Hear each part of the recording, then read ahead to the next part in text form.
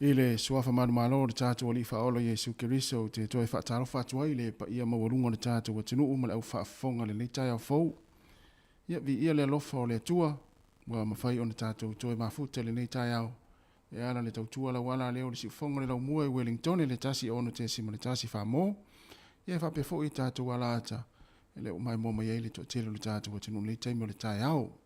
O le si ufonga leo lau mua i Wellington wa toi amtalia fo ilana tautua o le yaso. Ai o maia o le tātou sauninga loto le nei tai au. Le a teita ia lea le sunga i le whawhengainga Pastor Thomas Taito e ka le sia Livingstone Evangelism Ministries i Loa Hati Wellington. Iau si maia le whawhenga.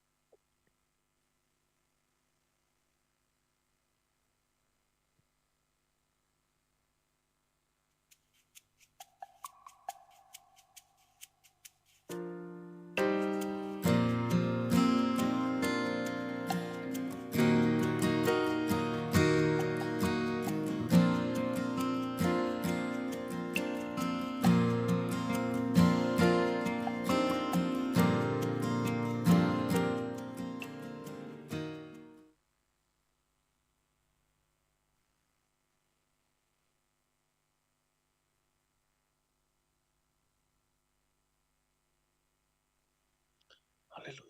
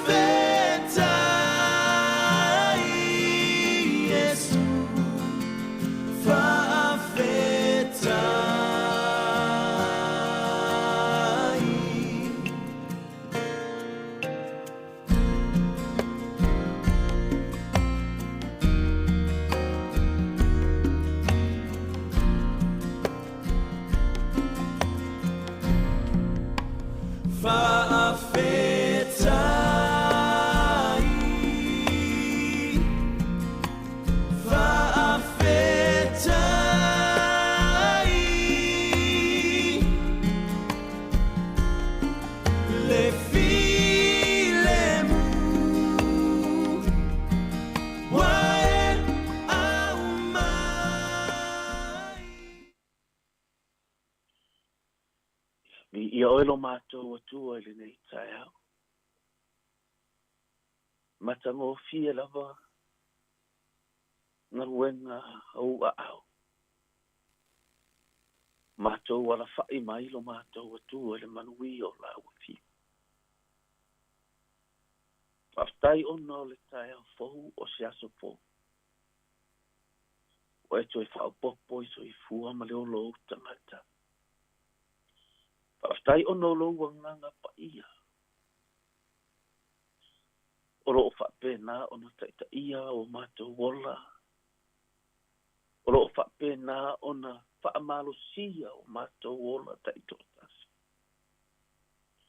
Whapena oro o sosoani. Whaamalosi. Awale mātou savalingo ro mātou savavaliai. Ile nei o langa no mātou atua le tō mau.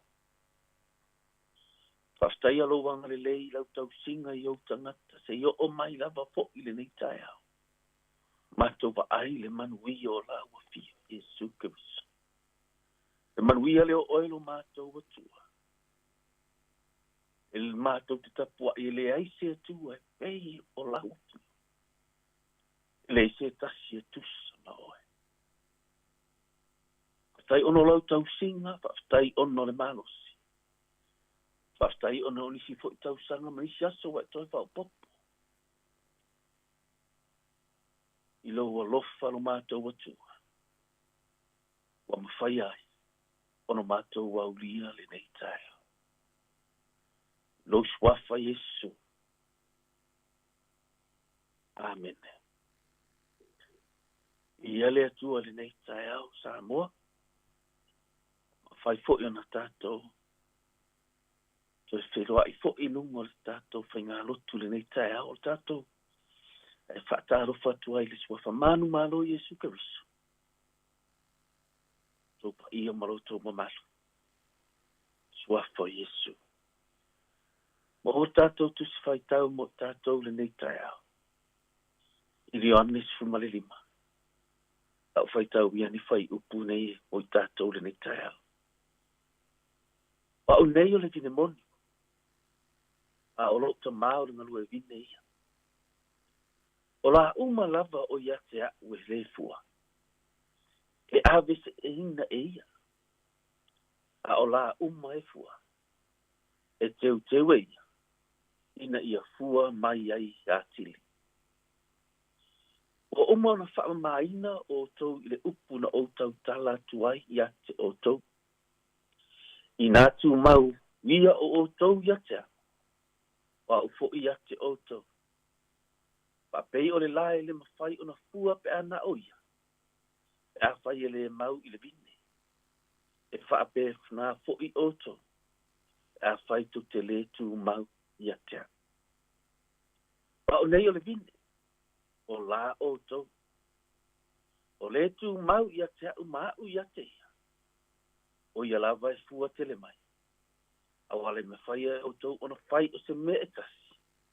E a u le iai. O le taunoanga ala toto wali i o Yesu Keriso. Ina ua tu Yesu ma kilo tilo atu Yesu. Ea ngai uma tangata le matamatanga male mānaia o le marumaru lea na pai e herota. Le marumaru lea na pai a Yesu. O te tu ua i lalo i asio kito. O te tu ua i lalo o na outo e whaatu ua i la i e asio eto. O le winga o le tala ma le po le saunoanga tātou wali i o Yesu Keriso. O loo whaamatala mai a Yesu le. I le angai o le tangata ma le me i le awala e savali ai le tangata. Peo na tātou tala noa i le neiva i aso. O Yesu wa o i o le ala. O i o le upumuni. O i o le ola. Ua ai tangata i luma o le marumalu lea whai ai le saunoanga lea Yesu. O loo iai pou e lua. E whaamatala ina e sosolo ai le vine, le lau o le vine. E whaamatala o le golden vine. O atu la tangata ma tilo iai. I le matangofi. Ma tō sina ai o la tō loto. E o iai. Peina whai atu sa tala le amatanga o le tātou neiva yasu. E fōringa mai e whaule ola o le tangata. I se mea e mānai e le tilo. E mānai e le matamata. E mānai e le vaai. A olo tu Yesu ma tilo atu whai mai lo le whetalainga Yesu. O au ole vinemoni. E leo se vinemoni le nae so solo i o i pouia i lua e whai ai le marumalu o Herota. O au ole vinemoni. A o la o tau.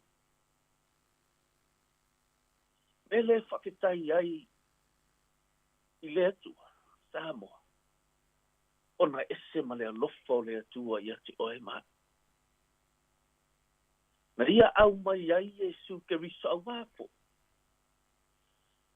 A le taita ina o tātou ma o ina i tātou i le upumoni. E le sa o tātou au wala. E tātou le mauai, le ola e whawawa. A wafo i ale e sa o le awa o ina o tātou i le afionga le atua. Le winga le tala. Awa a whai e le tuu o tātou wola. E a o mai. Whaatonu mai. E whaapoto mai. I le afionga le atua. E le ta ua miotonu wina i tātou. E le sa o tātou wala. Le ta ua miotonu wina. O tātou le maua. Le ola. E whaamawang. Me lewa. Tala noa mai ai le afionga. Pa ia le atu whai mai Yesu. Tau te le mawhaia. Ona whaia se mea. Pe a ule iai. Longo winga le whetalaina. A whai e pule le tangata i lona ala. Pe ese fo i le ala e ui ai le tangata. E le e ui a te ia. Pe mai le Yesu a tātou te le mawhaia se mea. Me lea ua whaatu sa ia o ia o le vine. A o la i tātou. So se vine lapa. e iai le me fa'asosolo ai luga le vine e ta'u o le tralis o mea ia e mafai e lo'o fa'i mai iai le fetalaiga i iesu o lo'o tamā o le galu e vine ia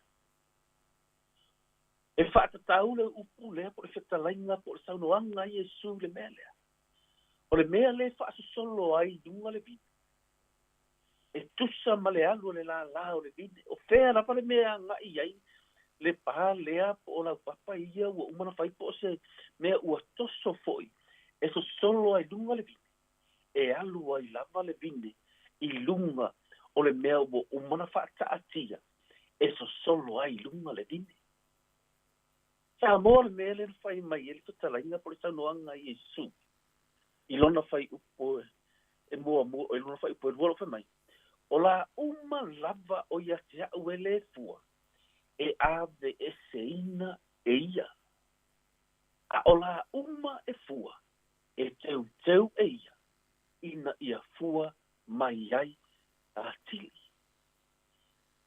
o le olanga o lo fa'atatau e Iesu e fua o le aua o le vine po o le laha e sosolo i lunga o le pā ua umana fai e sosolo ai le vine e iai ala le la e le mafai ua le mafai fo'i po ua pa'u ese po ua alu ese fo'i lona sosolo ua le sosolo i lunga o le mea po le pā po le mea ua umana fai e sosolo ai ae pa'u lona la i lalo o le palapala so o se ola po le mea le leu fetalai mai ai le saunoaga Iesu sa moa ua umana tu'u mai le afioga le atua e fa'ata'atia i luga loso ai fua fa'apena lo'u nei ola o le a lava o fea lava le mea aga'i ai le fetalaiga po le afioga le atua mo'i tatou o le ala lena ua tapena i le atua mo oe o le ala lena ua saulia e Iesu e te savali ai ma o savali ai o le ala lena e ta'ua mi o tonuina ai oe e ta'ua mi o tonuina ai ia aua fo'i ua umana tu'ule me le fai mai Iesu ua uma ona tu'u mai le saunoaga po le fetalaiga lea o le la e fua so o se olaga fo'i po o se soifua e sosolo pe tu'u i luga o le afioga le atua e fua mai e tusa ma le fetalaiga a Iesu Keriso. E ta'atia lolo uola i lunga po lo uola fo i lunga o le fionga le atua. Talitonu le loto. E iai le suinga. Ua iai le lelenga. Ua iai le whaamawalalu. Ua iai le loto whaamangale. Ua iai le manuia o le atua. Ua iai to tonu o le tangatalea. E tu ulona ola i le upua le atua. E whaatonu mai e le upua le atua. Ua li liu ese mai lona ala tuai. Ai ua whaasanga i ala o le atua. Ua avea matangata ua poto. Ai o le vine o le la e pa ui le parapala. O le e whai mai ei le tala tuspa i e whai mai ei tanoanga Iesu. Whai mai o le la lea e le mawhaina fua. O le mea lea e tipi e seina mai ai. Ai sea, e leo se solo i lunga o le mea ua uma po le fionga le atua. E tusa i le mea e se solo i ai le la o le vine. Whapena i tātou. Mea lea na fio ai Iesu i le laki. Ai au ina mailo na nganga paia. Ai maila na tala. E le arufua e saunoa fua na oia. O le nganga paia e muli muli i mea uma ua uma o na o whaata atia ina. E le te suia e le nganga paia se siala. Ua tasia le ala o sau le nganga paia wha malosi i lofina ngalo ma lo uroto. O le ala lea. O le afionga le atua. Tātou te tau nuku ai i le manuia i le ola e whaavavau. A matai lo tai au i le nei aso fōu fua ina i le atua. I lo soifua pa penaro uola. Tātou te a matai, tātou te a lalangai. Whawhitai langa pa ia. Nā tua mātou uola i lau upu. Au mai, whaatonu mai o i lau upu. Ina ia mātou wa ai le manuia. Le ngata o le manuia o le tama. O le manuia o le tina. O le manuia foki o le whanau. Ina ua wa ai. E sa vali le tama. Sa vali le tina. Le tusa. Ma le afionga le atua. O Yesu o io le ala. O io le upumoni. O io le ola. Mea lea a fai mai le apostolo ione. Fai mai ele aise fia sele na i lole nei. Ina ua o whaalo. Ua sava vali la o whanau. Ile upu moni. O le ale upu moni. O Yesu le upu moni. Ua liu tino tangata. Ua iai le fionga pa ia. A rea tua i roga ao. Tono lo maota. Le mete whalua iai. O lo whapena. Ua na tu umai. Le awara. Le me e solo ai lunga le vine. Mea lea e fua mai ai. Le fua le salamo. Mea lea e fua mai ai. Le alofa. O le mea lea e fua mai ai to tonu o le tamale e lufa i le tina, ma le tina i le lufa le tamale. Ai mai se le whana. E fua mai. Ina ua tātou, tu ua tātou ola. I lunga e tusa masaunoanga Yesu. Ua feta lai mai a Yesu pe o le nei pai aso. I le tātou whai mai. Wa unei o le ala, upu moni, mali ola, pena uwhai atu. E le mawhai na sa o le ala. E a whai tātou te le savavali. I le upumoni, ina ia maua le ola. E leo tele atu, le savali o le tamama le tina, e muli ai le tamaiti. Na ilo ole, tala noa ma whaamatala le tamaiti. Ai leo, savali ai le matua, i ala, e o ai le tamaiti. I le manuia, le whaakari mai o lo tātou wali o Yesu Kiriso. Me lea fai mai ai whetalainga Yesu fai mai lana tala. Fai mai o te teu i le fua. I le lae fua mai. O le lae tusa e so solo. E tusa ma le fionga le atua. E muli ta inga. E faa le apuapo mai. Le apuapo ai mai. E muli ta inga. E fesosoani mai. E muli ta inga. Le o langa e fua. E muli ta inga. Le whapena le awa o mai o le upua le atua. I lo soifua ma lo whapena lo le iola. E se le mana ia whai mai li o le tala Yesu. A wā a whai.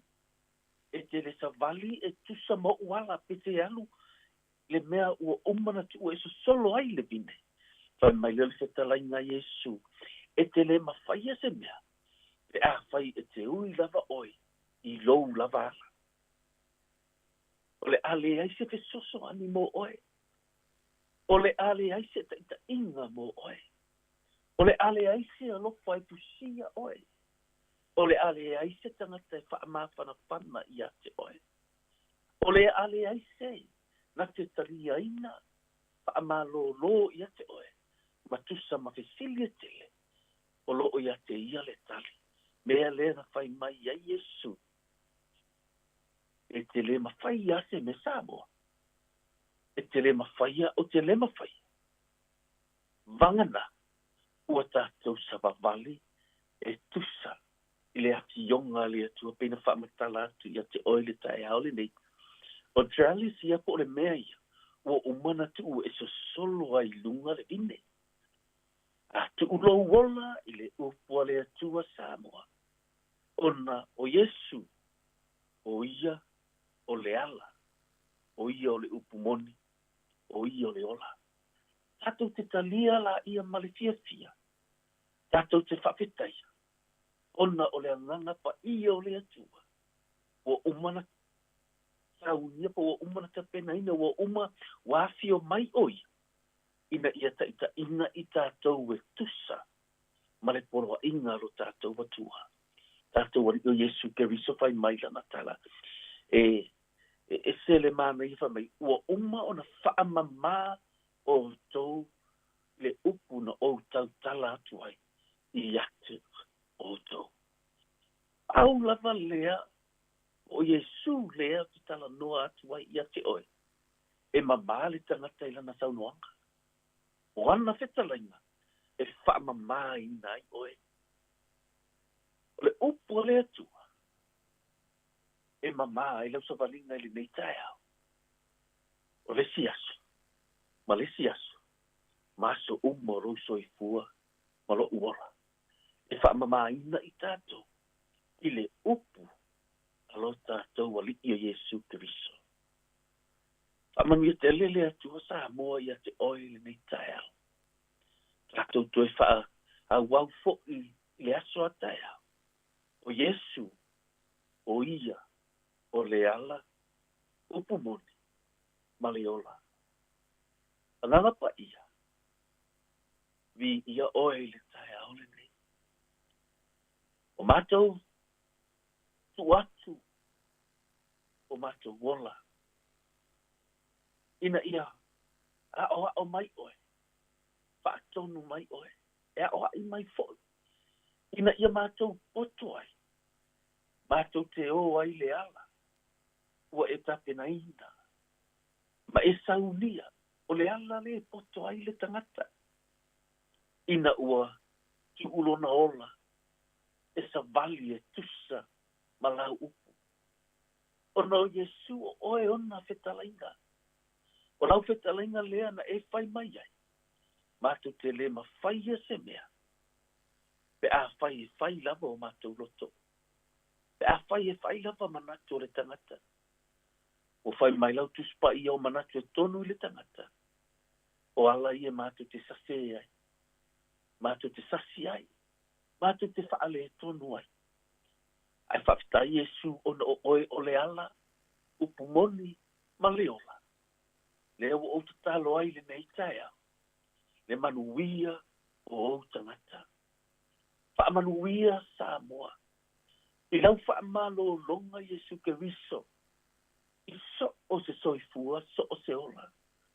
Na i o mātou a sina. Ao sina o Samoa. I lātou umarawa se i o a. I se titi. O ai se tangata o ma i le nei tae ao. I le tino i ai lau whaamalo longa. I le loto ma le mafau o lo tu fesili. O lo tau sa ili. Po o fea tonu le ala e sa vali ai. A o fea le mea e va ai ai. Ai o te talolo mātou wa tunu ai le nei tae au. Yesu a o oe o le upu moni. E whaamama ina ma whapaia ina le tangata. O oe o le ala. Mātou te savabali ai. E tusa. O lau whetalainga.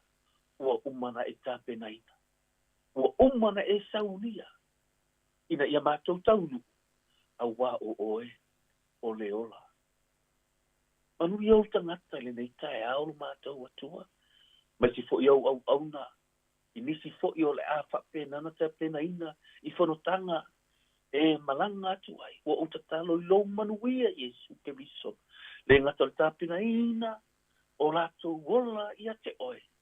Ai maso le whatu munga. I le ola whaleanganga. Au wā o tangata lo mātou atua. Manuia fo ile o fisa whaasala lau le li pule. Ai maisel au whainga ruenga lo mātou atua. Ina atu i lātou mo lātou aina. Watu o lātou ola i ate oe. Au wā o oe o le atua te. Fua ina o oe o le atua te au mai. Le poto. Male ata mai. E tusa. O lātou tiu te mawhaiva. Ua e to tofi ai a te i lātou. Amanuia oilo mātou atua mea umari. Ki te mawhaiva. To toe le nei asu. So o se tangata. O no lo lava suafa Yesu. O mātou wole ma mātou wala au atuai. Amen. Amen.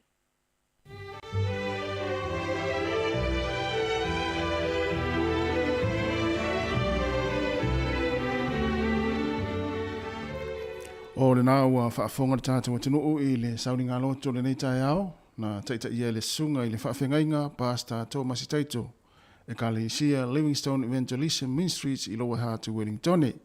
E mole atuai le nganga whaaftaitele lau sunga le whaafengainga, le ngata le tāpina ina o le upfolofolo le nei tai au, e tō matau ina I fo I ngā ruenga le awhenga iai le tātou atunu, ia mawhaiva lo filimo le nei aso, e whaamania atu fo ia le nei aso I fuafuanga, ia mai se fo I o le tāpua inga le whaletua mo le nofo alo, ma le pa ia o le kalesia, whaafetai tele lava. Wa luas furu iwa minute o te aine le tu lai fitu, si fonga lau mua Wellingtone, tā lofa lava.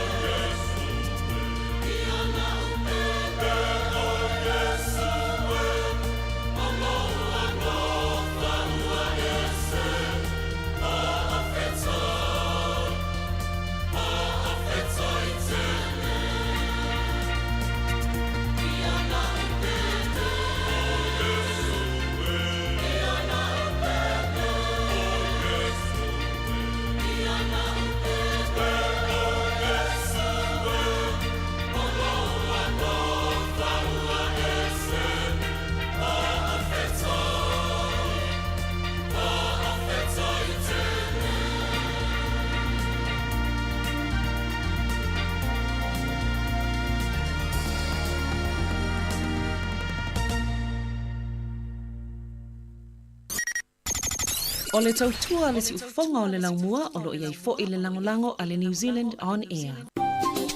Hi Samoa, it's Auntie Tala here. It's not fifi falo ile ata o le tai au.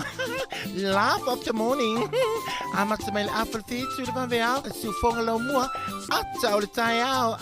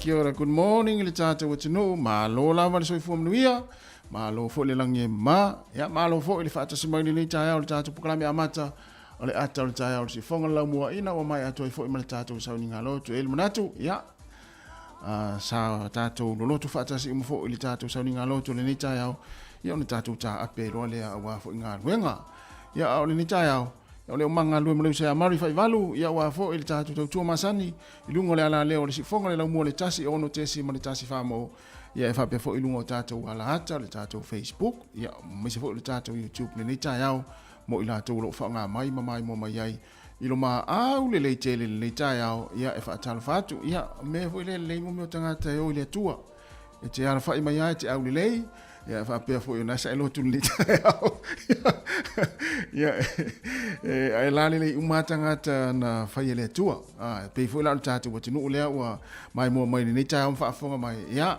Fatalo fatu, talo fa mauri, malo le uso. Malo le sei fotu te lova le tai, fatalo fatu te le uso, malo le sei fo manu ia malo fo te watai. Ia. Te o mole mole mai le turta, ola fo itate, ona fo tatu tunu. Ne yaso fatalo fatu sa mo. Io ia. O le wa manga lue tu mole se mauri. Ia le pe fa atu fa fol talo le tau. Ia pe e falling e fa sit fa timu tatu nei por Roma Wellington le tai au. Ia le natu la to fo i wa ya tu nga luenga le tai au. Ia fa malo atu la to fo ina wa mafuta mai nga luenga. Ia i tono fa nga luenga i a mata i fo i la tiu le nei yaso malo sifi. Ia ma lo la le mai mo mai. Nei ma tu fo i la wa tapo i mai fo i po mai fo i fala i ma ota malawa. Ia tono mo tanga ngase. Mo to tanga tamata tua. Ia fa talo fa tu mo nga fa alo. Ya o lunga fo yo so se vaenga le lalo langi o lo e mai mo mai tātou alata. Ya e whaatala whātu le tātou kramere atal tāiao. Ale si fonga o le lau mua i Wellington. Ya o tātou o mea masani a. Tu lo ar whaafonga mai le tino. Tātou tala noa le nei tāiao. Whaifo in tātou tala fia. Ya e mai se ai whaamanatu atu pēa ai li amataina le tātou proklame. Le sauti na. Tātou ia o avea tātou tama. Aua ne ngalo le sa tama o naitina te foi wa fa tanga fa misi foi fa pese wa malo ya le auto titi masina o mato fa manato atu ya le sa tina ya ai mari ya ese ya langona o le aso mane aso body pe foi le nita ya ye foi ila to wala ya la fia mai le nita ya ye foi ila to ya ya la mai foi ya pe malai foi mai foi le nita ya ia ele ator fia e mafua mai ia ona ele ator malos ia ia isi vai nga vo ile ia o isi e mafua ona le fia le tai vai na ita mai ana po al fatau va aion mena le na ita na po ia e ita vo ile le to val auto to mai to asu mai le to asu mai sopo a fa mai tat wala ise me na ita me ana mo ita mai ala ana po e mai le fatau va o me feita ia e la ngona le fia ia va pena esa e le fia mai ana po le tau maftanga ana po ia le ainga so le si le no me ai ona le tanga ia le la tau wa ina wa mo wala au ka mo tatu tau tasi ore tata si lo tau lo tu fa me sala tau ia na fa nga luanga le po na po ia mo tu sala la no nga luanga le po a lo usu mai tai au ia o le fa wi puru mo sing ia tu so resina me fano no e tai au ma aba tu na po oi pu tai au ma sa o le ese mafu ang mafu hai ona ele fia le tai au ia a o le nganga ta to pokala me amata o le ata le tai au fa atea uma wa fita ma finga ta ma vaenga sa le ia na po le ainga ia fa atea ona ia mo o ngaluenga te ua ia fa ina o ngaluenga ia ai a mata fia le ne yaso i ngaluenga ia ai me se o foi fa ma fa ia te o ia le foi le me ano foi la sautina a wala no te le te ua tupu mai foi ia te o ia ona le ato foi le fia le ainga ia ai o le mea wa mai le tua ia foi le sautina pare foi la utara no foi Christmas ia te foi la sautina ia pa wala me o mai le tu ia le ia na fanga solo tato proclame fa talo fatu le pa ia mawurunga le tato wa tino le sunga fa fengainga ia mai se ia o le pa ia la sirasi o le tino nei matua tausi tono ainga o mafuta mai ai fa fonga mai ai le tato wala leo le tasi ono tesi ma le tasi fa mo fa talo fatu foi ia inai matua ia wa mafuta mai foi fa longo mai mo mai tono fa le tangata matua ia mai se ai o ila to lo ngalu ai talo fatu fo I nei la tau fo I o fa fonga mai tono mo tanga se ngase I so se vaenga le langi po New Zealand nei fo I fa talo fatu proklami atal tai au ale si fonga la mo Wellington la tau sa nga lua le pona po fa malo atu le tau tua fa malo fo on sai I ngā luenga sa whianga iei le pona po ia e mo I tātou ia wala usu nei tai au I whia ngā luenga ia fa mnuia le atua ia I ngā luenga o le whianga iei le tātou o tinu o le nei yaso ia e mesi fo I stemi fo ia wa amata fo whiala fo I nei whanau wa onga ta pena fo I lea a wa onga o le nei yaso ia manuia fo I langa ia tu o tō ia onga ia ma wha mua pēr le saonga le mu wa ia tu fo I le tūranga I le tau le nei yaso ia e lolo wa fo I le tau ia ai se I mai a ia le tātou pesen nei ia ona waturolea o le tātou tala le tau ia o aso whanau suingo le tupe mo I lātou I lofu tupe I Samoa ia e meise ai o tala o mena tupu le tala whasoro pita le langi tā le walu o le whapoponga mua o tala fau mai si fonga le lau mua ia ma tātou tala mai Samoa o leo toi 2 minute o na tālo lea o le tu lai walu tātou whaafiafianga nei ia mana ia foi lo tūra ia nei lunga sa mo le tātou pese lea ia ma tātou fia I la foi tala whatu ma foi Eric ia whape foi ia Yoasa Yapo, I laninia, ia ma to telo le atinu, ia le o mafuta mai, ia I tātou proklame nei tai au.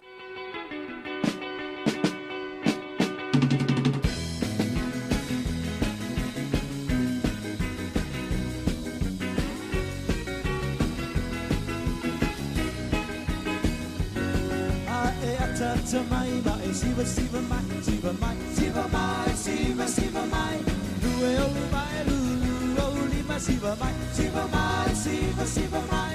Lue o mai ta mai. Ata mai. Ata mai. Ata mai. Ata mai. Ata mai.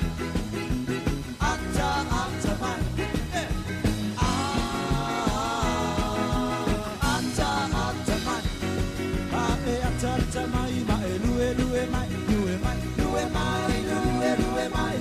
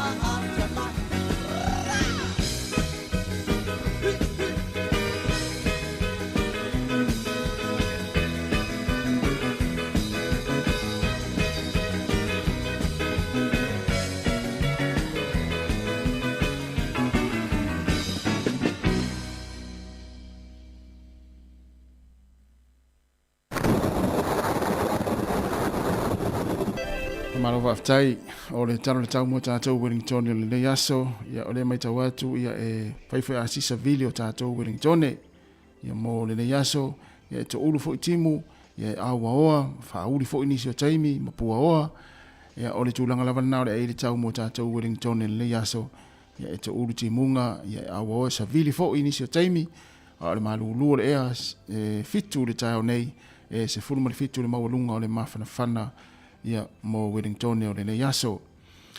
Ona whaasolo mai leo mo tātou i nei porirua, ia e tutusa lei fo i mo Wellington, ia e ia i fo i savili le nei aso, ia e whape fo i ona timunga, ia nisi o taimi, e pua oa, ma aua oa, ia e fitu le malulu le tau nei, e se fulma le valu le mawalunga o le mawhanawhana o le ea whaasolo atu fo i le aso atai au, e whapena fo i, e to ulu fo i timunga tātou Wellington ma aua oa, ia whapea fo i ia Wellington. Mo le taimi o le angoto i fo le lana fia na nei, e lua se fulu minute te ai le tūlai lima, o le tai au nei, ia noso e le la se fulu lima minute te ai le tūlai fitu le tai au nei, ia e ngoto le fia na nei, i le lua se fulu minute e te ai le tūlai lima. Ona whaasolo mai lea le tala le tai, ia mo le au whangota, ia mai pesa o fia se whaivo le nei aso, mo le au whangota i Wellington, na pe le tai ona le la, i le vavea ona le la le toes fruiva minute i le tūlai tolu, na pe ai le tai i Wellington, sua le tai ona nei, le toe lua se fulutasi minute i le tūlai iwa, lona winga ona pe le tai mine nei, ia ai toe sua, ia pe sua le tai i le toi lua se fulutasi minute i le tūlai iwa le tau nei, e ona pe fo i lea le awhiawhia nā nei o le tai, i le toi se fuluona minute i le tūlai tolu, i le awhiawhia nā nei mo le au whangota i Wellington, ia e mo le au whangota i Porurua, na pe le tai, toi whasawat, na sua le tai i le waweao na le la, ia po o le pōla vana po i le tea o le tūlai se fulma lua lata la le tūlai tasi, ai pe le tai le tau nei i le se fulu minute te ai le ono lono winga lai pe le tai mine nei ia mo le au whangota mai la tau nei porirua pe a fialo e tale ofe ia pe whangota ia vai whamua pe le saunga le mu o lolo wala wa le tau le tai mine nei ia ona toe sua leo le tai i le awa ulia na nei le toe lua minute i le tūlai tasi ona pe leo le tai i le afiafia na nei i le tātonu o le tūlai fitu mo tātou i porirua. Ia o le tala na le tai, ia mo le tala le tau, ia e fua ia fua fuanga, ia mo tātou Wellington, ia e whapea fua i tātou i porirua. Ia e le a whapea fia lafa sau tupe le nei aso, ia o le swing o le tupe. Malo whaftai o le tātou talo tupe o nei aso, tasi tala New Zealand mawele tala lima iwa sene sa moa nei aso. Tasi tala New Zealand mawele tala lima iwa sene sa moa. Malo sur tala New Zealand i Australia mawele iwa lua sene. Malo sur tala New Zealand i Amerika mawele ono lua sene. Mo sa mola vele le aso tasi tala New Zealand mawele tala lima iwa sene. Manuia le la fuina o tau seleni le aso whaftai.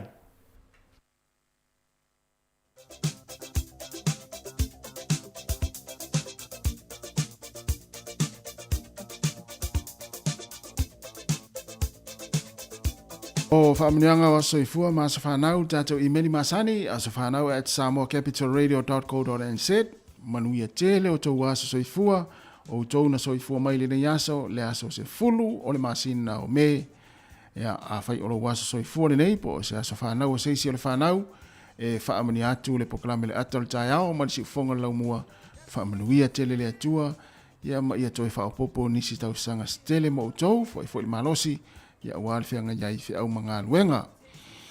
Tarsi ia monto me alofa le fia na nei. Ai o le tusi fai tau o tātou as whanau, o le salamo e lua se fulu ma le lima o lona fai upo e lua se fulu.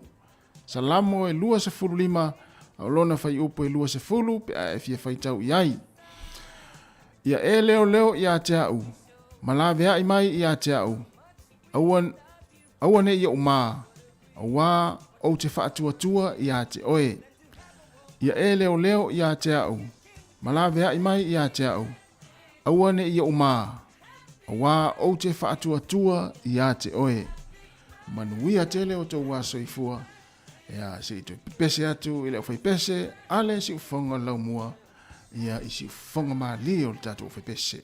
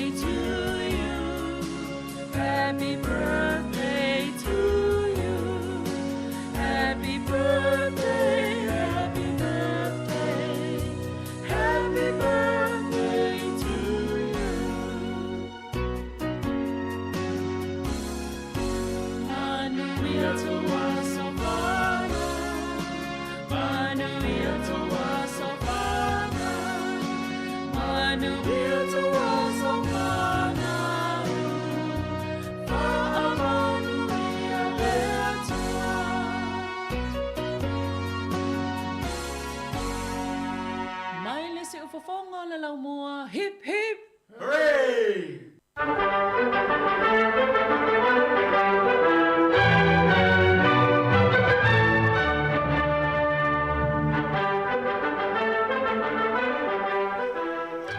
Patala fatu le tunu fa malo lava le soifua maua le nei fo tai au si mai le fa fonga le fa ai fo nei le tala fa solo pito le langi le yaso me na tupuai e le aso se fulu o me.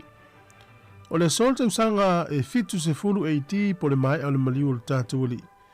Na iai le usfa inga le tangata le o Titus e a malana vaenga na matua o lo palaina ile nu o Yerusalema. E le sa iai le fetalenga le tatu li ina ia valo ia ia whapea. E ile aso le ale to iai le isi maa i lungo le isi maa. Whatatau i piliki ma uolo le pā Yerusalema ia po isi foi vaenga o fale ma le maluman. Whatanuina la le solos whainga le tangata leo Tito, e ti fitus fulu. O le aso le nei le tausanga e tasi valu duas fumal whana te tala ai le fale e te uai ata tusi ala malo Peritania po le National Gallery. E ana te tala le aso nei tausanga tasi valu duas fumal wha. Ma e lua afe tolu se lau ata na tusi pe na tusi ana iei tutonu. E o le Centurias fulu tolu, fa solo mai iei tasiva o olo iei ata na tusia tanga tusi ata lau iloa i Peritania. O lo te uai te tonu i na te tala i le aso nei tausanga tasi valu lua wha. O le sol tausanga tasi valu lima sifunu male fitu na whai ai le taua mua o le tuto tasi le malo initia. Ia po le Indian Rebellion of 1857 na winga o le taua le tau whai initia tuto tasi. Le sol tausanga tasi valu ono sifunu male iwa o le urua ia wala leo na foafi e fiso tai ai ia sasae masisifo le malo Amerika na tau nuu le so ma hai alo na fausiaina ia ma tau nuu le nuu leo Utah. O le sol tausanga tasi valu fitulua na avea ili tamaitai o Victoria Woodhull.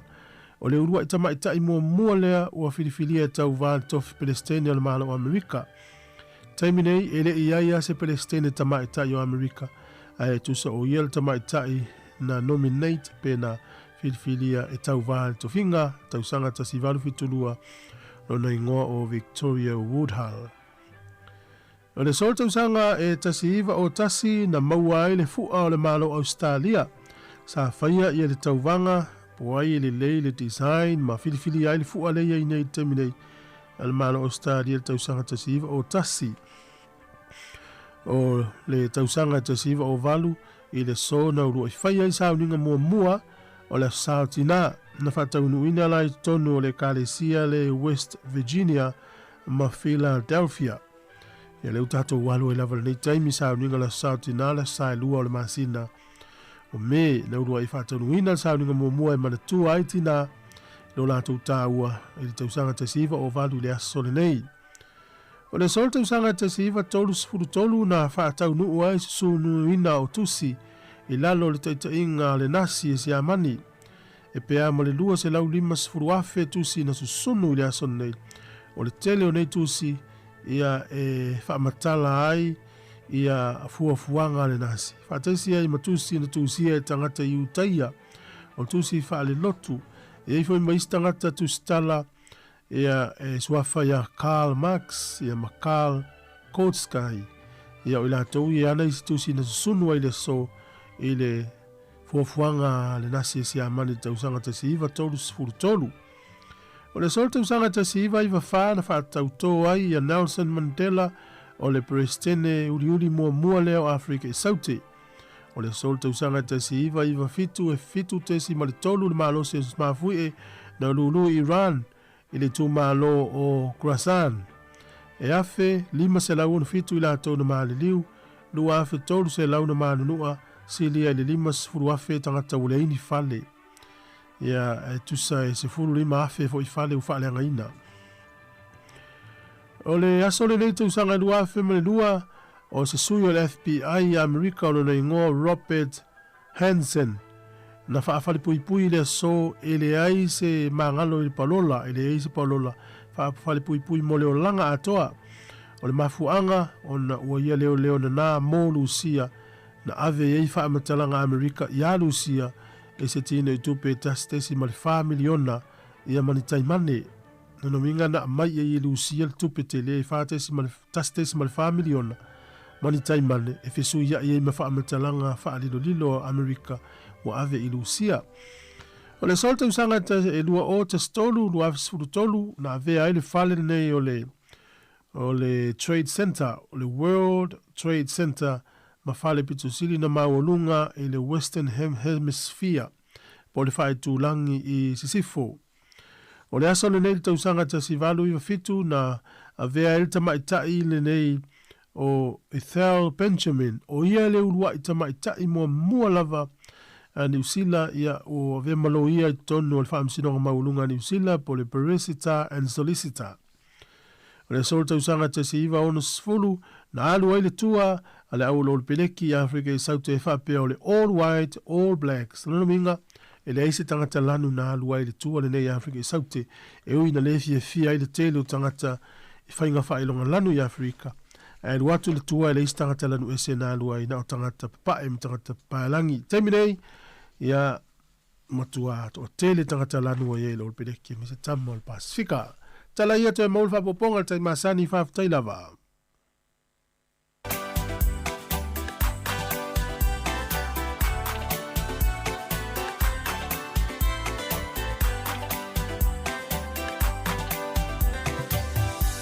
Tio utina lele e fai ai nai a ufainga Lo sulu fa inga o te maloa ina i o lima Sa e tau si ma fa fai le leita ia o ola Ma mali e pe ale a o sa utau singa E te ala uso i le sengi e ngā o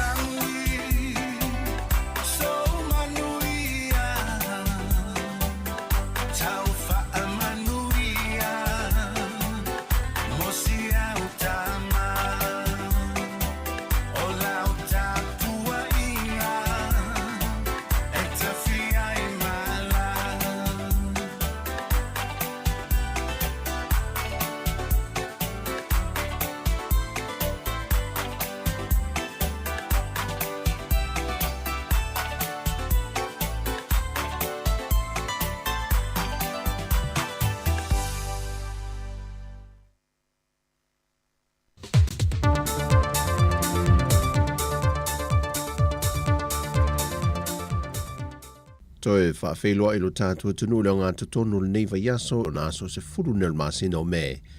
Au se whaupoponga o tātua tala mai Samoa. Watua tu nei se tusi whaasea ma le presidente o le asosi lau tusi tala Samoa le Jaws a ngā ili minister of so ta inga ma a wala wha teknolosi le whionga toi lupe populi nuku o ni semo. E wha atatau se tasio na ngā yoinga sa wha atino le se tama ita i tusi tala na ulu whale lo na ofisa e fisilingia se tasio mta aupo e fia malamalama ai. Na wha i lua tama ita i tusi tala e o atu le lue tu lana tau fia o ie le minister i te tono na ofisa e wha sa o na toe alu i fafo. Ai wala au ilo na whalitua e na ia o atu e whaia su e su engal tama ita i tusi tala. O se ngā yoinga na wha i loa le president o lau tusi tala wa tau mia eira ia te tau ma le sao lo tonga o lau tusi tala e wha i loa i o lātou whingalo ma fisilingia ini me tā upo e fia malam la mai le atu no. Ina manatul ta mai ta ia sa raisa rafina sa ni review sa mo observer. E wi ia whainga tau wha amata o mai se tasio minister ai o le ale tau fia pe wha vai vai ai o ia e le tū la ia fisilingia me tā upo e wha malam la mai le atu no. Tusa pe o taitai po minister po o ai lava o le ngā ruenga lea whātu stala. O le toi tatala o lea ewa o ngā whānau mō le nei vaiaso, talu mai le vaiaso te nei na toi wha au popo e se mālo longa. Na mai ta wina i wha maumonga sai fō mālo loina. Le whaiti tia lo le whai numero i la toi auto wa atu ea a fia le wha mai e mai se lava le fulu. Peitai i la tau uma sa siaki mga sengase e to ono na wha mau nia ea a fia e le COVID-19 furuiva. Maolo i eile whautuanga mai le soifua mālo loina. E nei e tautua nā mo le atu nuu le wha o ngā ina leo tali whafonga i no whanga tumu, wha i titia le a ngā i no whanga whaitele, mai e tautua nā le tūlanga tū mamā. E ui o lo wha au popo pelefoi numero tangata e maua o a fia peisia mo le COVID-19, ai o lo tū mau pelefoi numero la tau na māli liu, e le tolu se fulma le tasi. Mo se teimi mo le talfa sol pitol ngā luenga wha leo leo. Wha to a wha tau tō ese leo ni a li iman tama i ta i leo leo. E ngā lulue e le to ese i tan malala. O le vaia so ne to o se fulmalitasi la tōna wha tau tō, o a li e to ono ma tama i ta i to lima. Ma o le whionga e le wha amasino le wha amasinonga wha i tu malo. Na i e taita ia le sauninga ma upu wha malose. E nei tautua nāma i nā tau le saonga le mū o le no whanga o ngā lulue ai. Ai maiso le tausia le leile o li imatama i tai paungta e le whaatinonga o la lātou au nanga. Wa whaatulanga o le aso se fulma le whito le māsina le nei. O le awhaia e le whaau unga whaapitoa mo i lātou nei. Ua mai a o na whaatau tō. A whaanga solo pe ngā luenga mai loi longa le PSC po le komisio tangata whai ngā luenga le mālo. Ai o loo wha awau pēr o na wha mawai ese nisi o li matama i tai fōmai, mai le mautanga se ngase ma tō tua. Wa iei nei se papolenga mtanga luenga soi fōma loloina, o le tō lua lea ua wha mawai, toi paula vai o fōmai wha apitoa mō fafonga po mata, o loo wha lango i eile mamalo le atu no, le sunga Dr. Lucilla Ashing, ma Dr. Tile Aiono. O le wha mawai u la ue pe onu whai loe se tasi o fō mai si ni al mautanga se ngase mto tua. E tele tūlanga leo fia i fō mai, e au fia i le whainga fōu leo o whai loa mai e le PSC, le tāanga tasi leo le tūlanga e fua i eito tongi o fō mai, a toa i leo o mai le teimile nei, e le eito tongi a lava over taimi o isi fō mai. Ma wha au popo fo e ma le tūlanga e leo fia i le tele o tangata whainga ruenga, ma ua wha mawai e se mai ei nisi fō mai, ai a vea mawhaia onga. O le to lua fō mai o whafonga o wha mawai nei, wa o fō mai e le whale mai o Amerika Samoa, le silia ma le se lau fast fulwafe tala a Amerika le tausanga, e ngā lulue ai mo i la tau. To e tasi le tamil sanga o le whaanga so longa leo le sue ngā siampini o awo le ipul Pasifika lo whaia mai Samoa. Ai wa manino ma le tūlanga o le ato e siampini fo i fiti, ma atoa i loa ma le se fulu tausanga o umia e fiti le siampini, talu ona amata mai le nei tamil sanga. O lo aisilia fiti le teimile nei, ai to e tasi le ai lo ia mana o mia, ma wha mawina i lo malana siampini, pe a mai ale la ta longa ma le tonga ai le aso tōna i nei. Na onua I whaamawina le tele o aia fiti I le lata alonga ma Japani I le fitu se fulma le lima le se fulma le lima. Ai na toe maua le isi ana pōnesi I le lata alonga ma le manuma. Na manuma loa le manuma I aia lima se fulu I le lua se fulma le lima. O le whaatulanganga o le taa milusanga nei e taa alo umai au. Ai o le au e ai silia tu sa lava po o le ale tūlanga iai le wha ai unga o le au lea e manuma lo. O le aso tōna I nei le tūlai se fulma le lua le awa uli. O le a wha anga solo le taa milusanga muli muli ma lawi nai le awa le a manuma lo. O tala ia mai sa mō manuia le nei aso lo tātu wa tunu o wha soifoia.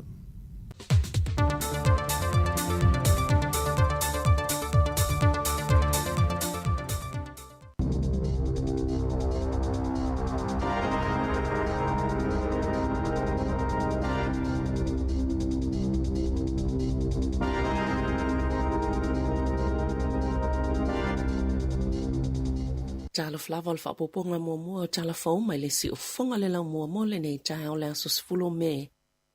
Ua maua se tino maliu I totono le ana I le Abbey Falls in Northland. Le no fuanga le na whaiesa I le ngana nafi I se tamaititi a onga na leilo mai se malanga ala lato wa onga a o ia vaenga le tunu I tūlanga lolo wa o le tau. Na whaasilsila petu sa o le afa le ono I le tai o nei ele te ita I leo le tu malo o Northland Tony Hill lea mata upu I le tai o nei na ta ua e whapea. Na mawale tino maliu I le tu neva o le po ana po ina uto e wha wausa I linga leo na whaongai nai ni masini whaapitoa na au mai au kilani. Eva senga sfutasi le tamaititi mai le whangarei Boys High lea na leilo I la lato malanga I le aso ana nafi I tutonu o ia ana sa I le fōwhanga I tau fiesa I linga le to lai lima I le afiafia na nafi peitai na mawhaio na wha wau ina ua taunu uatu lea masini le po ana po.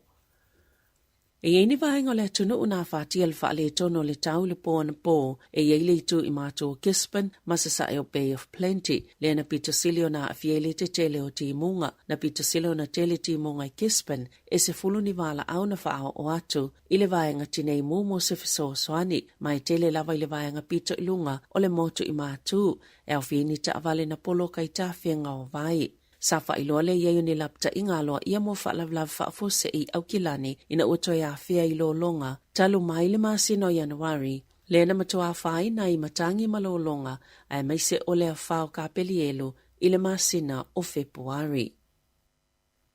Safa asalave ima whaapuupu e le whonga fitalai o le palemene le launga le tamata I whaipule me ka whaitiri I le aso ana nafi ona e whaapea. Ua mamau tele I tua, na whaiese pōwhiri e whaafelo I ai whaitiri I le palemene, ina ua I whaamawai mai le vaenga whaupwhaia le leipa. Aianga I le vaenga whaupwhaia Māori, na ave isea mai le mauta whono, ta itai o le te pāti Māori, te pinga wera peka, mara wiri waititi, ina ua mai a le pōwhiri, masauno I le whongaftalai Adrian Orurahe, e le I whaamaunia e vaenga whaupwhai uma, ai ole ua whaataunu o ina lava. Na sauno waititi, wa mai ona tala noa ita I o vaenga whaupwhai uma, mai le isa tasi na tali atu le ai, sa whaito tasir sauno angal tamaita I whaipule. Mana ia ta uai, sa le I whaingofie ia te yele whaia o lea whai unga, ia nga I ele vaenga whaupwhai Māori, peita ai mo ia lava malona ainga o se whai unga sao. Mo oile taime a vele whaamua i ona tua a, e tautua mga lue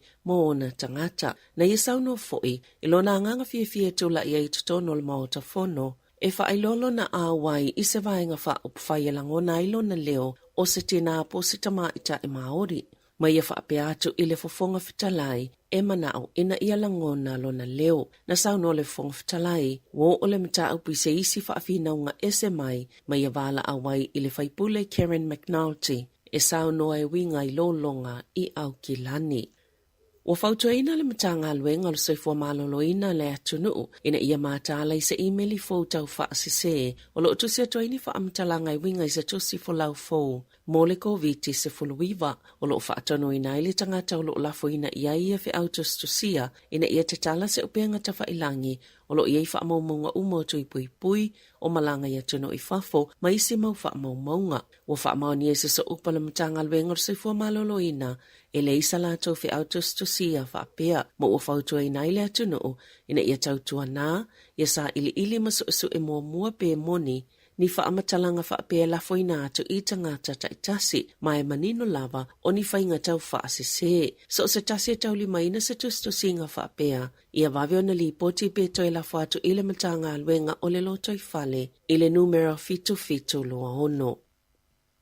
O le aso ana nafi na whaasala lawina ai le matanga alwenga o tupe, tālama whaamaunga o tupe o lo whaalia le wa ai mamao, I se tūlanga whaale tonu o tupe. I te tono masi nei vai o atu ya mati, na whaamauina ai le matanga alwenga o tupe, le tolu te sima le 4 biliona tā la, o ova tuai tupe whaalu, nei lo tupe maua po le deficit, e lata I le lua te sima le 5 biliona tā la, ua te lea tuai, nei lo le tūlanga sa fofo ai nei le masi na o te sema. Ua pa ufo I tupe maua, e lua te sima le 3 biliona tā la, sa le au si tupe maua mai le la fonga I tau o loa ma au nanga, ma pisi nisi whape ma la fonga mo tupe maua. E telefo ini ngā alwenga whaalele ia na whea ngai male malo, e meisa vaenga te tele lua I ele ile vātu. Mai tūlanga whaale tono le tau, o lolonga I au kilani ma lea whao ka pelielu, le whai tau biliona tā lalo na whaatupenga, o se talala tamai o tala whaatatau au tō le tupe le maasina o te sema, sa mamaolawa tupe ni usila, mai le maua ni tupe whaasili po le surplus, ma o le vaai mamao iai I le tūlanga o tupe. E whaasela wonos fultasi miliona tā lao le amawalunga tuai tupe whaalu, I lo tupe maua, I le tau sangalua a whelua wha, o le asos fulvalo me tau laulau ina I le tala whaatatau au tu o le tupe, po o le paketi mo le nei tau sanga.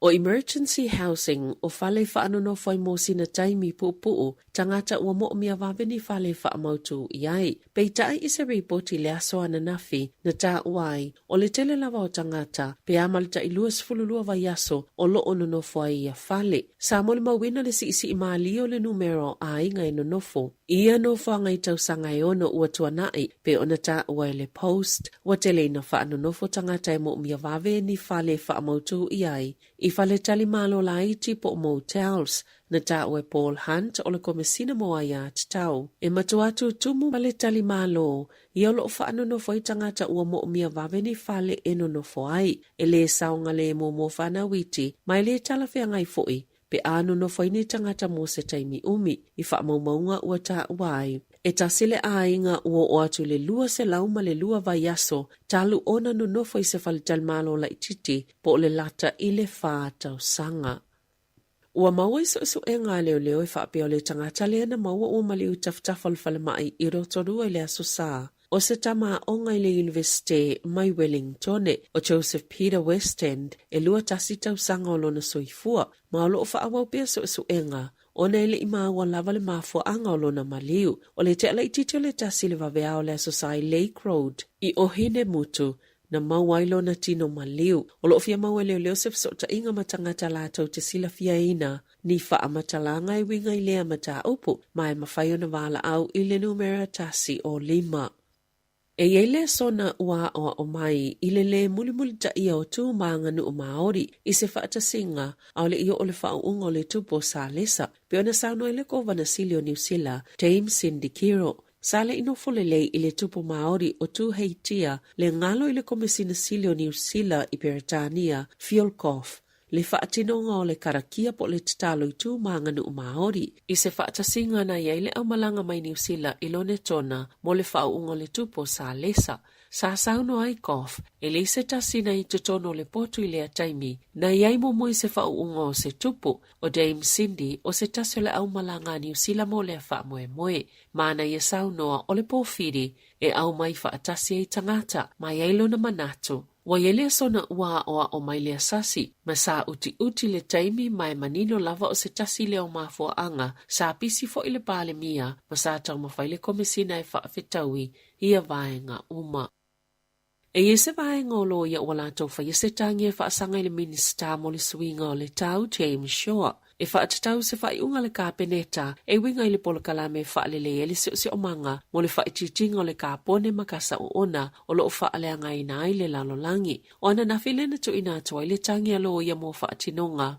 E whaasanga I suinga o le tau, mana tau a au ina atu I le whaamasinonga mawalunga. O le whinaunga alo ia, e le o ngata si whaatulanganga o lo ia I nei mo le polo kalame. Mafuafuanga fia au sia New Zealand e whaititi ai le kāpone, e mafua mai lea i se whaiunga le kāpeneta, i le whaiunga le tausanga taluai, e te ena ina i se whautuanga mai le komisi mo le suinga o le tau, e mawhaiona si itia le tau o le kāpone, taluai le tau o le soifuanga, e le imanue se tangia le alava whaala potopotonga o loia, sa whaia e whaasanga i le komisi mo le suinga o le tau. Na whaalia e shoa, e le mawhaina whaalia sona fina ngalo, ona o lea ue le whaamasinonga le tangia loia mo le suinga o le tau, ma e tau o fo i le langona o si ufufonga o tangata o lea tunuu. I taalonga, o whailo le komisi mo taalonga le Pasifika o le luafelua tolu i le atu Solomona, o le whaala patupatonga whaasalalau a le SPS e whaasalalau ina i taalonga, o le angalu le whaatase ma le NITV e whaasalalawina le tatalanga ma le tapuninga o taalonga whaatase ma le tele o taalonga i vai aso e lua a le Pasifika o le luafelua tolu o le amawhaiona mai moina e tangata i Australia le whaasalalau ia taalonga o na le au nanga le SPS o le amaua taalonga umai lua sfulfai le soul luafelua tolu e whaasalalau ai le SPS whaatase ai maisi au nanga whaasalalau o lo mawhaiona lātou mawaina le whaatanganga e whaasalalau ai ia taalonga a le Pasifika le ato e ono masina o na whaatau nuuina lea. Tala fawia ma le si ufonga le lau mua mo le nei vaenga o le tae ao.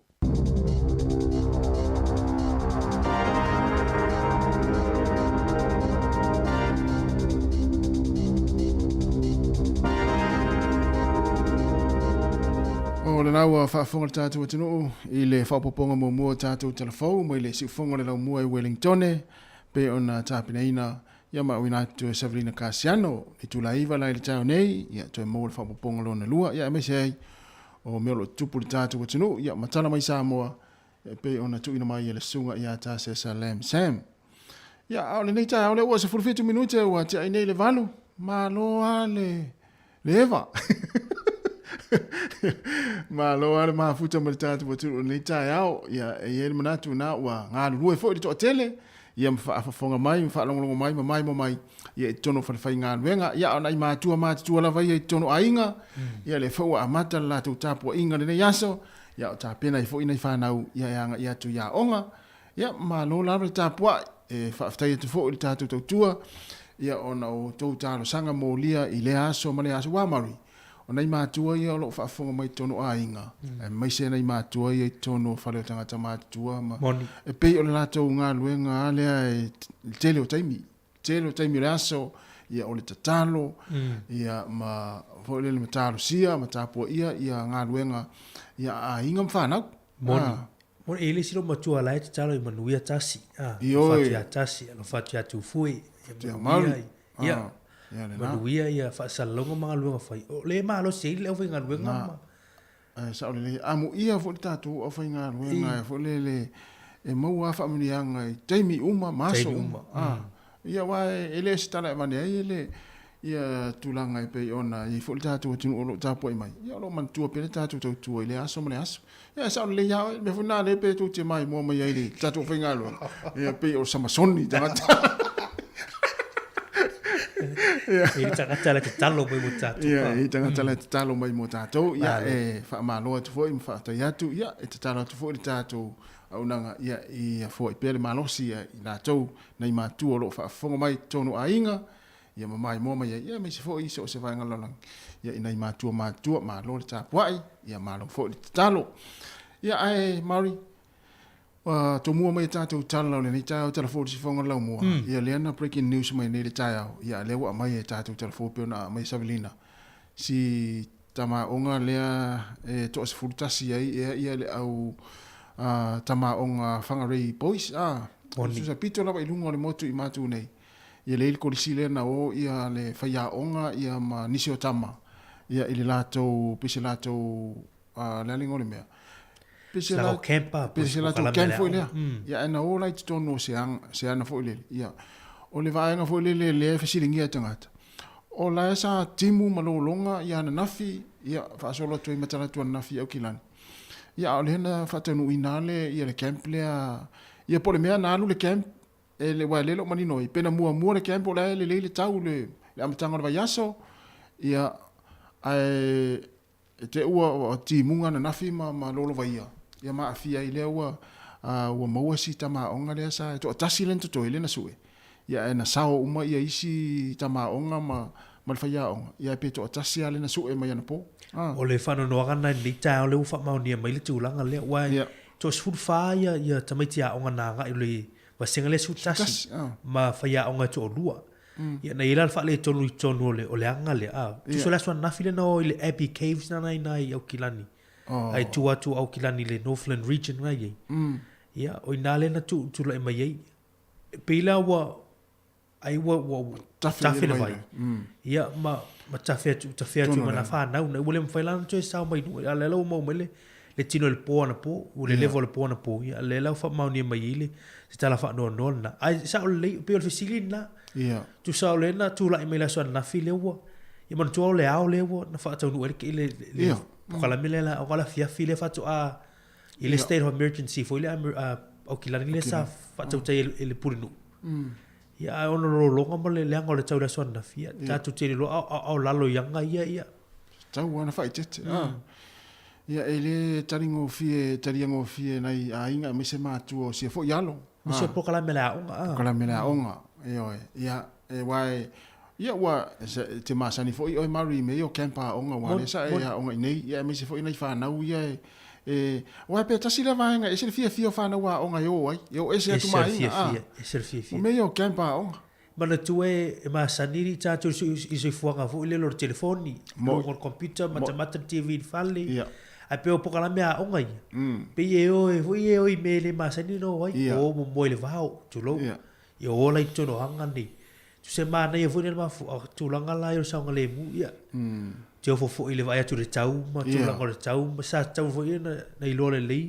tu langa le tafe le vai ma ai mai si tonu ana ia tafe anga ia vai ia fa mai si le ngana tu na ia mai se ma tu wa fia fo ia ona ia ele ia se manatu fa pea ia ai le lo pesa fia si nei alo na fili te mira onga fia la le camp ia ai pangale ia le wa fa mai fo le taia ia ai mai lo tatu telefona fa ala lo fo ile ala television ni sile ni so le taia ia le fa lave ia o vaenga e tupu ia ile so fuanga ia o fa manatu ma le tau longo fo mo tatu mai si fo ina fa nau ia mai fa manatu pel tatu tua ia le mele nei o le fa mo sa ngale mu onila fa mo tatu sa ngale mu ia mai se la fo ia nei fa nau o vai le vesiro vesia ia le ngale te mi nei lungo pe toi langi o fa ia o matua ia o fisiri ge paisana na ru pele ia tu sor fo nga nei e o fa ngal rock climbing i fu nga o ila lo la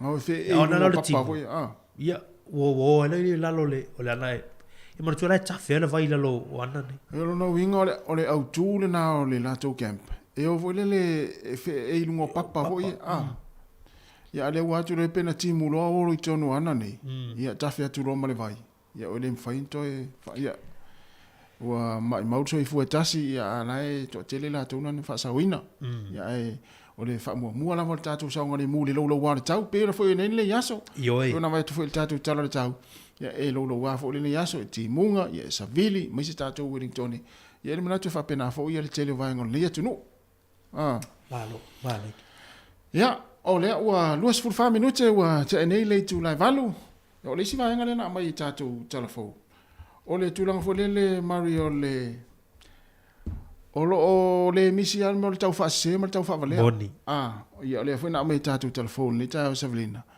ia o le wa mai le fo le fe au mai le matanga luenga so fo malo ele ai se la tu fe au tu sia na po se la tu emaili na fa sa lo ina ilunga ia ale fa nga tanga ta fo ie e au fa au pu fa ingo fiel au nga oi ma au ia e fa nga va ngana e senta email tangata ia le lawa mai le fa manatu ia ele ia se va nga fa pena se email ia le so fo malo loina fa tau le covid le covid e tau te le mata lai va nga mata i tu a me se ala lo fa nga mai e va nga ni ia tu la email i ma fio inga fui ia le lawa mai bo mai o mata lu ngol malo ta tu la e tu lo se me mai malo pe e te tu ngo fie ia e te tauara tātou matala wo ai wo fa nga mel ACC o le sina wa nga mali timini wo tangata ia o le ACC e fa mai be o tu email ya tu tong ya tu ACC le na tu se wa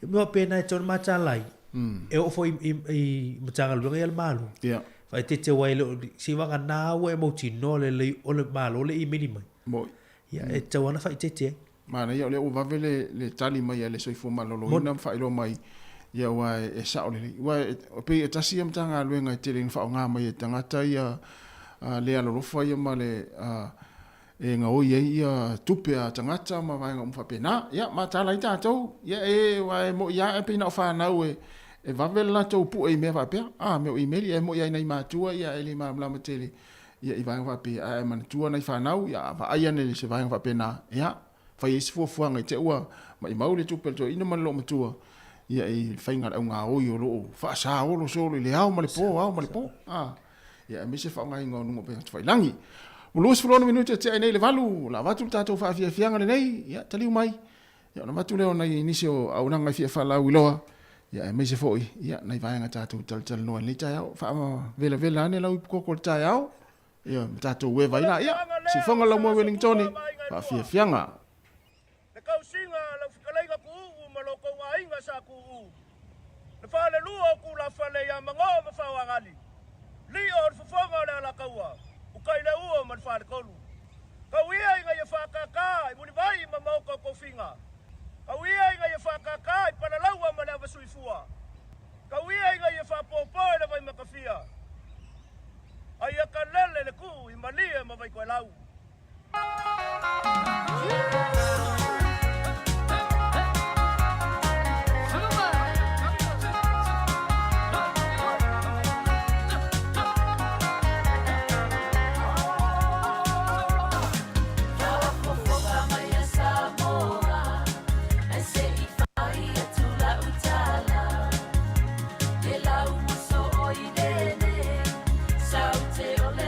Masanga, o si umulo unu malo itu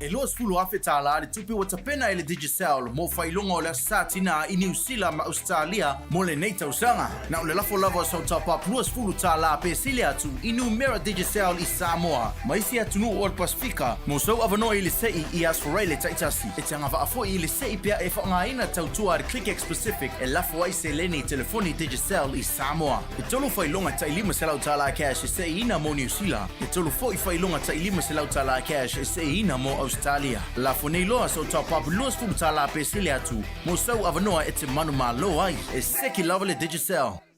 O le whaasisilanga tāua, e whaamana tuatu I le mamalo le tātou au whaafonga, e iaila wa ia te tau I lalo le tulafono o le Broadcasting Act tasiiva valuiva, e whai e sau whaasea po o se whai tionga I mata upu, tau I whaasalalango I lunga le Samoa Capital Radio. O lo au ili lalo le upenga o sota inga le pūlenga o whaasalalango, po le Broadcasting Standards Authority, bsa.gov.nz.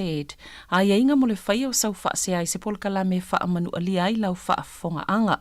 O lo au fia ai vaenga nei, o le ale teime mawhaiona whaise whaasea, o ai tu ainga polkalame mawhaiona o whaasea ai, o ai e whao o iaila o whaasea mō le teime mō mua, whaftai.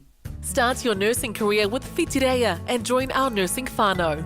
Weave your culture into your practice with our Bachelor of Nursing Pacific and Bachelor of Nursing Māori programs starting this July. Apply now at whitireiawelltech.ac.nz.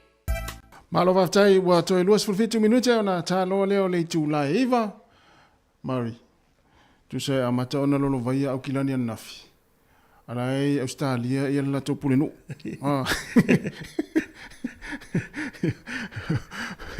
Ya te re rola I pule ase tali pule ase tulanga na folele na ni nga yo ina le pulenu una fai mai ina ua ai mai fo I tala lolo wale tau e mese wa amata to lolo vai au kilani an nafi. Wal te minne mana o mia ia. Bodi le. Ya. Mana tua le silo longa le na talo ini. Tu sola fia stona. Mana tua e wa fai asina umina te tauna wa lewa na tauna fai lole vaanga fai lole state of emergency vaanga le ma fai e sisi tangata na le pule nu o ai ele. Le a fo il malo si anga le fai na no fo ye ma va peifo.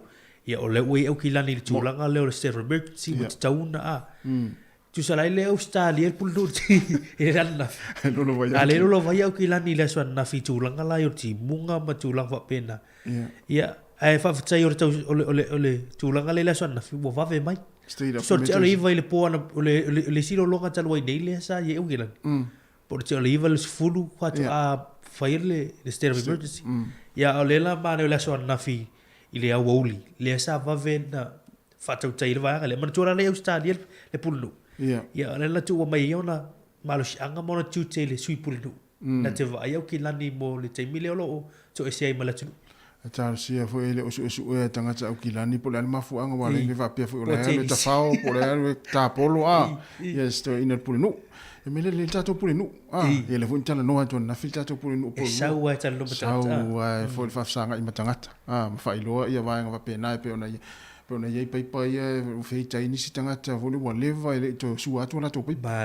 ia no liki le an fai lo nafi tele ia paipa liki fo ia le o tanga solo le taimi nei ia le te fa le ia o paipa fo ele ngata Wellington fa pe fo ia porilua ma isi petunu o lo wa ta ma apa ia ai tatu lava ona sa no pale le fai ngo fie fo ia wa tatu va ai nei le elina o ia le ma fo ia na poloka wala tatu porilua ia no le elina fo ia na ia fai nga luenga ia Michel au va nga palama ia le tau fai nga to fa fo ia paipa fo ia to so paipa o pala se tu lo ia ma to fa le ia o nga paipa o leva ta tiela lo ele ia o ma fo anga tonu ale na le ma fo ai ona liki ia vai ma paipa ma vai ngo fa pena ia on sai tatu a tatu e pela le tatu no fo I pulenganu ia o le fo intano na fi pulenganu ma sara fo le intano atu ai ana na fi temi le uli ia le fangai no e-scooters va ia va pe hata ita e le tipi asole le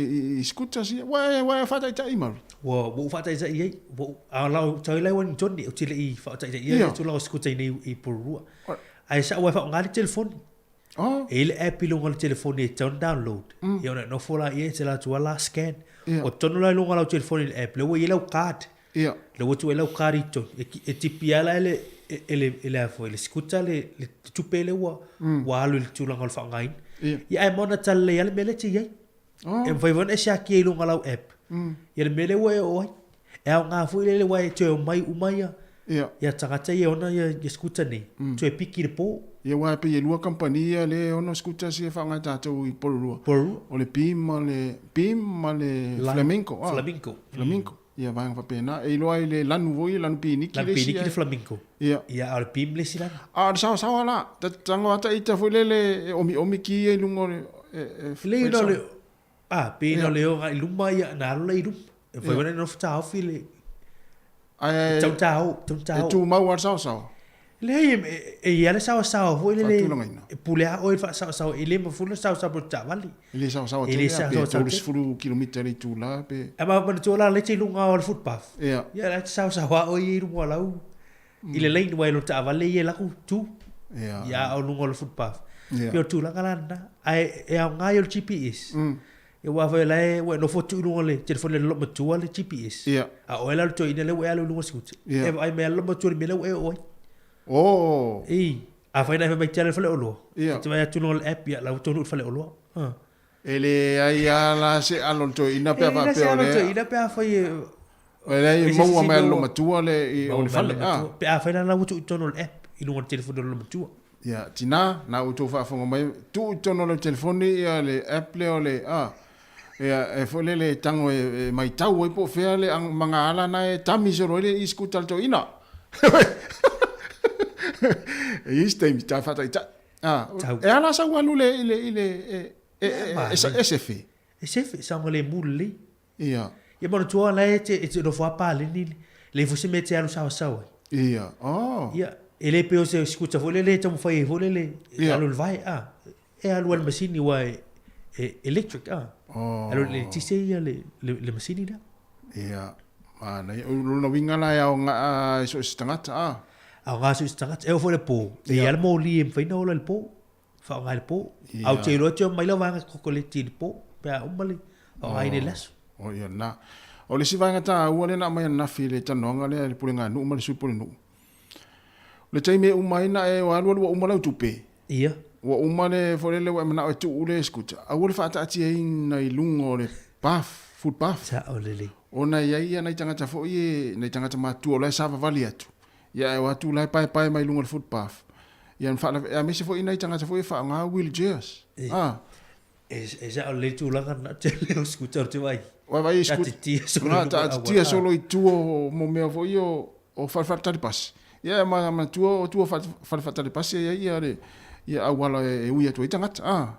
Ya va nga na le na fa ta u mai fo en na fi ta to pule no umale. Ya e mata so se pito nu fa alo fa ngai scooters pe fa pe na fa fonga mai ya fa pe na ya lu matuare ya sa tu pe uma ya tu fa le au tafa wo le tu tanga te piki tu se le se toi fu le se meta alo fu le wai e te fiu e la tu fa au le fa na ola pa se va na ya se va na wo e ma mau fu le e tu mau fu le fa le mo fa na move pa e te fu wa la tu e fiu fa au la si scooter tangolo amo ave tu tono la se ole ve sa mo a tu ngai tongo la pusana la ave le so le tamiti por Christmas ia te ua foi sa se niu se asa va pe ia ole ana mo tolu ia iskuta ia mo tono le pusare ave sa mo mo se fate ta inga ia le ti ola wa to ti e mtanga tale o no le iskuta le alu fai fona to ninga la le fale o le lo New World wa le ai kam tang so e pasi ana iluma ile iskuta fa peso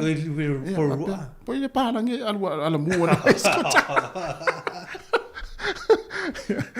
ya na fata ua nai vai nga pena ya wa fu sa nga le mo ila tu lo fa nga ina sa vali lungo le wala I lungo le footpath ya tu fa le au tafa ya scooters ya fata ita tu le fa mai malu e tu le tu la lo vai ti lungo pa me lo tango fa pa le dia ya pa le dia malu ele ai ma si me tau po u fu pa man tu la stabilizer le ele a fu scooter le tagat I'm fine ti tu lu alto ina malo matua fai no to lu pe na to ta sel tangat Pela o le si skuta le la ka mai i isa la skuta ka. O ia tamala le tasi Tamale a. a lo tanga te to tasi. Ia le fu la tu fa fu mai na to tasi al tanga te o fi tu no ilunga Pula skuta. o tu se ri tu fa na me. I te fu tava ai tu fa fa ne o le o le alu to ina lo le senta ala mu ne lu mo fa tato o fi fa sala. Ala e fa fa tu il tina tu. Ah le na to tasi al tanga te fa ona lu i skuta na fa mo. E te alu o tu se lo ki bitela na li tu la sa pe ai ma fa. Ia na ya le fu se mela lu se to lu ni skuta wana e te no fono fa le fale mai tau mai po fe na la alu na il to inga na pe se fale na la alu ni ta yau. Ia a tongi la ole fo ile le ia se su e la le tong ia len sa wan na fi se umata to e talo atu ai ia ai maloa le mafuta mai ia ai o te ri lola pe o ngar i scooters pe se fela le scooters pe se fel ta vale pensini ia o te loa tai tal fe ngai ia pe ia ai fu la vai e oe ia fa pe ai o te loa ma na ia le taimi o lai ma fa fana ma le tau ioi ia e se fe fo tu pe ai malawalu ta vale ia e matefia va ai atu al tatu atu nu pe ala mu ne lu mai ile ni scooters ia fa talo fa mai ma o le tau le ei tasi le mo mai e ta lai le scooter ia ai lima seni ile minute 5 sene il minute no winga fa pe o le te sau mai o i lo fa le wai hora ia fa se mai lalo no winga pe tau nu mai i pe ia pe na se 5 minute ia 5 minute sau mai o wai hora ia le te ia fa ta la limita la na wa ia esa ia mana ia fo e tu tasi ale le fale le ta vale le fale se fel pensin ia ai o mai tatu scooters ava pe na e te fa fonga mai ala e te fa ngana scooter tau ia ana na tami mai no mai ile malo tasi mari malo me fa pena ia mai lo le ia ona te fa longo mai tatu le tio mai mo mai ai ia ona vai nga tu ina tu pe ona tano fo le pule le nu po rua ma le sui po nu ana nafi ia wala fo il fa ngai na vai nga ne yo scooters ia ma sa nga le mu ila tu ia o lo o fio ai lungo awala o to es fulo minute ona ta le o leiva se va tu tatu fa fianga nei ia tama se le so nei tina se te le lo pole me le o no mana tu ina le vai nga ma ia mon me o le sautina ia al tatu wala fatu mo tatu o tunu le te mo le tai au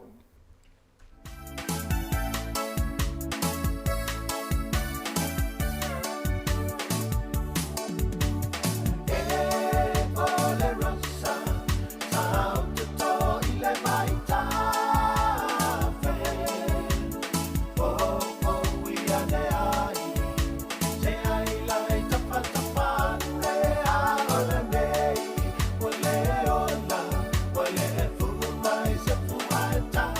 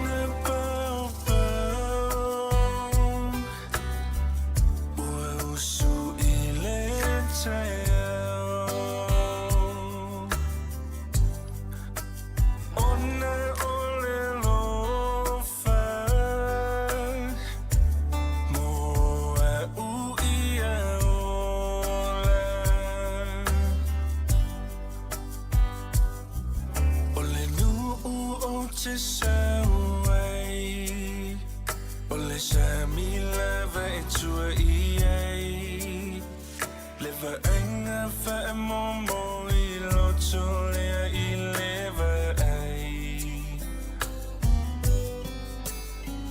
matangi timunga leva vela tele o lela nelo fa na fai mau na talita susuluma ua malamai lo fana fango tele tina tautai le fatu salulu maloi mata o tolanga uolei o anana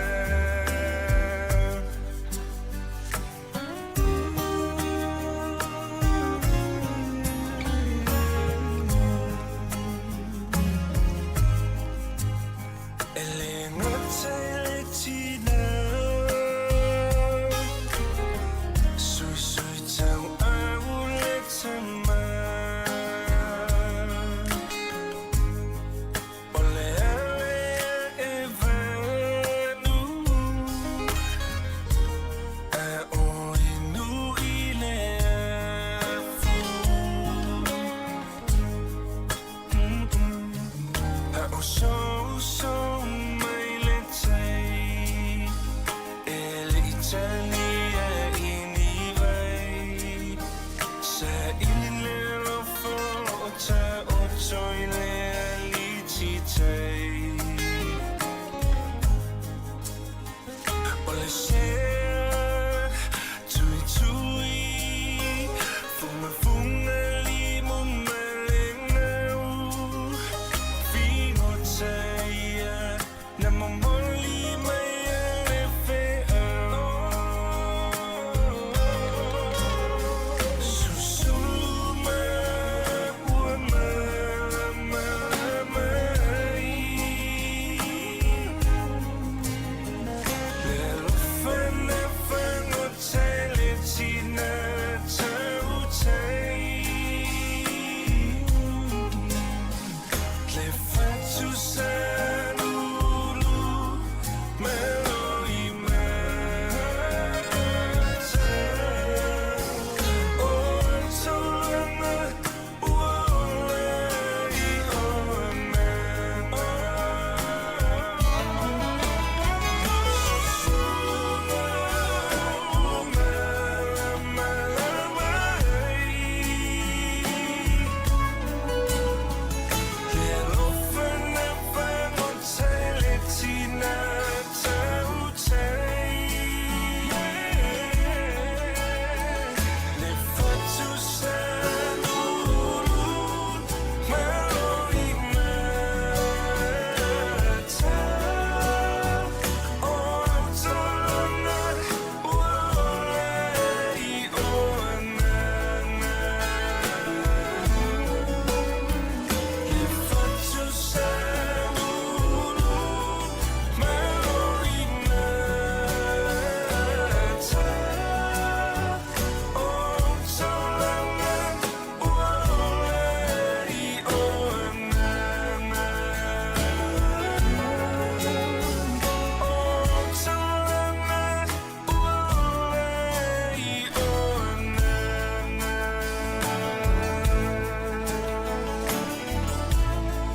Se u fonga mali o le oski pen ma le pese siona pau pau ia e mana tua i lava foi ia na yo tatu matua ia ma le soifuanga i Samoa ia sola ia e sa o le lei o rio le tu vale minuto na tale o le tula iva Oni. ia mana ia foi le tu atu tatu o tinu wale foi na ma fa afsile na ia le imo ma ia se tali po le alfa Samoa i le scooters ia o le tatu fa afsile na ni ta a mo isa fa Samoa ma na ia e foi le tatu fa nga ine fa Samoa ia ia foi tu inga a walo o feo inga wala o mana tu o le tu mo tino amari a fa sa mo to ina matua non fai mai a oi la alu skuka alu skuta ia wa pe o to ina pe fa nga le to nga na oi sorry oi o to le alu skuta e pe oi o to le skuka skuka o luko lo pe to langi le luko kuku ia o le fai mai e la tau i o le sikuta. Sikuta? O wha Samuel e la tau le sikuta. O le apple o le language drops. Sikuta. Sikuta? Sikuta. Ie, le si upa Samuel te o se sikuta. Tu se o lo fau e la tau se upa. Ia mana e tu o le. Ia, o le asa o e wha asa. O isa u wha Samuel tau la talata. A mai pesa u wha Samuel tatu matamatai.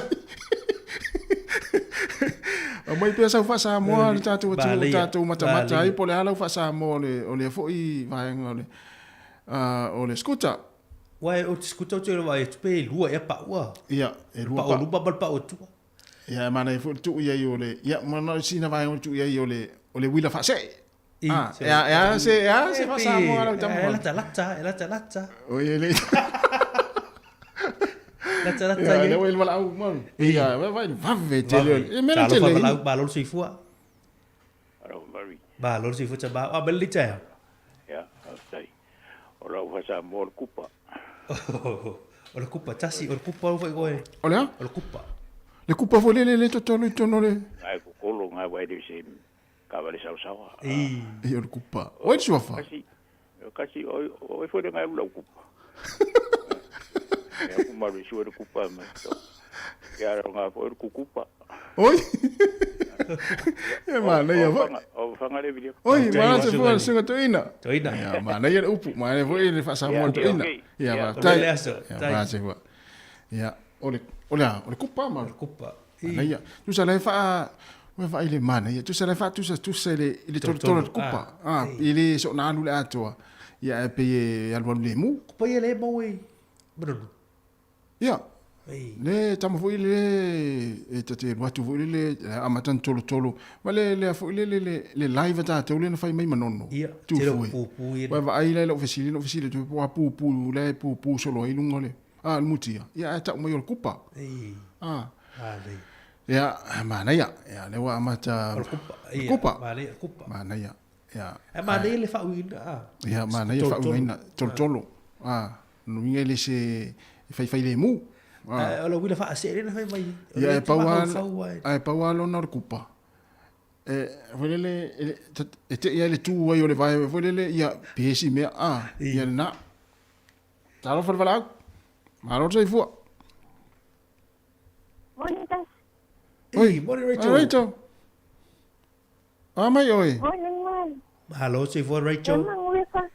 Ya, malo. La sa mo ino le escucha. Ia. Rachel. Hola, pasa mo ave ai. Ia. Ole wila ele tise. Ole wila ele tise. Le wila ele tise. Ele tise, wa ngai aku le tise. Ui, sole. Wila ele tise. Ole electric Ia, sole fe ngare. Rachel. Mana ele upo Rachel. O le wila ele tise. Wila ele tise. Ia. Ya, sa foi le calo de tu. Ele ole wila na, ele wila le. Ele ole power. Ele ole power tatu le tio le. Ole wila vole le mana ia te le upo. Por tu la wila ole bike Ole sikuta. Ia fa mai ia sia anai ole sikuta. Mana ia ole sikuta. Wila vili vai. Ana meloi wila vili. Voi tatu wila vili vai. Ia isa mo ia sola. Ia. Ia mana ia foi. Ia wa a vili le wila ia wa ole wila le. No lo tu. Ole tu. Ia pe fa ingo foi ole wila tu. Ia. Ole wila stand up. Ia le wila tu mat. Ia lo ringa man lau pe pole apio tu sering ole wila tu mat. Ia ai. Ia fia vala mai mana ia foi mai sau ingo ia lo fai mai le su. Ta vale pa. O ta vale pa ulua. Se voi. Ta vale pa ulua. Le mai afualo o le ta vale pa ulua. Ta vale foi le safa ia sole ti. Ma ni mo ia tatu tu nu sole. Ole ia ta vale pa ulua.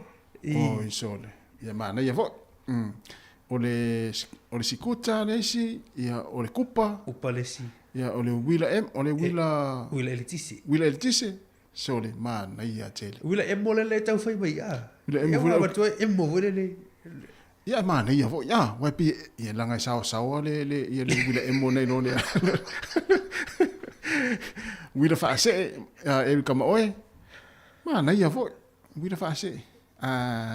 Ele se wila vo le wila whaase ele sami. Tau whaase pi whaase ele sami. Ia, nai mana ia, a mai pe tātou upu si tātou mata i pole ase upu tara whea ngai. Whae ngoi le tātou wila lea pe ona tanoa ia pe ona tanoa fo ele pule nganu a porua nafi. O lea ua toe lava nai se kone ia ona tālo lea o le tula iwa, tāre iwa. Ia ona whaafongfo i lea i tātou tala mai Samoa. Ia mali whaupongo tātou tala fau mai le si ufongo le lau mua i Wellington. Ia le fia wala mai le tolu lima lo fatasi ia mai sau ingoa le tātou wila o le scooters ia ona tāfo i leo sau comment sinunga le tātou Facebook e si tātou mana ia wai en fai an tātou wila o kometi mana ia te wila o kometi mana ia mana ia tele e mele tele ina le tātou atinu tele mo le tele o upu e sau wal tangata i malana ia upu wila fa tupu vesi o isole ia le la o mon meo fo sa wanga tono ia wila fa tupu vesi o ia wila fa tupu vesi ia ai wila mai si wila vai si mo ia la ngala skits o skutana ia sa a fero skuta ele tise o tu si le vai mo alo e tu skuta fo i le fa ia la ngala skuta le o ele mai le tise ia sa ia nai mana ia amai peta wila tamoe ia wila tamoe ia mana ia vo to telefone au tamoe le taiao ia ai o le o mai tatu telefone matala mai Samoa ia mai alo fo ia tatu to yo fo ia ai au ina mai pe ia pole ala ngo fa ngo ai fa Samoa le tatu scooters ia u simel fa fonga ia o tatu tala mai Samoa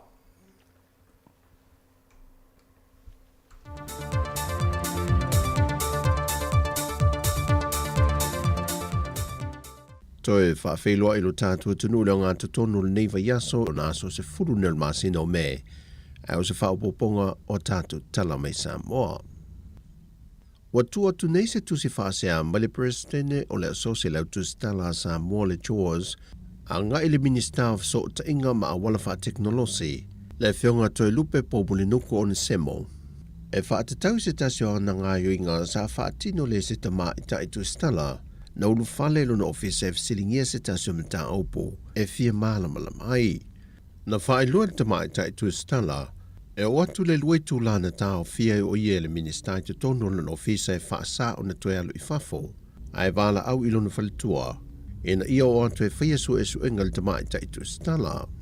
O se ngā yu inga na whaelua le presidente o lau tu stala, wa tau mia eira ia te tau ma le sa o le tonga lau tu stala e whaelua e o lato finangalo, ma fisilingia ini me tā upu e fia malam la mai le atu no.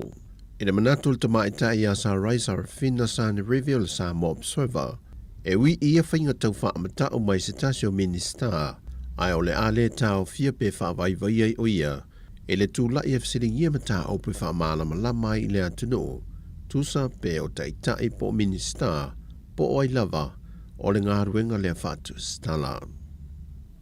O le toe tatala e o le hae wa o ngā whanau mō le nei vaiaso, talu mai le vaiaso te nei na toe wha au popo e se malo longa. Na mai ta wina e wha maumonga sa i fo malo loina. Le whaiti tia lo le whai numero i la toe auto wa atu e a fia le wha mai e mai se la vele fulu. Peitai i la tau uma sa siaki mga sengase e to ono na wha mao nia e a fia e le COVID-19 funuiva. Maulo i ei le whautuanga mai le sa i fo malo loina. E nei e tautua nā mo le atu nuu le whao ngā ina leo tali whafonga i no whanga tumu, whai titia le a ngā i no whanga whaitele, mai e tautua nā le tūlanga tū mamā. E ui o lo whao popo pelefoi numero tangata e maua o a fia peisia mo le COVID-19, ai o lo tū mau pelefoi numero i la tau na mā le liu, e le tolu se fulma le tasi. Mo se teimi mo mua le tali wha solipito ngā luenga wha leo leo, Whātoa whātau tō ese leo ni ali iman tama ita I leo. E ngā lulue I le tō ese I tanu malala. O le vai aso ne tō se fulmalitasi I la tōna whātau tō, o ali e tō ono matama ita I tō lima. Ma o le whionga I le whaamasino le whaamasinonga whaaitu mālo. Na ia taita ia le sauninga ma upu whaamalose. E na ia tautua nāma I nā tau le saonga le mū o le noa whanga lo ngā lulue ai. Ai maiso le tausia le leile o li matama I tai paungta e le whaatinonga o la lātou au nanga. Wa whaatulanga o le aso se fulma le fito le maasina le nei. O le awhai ai le whaau unga whaapitoa mo I lātou nei. Wa mai a o na whaatau tō. A wha ngā solo pe ngā luenga mai loi longa le pisa si po le komisio tangata whai ngā luenga le malo.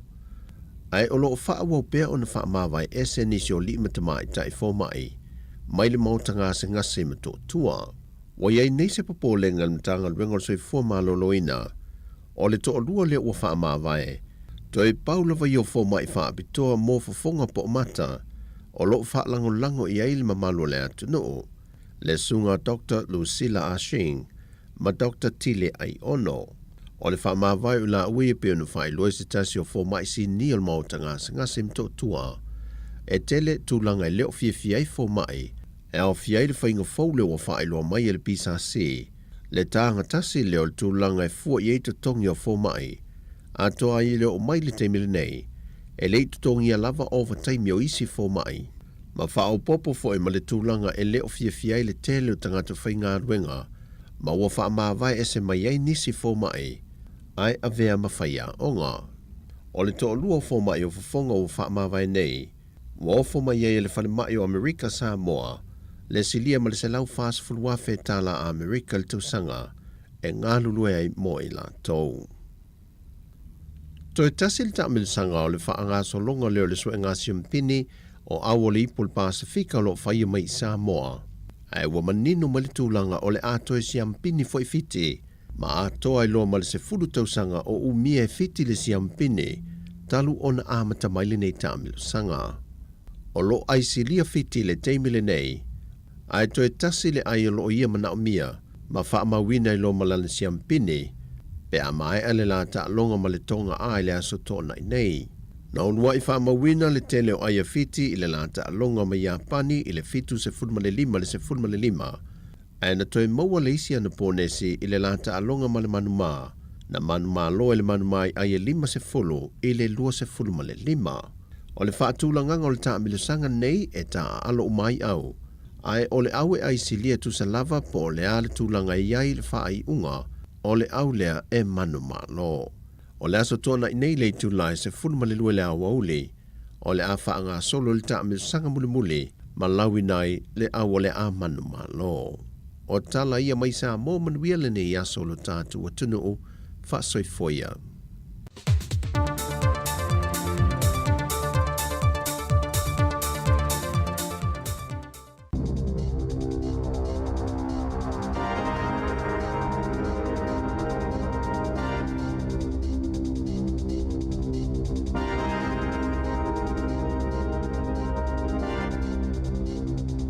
Toi whaatalo whaatol whaapoponga o talafau mai le si ufonga le lau mua mo le nei tae ao.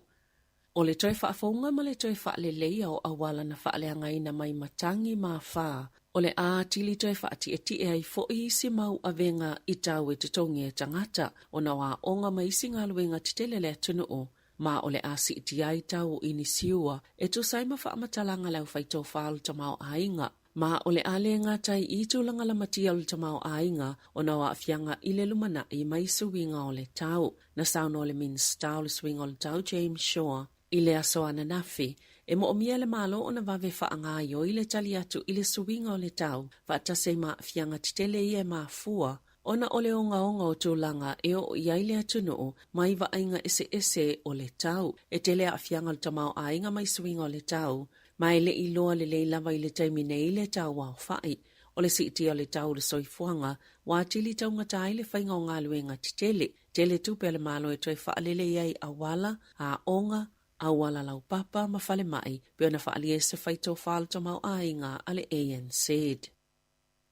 O la whaatupe lau whailafonga se vaenga o le toe suinga o moli a wala Wellingtone na whaamaunia le pule nuu Tori whanau i le asoana nafi e whaapea ua ioele la lau whila ua inga New Zealand le waka kotahi e totongi le 5% o le tau e tu samaleono miliona tā la e toe sui ai moli mga alaia ua leanga e a whelua se lausful tolu moli mai lau whainga a toe tolu a whelima se lau fastful fitu ia ua mai a ona sui.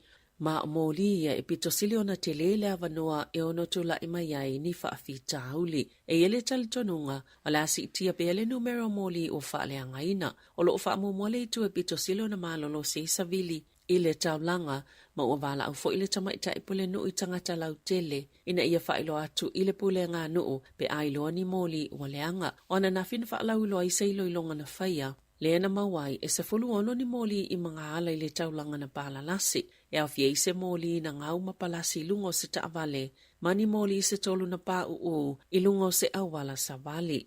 O ia tūlanga na tutupu i le vao le lua fesfulu iwa ma le lua felua tolu. E ia se pahenga o lo ia ua lato whaise tangia whaasanga i le minista mo le suinga o le tau James Shaw e whaatatau se whai unga le kāpeneta. E winga i le polokalame e whaalele e le si o manga mo le whaititinga o le kāpone makasa o ona o lo whaaleanga ina i le lalolangi o ana na while ana tu ina atua i le tangia lo ia. Mo whaatino ngai whaasanga i suinga o le tau, maana tau au ina atu i le whaamasinonga mawalunga. O le whina ngā lo ia, e le o ngā tasi whaatulanganga o lo ia i nei mo le polokalame ma fuafuanga fia ausia a New Zealand e whaititia i le kāpone e mafua mai lea i se whaiunga le kāpeneta. I le whai unga le tausanga taluai, e te enai nei se whautuanga mai le komisi mo le suinga o le tau, e mawhaiona si itia, le tau o le kāpone, ona o le tau o le soifuanga. E le imanuia se tangia le lava whaala potopotonga o lo ia na whaia e whaasanga i le komisi, mo le suinga o le tau, na ta ua shoa, e le mawhaiona whailoso na fina ngalo, ona o lea ua i le whaamasinonga, le tangia lo ia mo le suinga o le tau, mai ta ua fo i le langona o si ufofonga, o tangata uma o le atu nuu. Ua maua se tino maliu i totono le ana i le Abbey Falls i Northland, le nofuanga le na whaiesa i le ngāna nafi, i se tamaititi a onga na leilo mai se malanga, ala lata wa onga, a o ia ia vaenga o le atu nuu i tūlanga lolo wa o le tau. Na whaasilsila betu sa o le afa le ono, i le tae o nei e le taita i leo le tu malo o Northland, Tony Hill, lea mata upu i le tae o nei, na ta ua e whaapea, na mawale tino maliu i le tu neva o le poa na po, ina utai wha wausa i linga leo leo, na wha ngai nai ni masini wha apitoa na au mai mai au kilani. Eva senga sfutasi le tamaititi mai le whangarei Boys High, le ana leilo i la lato malanga, i le asoana nafi i tutonu o ia ana, sa i le fōwhanga i tau fiesa i linga le itola e 5, i le afiafia na nafi peitai, na mawhaiona wha wau, ina ua taunu uatu lea masini le poa na po. E eini vaenga le tunu una whaatia le whaale tono le tau le po na po, e eile itu i mātua Gisborne, masasa e o Bay of Plenty, le na pita silio na afiele te tele o timunga, na pita silio na tele timunga i Gisborne, e se fulu ni wala au na whaao o atu, i le vaenga tinei mumo se fiso soani, mai tele lava i le vaenga pita ilunga o le motu i mātu, e au fieni ta avale na polo kai ta whianga o vai. Safa iloa le iaio ni lapta inga aloa ia mo whaalavlav whaafose i au kilani ina utoia a whia ilo longa, talu mai le masino Januari, le na matua whai na i matangi malo longa, ai maise o lea whao ka pelielu i le masina o Februari.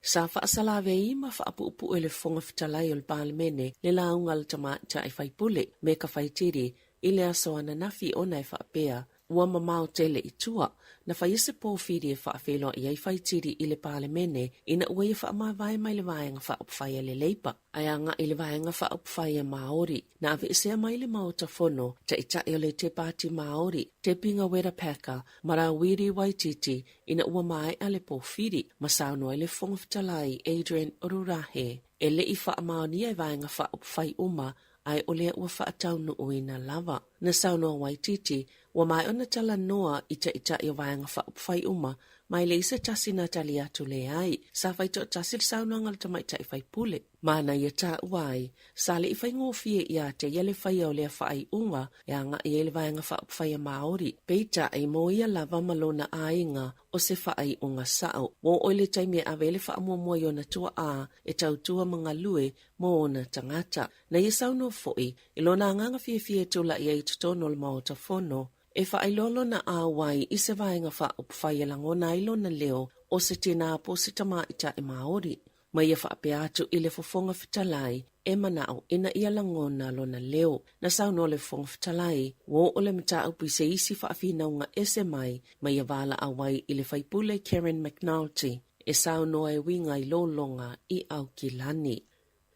Wa fautuaina le matanga luenga lo soifua maloloina le atunuu, ina ia mātala i se emaili fau tau whaasise, o lo utusia tuaini wha amtalanga i winga i se tusi fo lau fau, mole COVID se fuluiva, o lo whaatono ina ili tangata o lo lafo ina ia ia fe autos tusia, ina ia te tala se upeanga tafa ilangi, o lo ia i wha maumaunga umo tui pui, o malanga ia tuno i fafo, ma isi mau wha maumaunga. Wa wha maoni e se so upala matanga luenga lo soifua maloloina, e le isa la tau fi autos to sia whaapea, mo ua whautua ina ile atunuu, ina ia tautua nā, ia sa ili masu e mua pe moni, ni whaamatalanga whaapea la foina atu i tangata taitasi, mai manino lava, o ni whainga tau whaasise. So se tasi tau lima ina se tusto singa whaapea, ia waweo na li poti beto e la whaatu ile matanga alwenga o le loto i whale, ile numero fitu lua ono.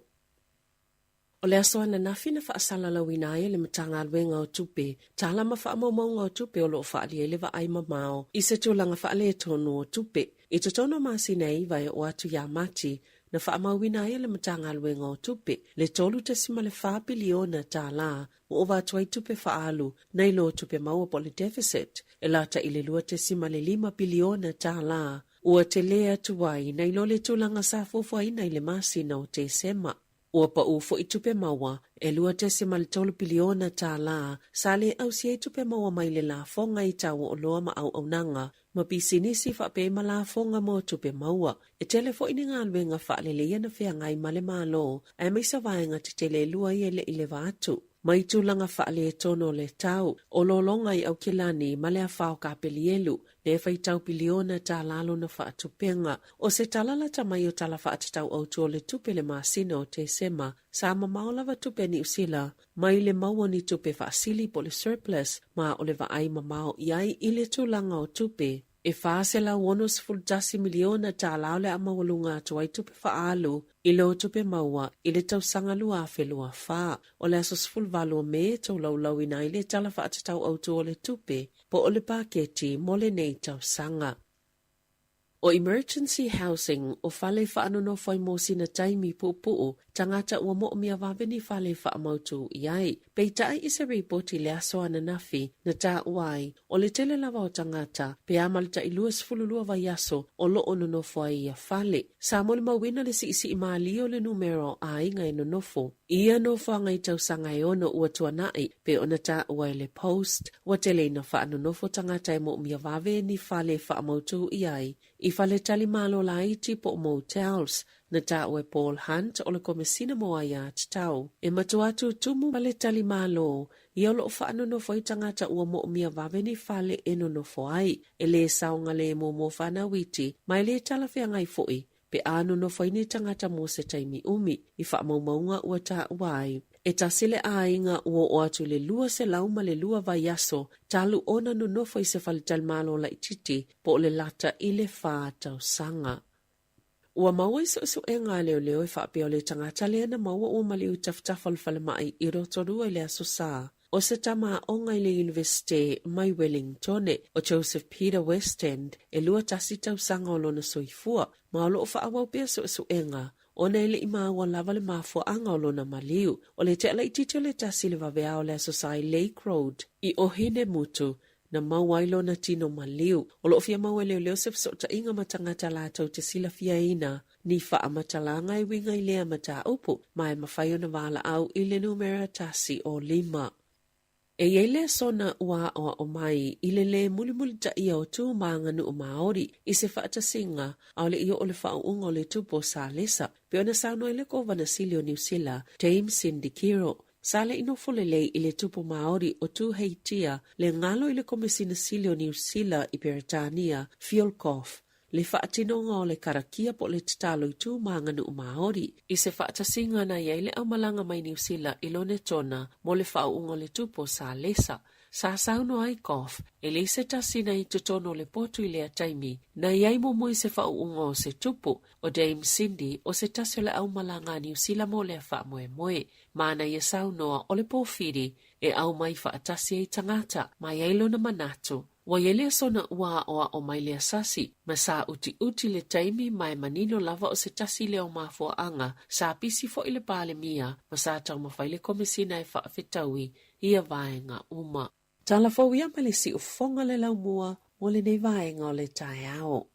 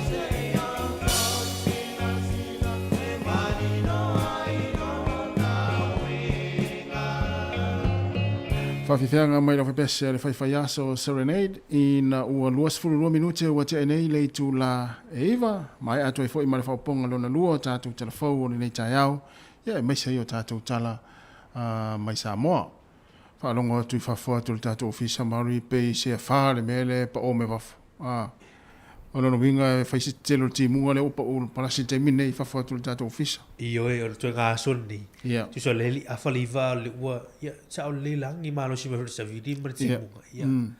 O le tu langa level nai le tau de ya so mala so tau le val o i mai le vai tau. Yeah. Ya tau o lo fa ti mo le son nei. Ya fa malu. Ah fa le mo miele a i fa. No fo pe tono le malo lo va. Na alua na tangata fo ile fe tau ye le aso le ya le pe fa tau mai si vai va pena fa ia sta maftanga le ainga ya o to tele no fo fale ele me tau fo ya wala yo kilani matua lolo vai ya lunga o wala yo kilani fe o ya taimi o le le tai au ya fe mna fa pena fo ta Wellington le pisi le la pisi ai asi va tu lava le fa silanga le nei fa silanga mo le fono tanga skopa Wellington ia po tama mtene tuai al kolisi o avele. Faia le tātou fono, faia le tātou fono tanga i le astofi, aso se fulma le tasi o me lona winga o le aso ata e ao, i le tūla e ono i le afiafi, o le nofoanga, numera lua se fululua Bay Road, ia i Kilpenny. O mata upo le fono, mua fa mautua le tātou malanga i Sydney, Australia, ia se tema, lua, filifili se komiti o le sua ngā tupe. Ia mo nisi whamtalanga, whaafsota i mai le whailau tusi o le telefoni o lua lua, 5 lua fitu, 5. Toi whaafonga i le telefoni le whailau tusi o lua lua, 5 lua fitu 5. Whaaftai, no saini e le whailau tusi, ngalu whati alofa field. Ia o le whaasilanga nā tama mteine tuai, la tau sa o ina le kolisi o avele, ia i tau sanga o mai. Ia, pauna le sina whasilanga i le, tui nātu ni taimi, ia ai o lea ua savali atu lau fwori tātu taimi, 2 minute ua te enei le tu la eiva, o le whatatianga o le pokalame o le nei aso, o le tu la se fulu, o le pokalame masani, o le tātu whasoa, le atu e whewai iai, tātu se fulu maritasi, ia na sumai fwoi lea o le ona le tua, le sunga le whawhengainga, pasta maa sangala, alilo mayawa maa sangala, ia o ia na o le awha fwoi le tātou proklame o le moli o le awai le tūlai se fulu maritasi. Tātu fulurua, o telefou matala mai Samoa, ia ona whaasolo i leo le tātou proklame, mai al tātou tautua i le asole nei, ia i le tūlai lua i le o liana nei, ia e whai maalia le tai au, ia e ti munga fwoi, ia ma lulu fo ini se vaenga ia ele manatu o lo manuia fo ina yo tato ma tu o lo tapo i mai ia i tono a inga le taimi o le tai au mod ia ai o le si vaenga le na mai tau atu le na mai tato o le telefone le tai au o le vai atu la vaenga le o le ai le vaenga le na o mai le o solo te fa ya onga o le na mata no na fi mtu fu mata wai solo te fa ya ia o na fi le sa fa fo solo te ia o lo so te o lo solo te pe ia na fa ya onga ia i o la tu tongi ia o lo no winga a le ia se au tasi o le mata o no winga e umale le ia ni tau sanga ia o solo te me le fa nau ia fa mo pe ma to anga fa ia me onga ia e uila fo ina tele o nisi wa onga ia ele o a wifi ya onga i ono vaenga whapea ia ole ia taua ia nei whea onga i o lātu tongi ia mau e tā ua tele le vaenga lea wa fia ia tūlanga o ngā alum whanau o le tātu tinu i tūlanga lai mana tūla le ua i ele vaenga fu ile le fau e ile le ofa le tanga lua ngā onga le na au mai o le ofa le na au mai ia o atu le tūlanga o le tupe maua le whaia onga le se lau wafe le tausanga le salary i le whai unga o le wafe lua wha o se tūlanga te le la tupe i rata vai pe atalo le se lau wafe i waro te min nei i olo i wasul wha afe le tūlanga o le yeile ma le tausanga le aso mō te se ma le tausanga le wafe lua ia e ora na si te ono afe la si te ele tongi pe a talia ele le PPT ele la sa ulo aitas ana o ele se la wafe le wa mai ono fero fa popo e te talia in ia o te talia te talia e se u to fo i fa ya onga la wasenga ali vai le te vai la wasenga ia ia e fulele ia e to fo fa ya onga ia malona manatu ia ono wasa o fitau fo ia le sol te o o le tau tau soi fuanga le ma fuai na so to tele o fa yao ia ele mo ia ele lava ia tupe o fo ile tau singo le ainga ia ma vai fa pena tu so le tu la kana mai le patanga lo nga o ke chopale na mai le patanga lo nga o ngatau sanga tini ia e iva sul won wa fe ile tu tongi la ile pay salary ya le la wo o ne ya me ia tu mai le malo patanga lo nga lo fa popolo no fe la o le se la wa fe pe atali ia tu la ngala le lo wa ia tu wa isi so te lo wa fa malo lo isi so te se te ole le mata la associate al PPTA tu fe sitting ia fa o pe la tu mali ile tu la ngala wa tu se la wa fe ia o tu le so a fai ungo lo fe lo fa ia tu la ngana e ta wo fo ile ta tu mata tu ia wa amu ia fa ya o se la wa fe la o pe a fe tali ia mai sa ata se la wa fe wa mali ai mata na fa pe o le te fa ya o ngai te tali la le o fole e va nga le pe tu ina mai malo mana tu la te le lo hai ata ma ho tu la ngo tu pele alo fa ta u ya pinya ono tu sia onga wa isi me o te lo po la tu la ngai inga lo fa wa isi fa ya onga tas tu se umale a onga la te alto ala fa o wa nga lo nga fa ya onga tu se fa e fa no tu no fu ya onga mo e o te lo i lo la pe se tu pele ona tau ya ata te fu fo la isi tu no pe la Australia man malo te le tu la tu tonga fa ya onga tu la nga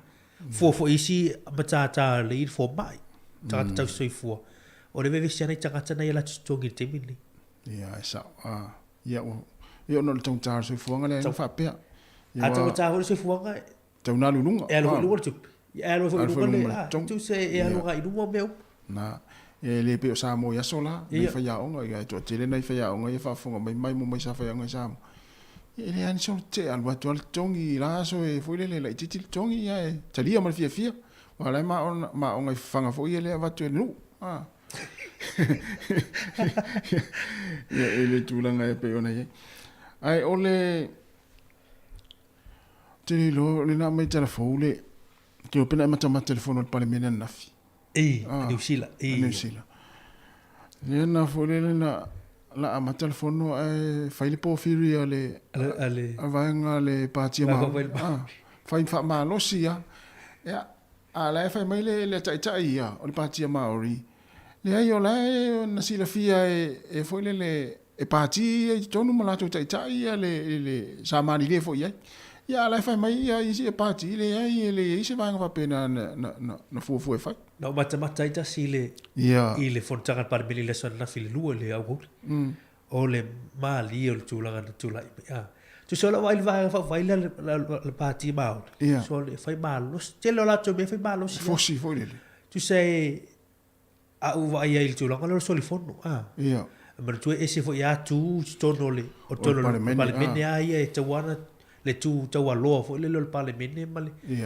tu sa lave mai le tai le vai fai le parti mau na la fo email ma fa so tai ya ile se tali mai ile ai tu ro sur pese ma e fa lo email la tu su fe pule le pale na tu sol min installe le pale usa wa ile vai fa le pa ai le parti mau oi na ta te lo ya pa ya tu li fa fo no fo le fai pule na fo ala wo tai lo fa le ba oli fa o tu il forfait la pa oli fa o le mali e ila tu langa ia na fai le la nga fu le fai pule le o se me le pasa wile ia le umia na fai a fa sala tau fiele tau ver forfait la ona e pe wa mau ai tu le me wan ia ali ta uputa wo e fi ta ai me se ele o alo ia il parlamento tu langa ola na fa ma vai ngai o tu fa ma vai le lungo il parlamento le profeta lai ese foi ya e fainga asa ala wana mata fo te te va tu wa sa o fo le tono telefone ala wata pele fo ele profeta lai ele mic el mele mali o profeta lai o maut tu sa o tu la profeta lai te fa mauli si lo matua na alo se mal ya pe o tu langa na il porque que te mini a tu anga ya tu fa pa lo te sangan ni ta si wa ya tu lo ngole te mini te lo tanga tama la tu vai te le la tu a to sin te mini lo amatana Vai fa fai. Anga ko fai. Oh, ia wa wala lata fo ile. Wala lata le fai nga palo ton ni tsa. Ia le na. Ia, a le si tu le party le. Wa te ana fa apea o sa mo le ile fai pule le ta ile wa e fai alona pulu ia ola na ia ta fai pulu wa. Atu lai fono sa mo e mutino ai tu li fai pulu. O le vesiri tas wai o le mali o le fai pule le ale tu party maut. Wai o tu la fono to le palemine to le fai fusua. Oh. Ia al fatu a ofi mai to le fai pule le. Sau fai me ora na o le ula fo le le tau nga vole le po na mo le. Ama o me ora na ula na. Na fusua. E na fusua na. E fa sa e tu sei le na tele ina le. Fusua. Fo lo fusua pele pe tu la vole le fusua. Pe fa sa le la tu ma la tu ngano. Ona o le fusua pa la ngi tsa pa ya. Yeah. Ai fi o fula ia na fusua maoli. Le ula po na mu maoli. Ia fai se tu ma sanga no tatou so maoli. Ia ele vai fa pena. Ia le fai fusua fo isi maoli lai. Al visiri le pulo. Ia le pulo. La el pulo le pa la ngi la a fe le te te tu sai o tu nga ma fau le il te ina le vai le ma. Ana o fa pe o te fonga feta lai i le palemene le New Zealand. Afu. Fa fo. Tala is mal pela wel pala. Ya. Na, tala ma pela wel pala. Fa fo ma fono le to talia. Ya ono, ya pule al tanga tai la na ia tau ya pa wan va fa pena wa na Samoa. Ya. Wale o to ya. Ole wa to los fulona minute ya ona talo le tu la se fulu. Ya, tar fulu proclame ole ato fe va. Ya ai se va tu pese le. Ya vai fo le taimi. Ya awa fo fa fonga mai mo le tata o tinu le si fonga la mo Wellington e le pokala me ole ata ya ole tai au oi ai le tai na tata pese pe ole sikuta le tele na pe le taula talata ye fa sa mo no le wa le fa nga fo il va nga le app le fa nga le university Victoria ole sikuta pe la taula talata ya ai e pe ole ala mafu anga le tala ina yes ya mai fa sa mo tata o tinu ale vai atu ya na mana ya fa na fa sa mo ya mai ya e pe ole upu taula talata ne yai malo ia ya i le app le fa nga le university ole skuta sa i ka u ti a skuta mana ya ya tata to pese malo lava ya le fa fo mai tata o tinu.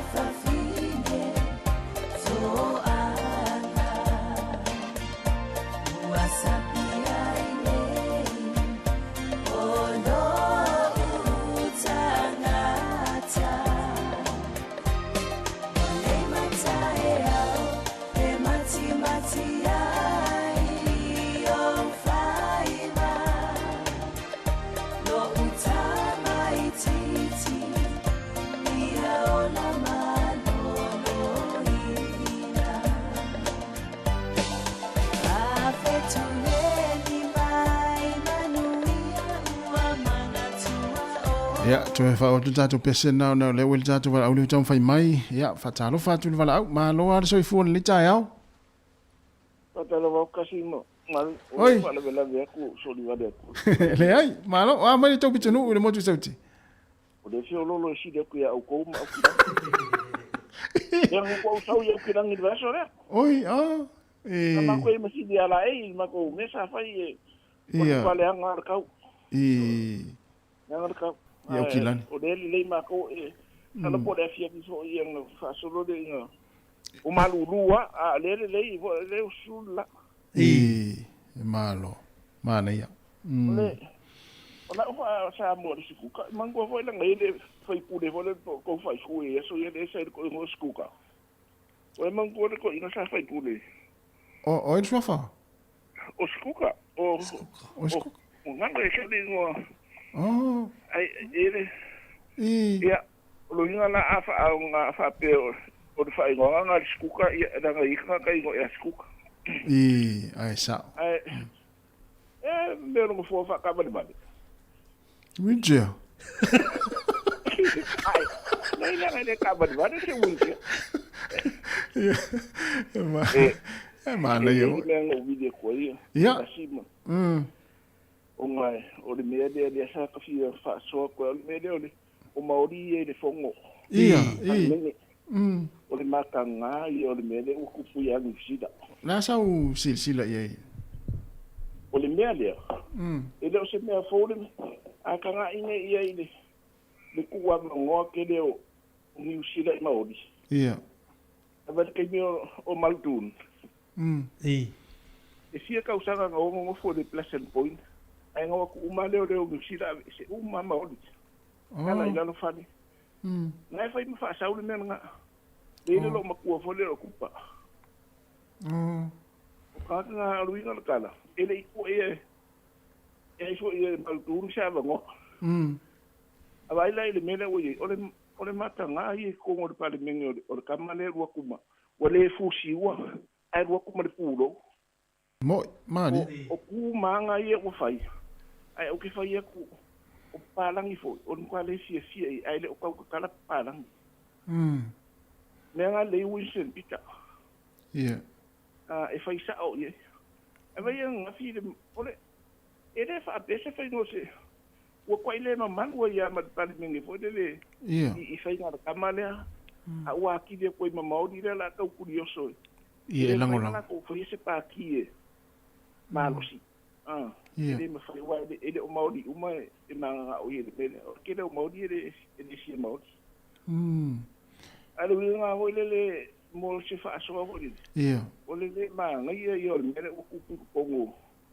o aku maori o ka ufai e la ko yo la ko winga ko ifa maulunga ola ule kala o ki nga fa ye ko fo fika la man ko le mele amakanga ngal ko le sifu si wa fa ye ku ye ya ide o so la nga ya ka ka ule mo ole le le mane ma fo le ma fo si da i wo mo ko ye esa ya badanga ngao ile fai ngor ka we o ka malene fai ngo fodinga i me ho ile wa ile fa pe fa ko a ola nga mi o si ye ku le fo ile o so di ku la fo mo maluri el parliament o parliament fa ila ola bala a wa ko la ko ku so la ko ku la ko fai ngo fa maori ele o de we fo ka ku ka mali ka foi la nga ile ya ke le ka ku ka ka fa ye ku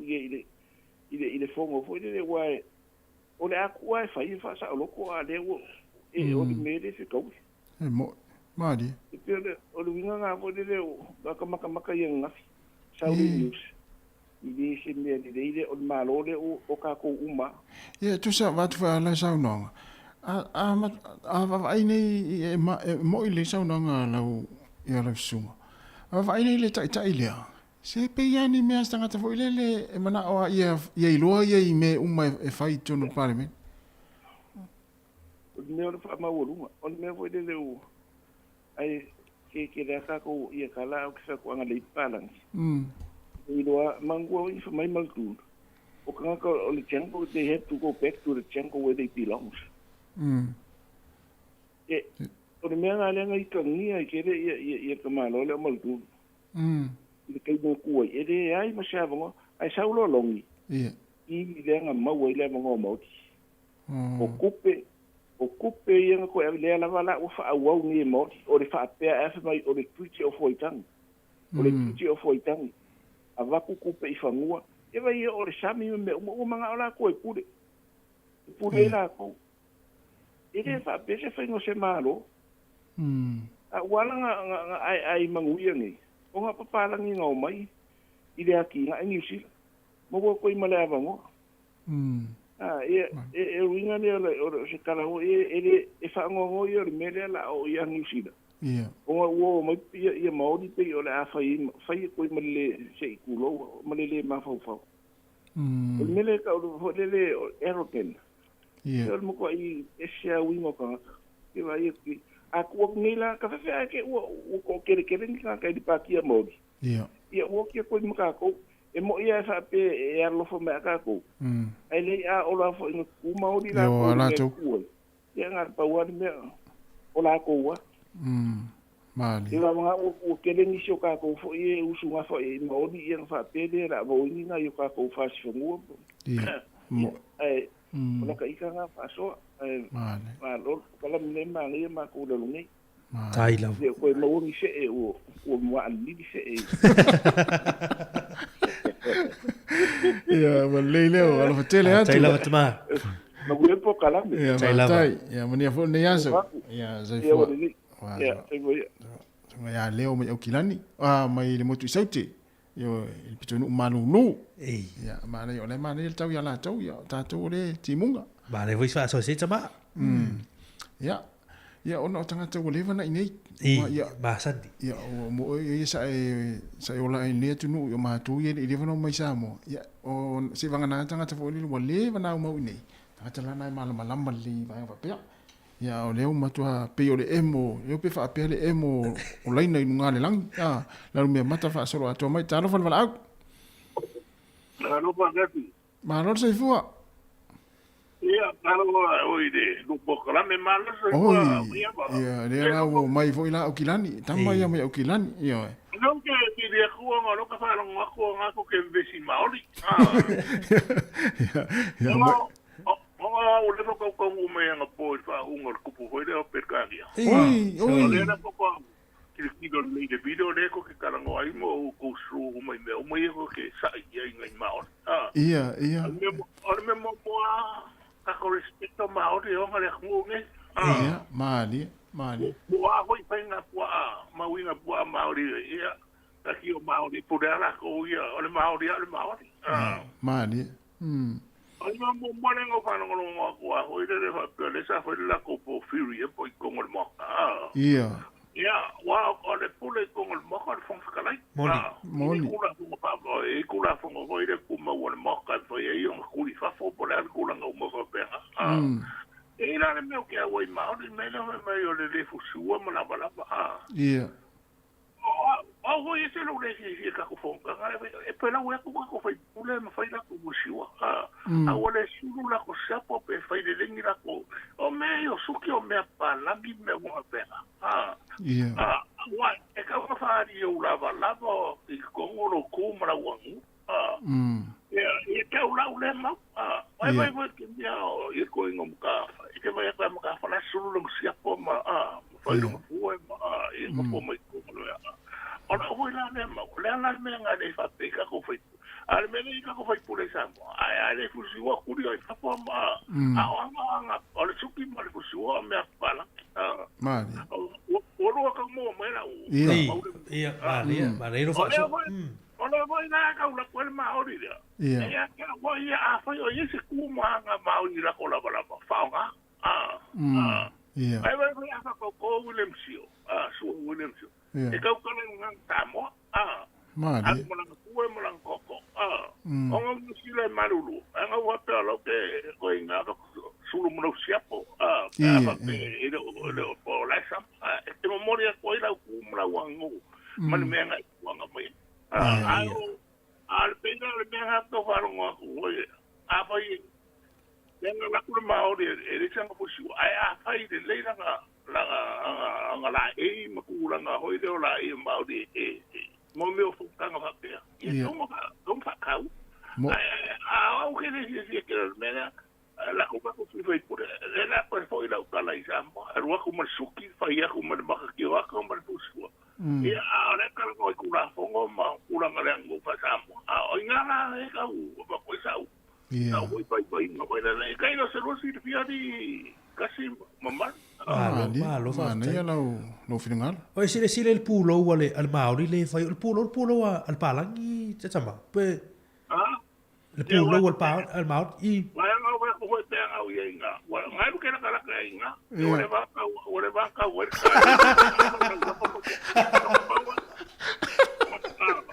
Oi pawangan me awadan me seya. Oi la puro. Ba tai ba dai fa so. Sa mo do e karo sa poco ho de me de ro ka ko ba ya. E ko puro. Mo. Pai de le una mano que vai. Pai de le una mano que vai ba penga que ma faria una mano. Uma mau. No toto. Mano. Sai do. Yeah, pai mana no ba ku pe me le ko mo yo ko mo ya ko kasi. Malo. Ai do le ma ai. Recognize Samoa mo ku mo la wango. Yeah, le lo sia pomba. Yeah. Kasi ang wa tang okay ngai le. Wa ke le ka wo ko se la mo ka o te story. Le fesini la mo e wale ma ta watu le sa e malanga le le fa ungo le Sarisa. Le tupu. Na e la sa si apo sa una fala pe sa fai foi lo suti foi le sama ma le mumu.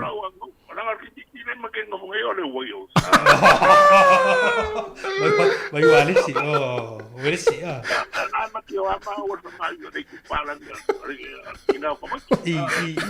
Ole pues Alice fai pa Alice fai.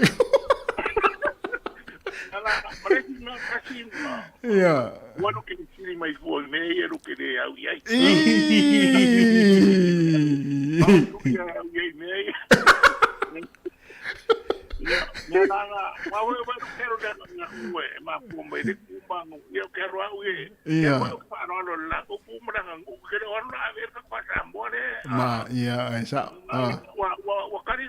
Yeah, no tadi pa wala susi fia mo pe fiesta tu sina.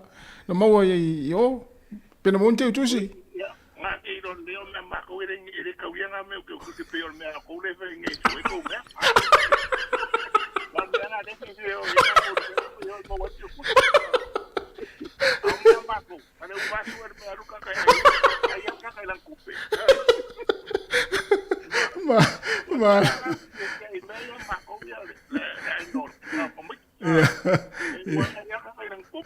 yeah, malo.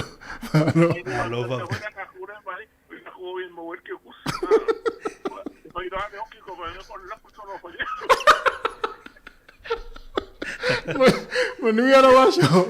Ano fatto? Ia. Nei wa uma, na uma I loa na mai lau tu sia na lau tau mai. Le aso, tai la wal.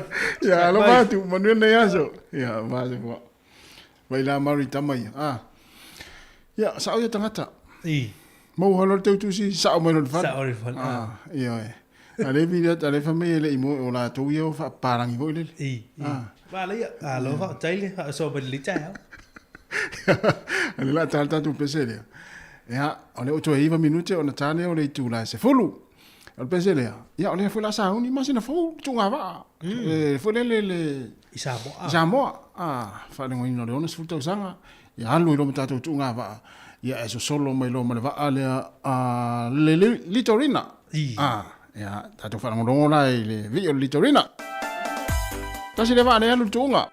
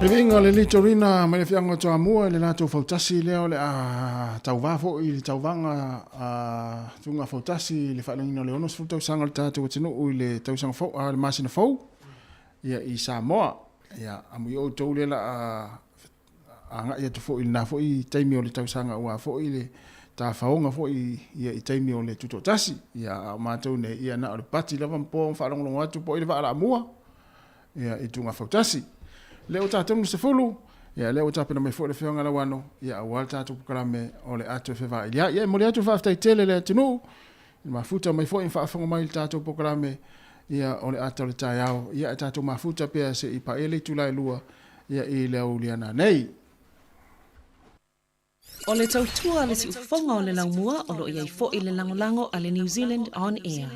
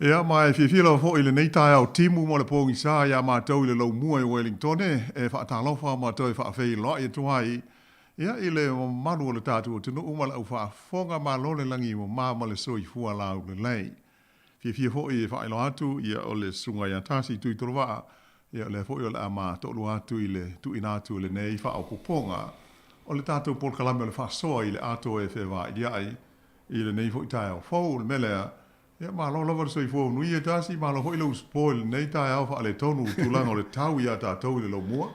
Ia, mana ngang fa lo le fa talo fa fo lo fionga wano ia e sa o le ia fa fa le tu le ua tau nu manu mai lo sa ia ila fo ina lo wa le tau ia amata mai winning i topi tonu ia fa fa o le ua tau nu manu mai ia ta tu wa fo fa win ta tu proclame.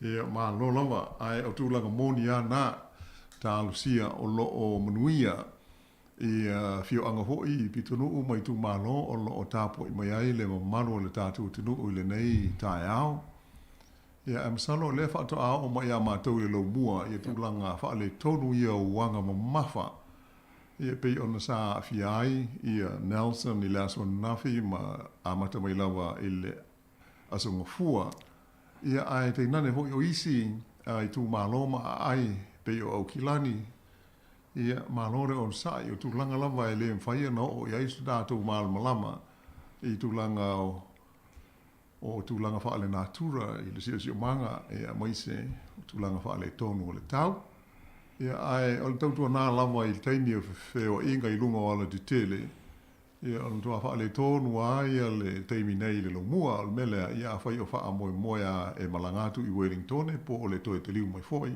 ia po seisi tu o le i tu malo tele Wellington e leo na fa te i lungo le wala fa ia si timu ia mai mo mafa foi ia ai le nei foi vai ngo le tato polo kalame e o manatu tasi o le sa tato si sila mai moa e fa ungo na vai aso i sa uninga hoi nei peltania i le fa uina alo ia o lana maiestete le tupu o sa lesa le tonu o peretania.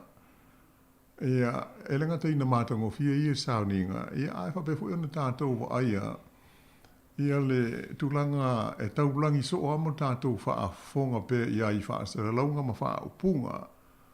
I tulanga hui nei o pūlenga peretania i aso uoma vai.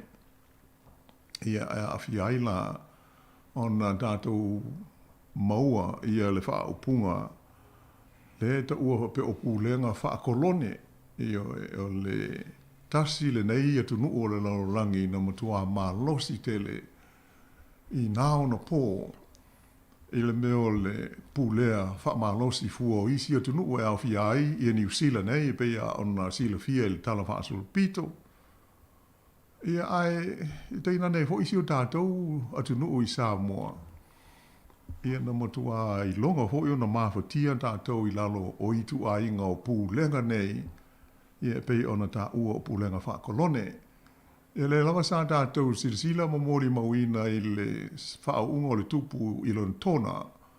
Ia le awai ia o sui o nai maloma nai atunu o ia ua tuto tasi nei. Ia aem salo e ono mea ai le whaupunga hoi le nei o kolone o peretania i aso ua tuanai. Ia e o fiai fo i maa si o tātou o tunu i le Pasifika, ia maisi o tunu e tele o le Pasifika e pei o na Silvia. Ia ae pei o na ua o fia o maia le upule o le kolone, pulenga wha le kolone, ina ia Silvia ai, ia le tele o le mau wha fita auli, e wha apo ngai mai ai, se ia o maia i le teimi le nei. Pei ona Silvia ia e le o tatala ia pe le o open ia le tulanga o le whenga sono ai o tangata mai lea tunu i lea tunu ua whaitu la whono a nuu te itasi pui pui ai le uru whale atu po o le so ona uru whale atu i ai o nisi e le de tau ona iai ia pe o nisi tangata mai whafo e le o ni tangata nu umoni o la lea tunu. E pe ia la fo i nei New Zealand. le pose lilo i le whaafonga le tātou tunu to tele ia se tātou tunu ia mai se fo isi Pasifika o loo ia pe sa fe ngai ma whaafi tahuli o ngaonga tau fe malanga inga ia ona o tula fono le nei tunu au te fia whaasoa atu ai la i le nei whaapoponga le ato e fe vai dia ai i le folfolanga lea ua whaailoa mai le amtanga o le nei vai aso e le mano e awala mai le minister fe malanga inga New Zealand ia Michael Wood o loo fua le whaia o se whaamanga longa ia pe o se amnesty e whaamangano ai i lātou o le so li tu la fono le no nofo i New Zealand nei pe o na o ta o fo il tātou telefone so ngofua o le tulanga e pe ona mafua ai ona toe la ngā le mata upule nei ia mausu i aise fono wha apitoi au ki lani la sto na i tonu ai ia ona o se tangata Pasifika ia msalu le au si le fia uma o se tamali i Tonga ia o ki lani ia sa hapea ua o i ai leo ma le ofisa o whemalanga inga ma ave sea mai i le lātou whale po o le lima i le vaveo o le whaaupunga lea alana loia. Ia o lea e si le fia le lei. E lei ato nei se lua te usanga talu na whaia le whaamau ala longa ma le whaato e senga. A le pale mi o New Zealand ia Jacinda Ardern i le nātaimi i tangata Pasifika. Ia ona o itu a inga whainga ia sa whailua i taimi o Muldoon ma le pulenga le National i aso o mai.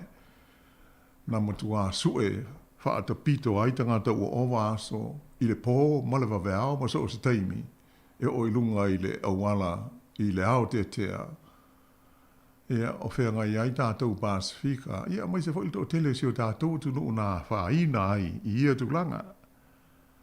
Ia peila lela sa whai eile whono i le stonai ia ma wha asila sila ai le minister o lea e consider o lea e ilo nei ele malo le whainga o se whaamanga lo ngalo. Ia mai e te tau o na tātou whaapea o se tūlanga tāla whea ngai mo le lei. Ia lea la sanga pe a whai o le a maua. Ia se whaamanga longa mo la tau olo o maso. Ia o lona winga. Ia tau o na tātou onsai. Ia ma tali se whaasila silanga e tu ina mai ano ia ele malo i se taimi. E pei ona polo misi mai ma tau tino le minister i luma o le whonu tanga lea i lasto nai. O le tulanga i lau mai tau i ai. E a hoi pisa whaama mawha le ia whaama talanga ale autu stala papalani. Ia po o newspaper autu ma televise ma le itioa nusila. I le tulanga o leo se whainga. Ma le whaato e senga sa whaia, ai wholinga o wha ngalo hoi le immigration ia tulanga. Ai e le i wha malo sia mai ia wha sa longa umana o hoi tau ia uma o wha longa ia ia ma se wha opunga e wha peo le a whaia se wha maanga longa po se amnesty.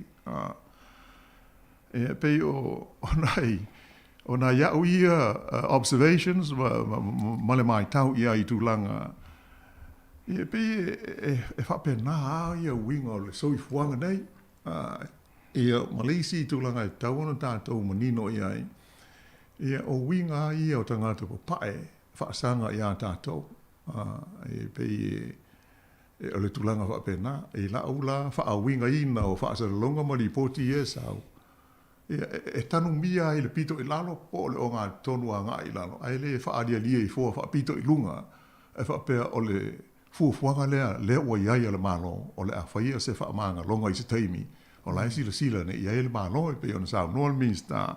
Te le isi vaenga malawe lave e le tau na amana ia ma whaataua i mea whapenei. Ia ona tu ma iai la lea o se whaari ngālo ia tusa o le taimi ma le aso. E whapea ona whaama maluai ia pe whaiai po ai i au ililinga ma details o la lea fuafuanga le malo. Ia pe o se mea tau ona tātou fia ai. Ia ai mai se o leo te mauti noa tasi, e matua to o tele na ua alo tātou tunu o lo ova pe aso.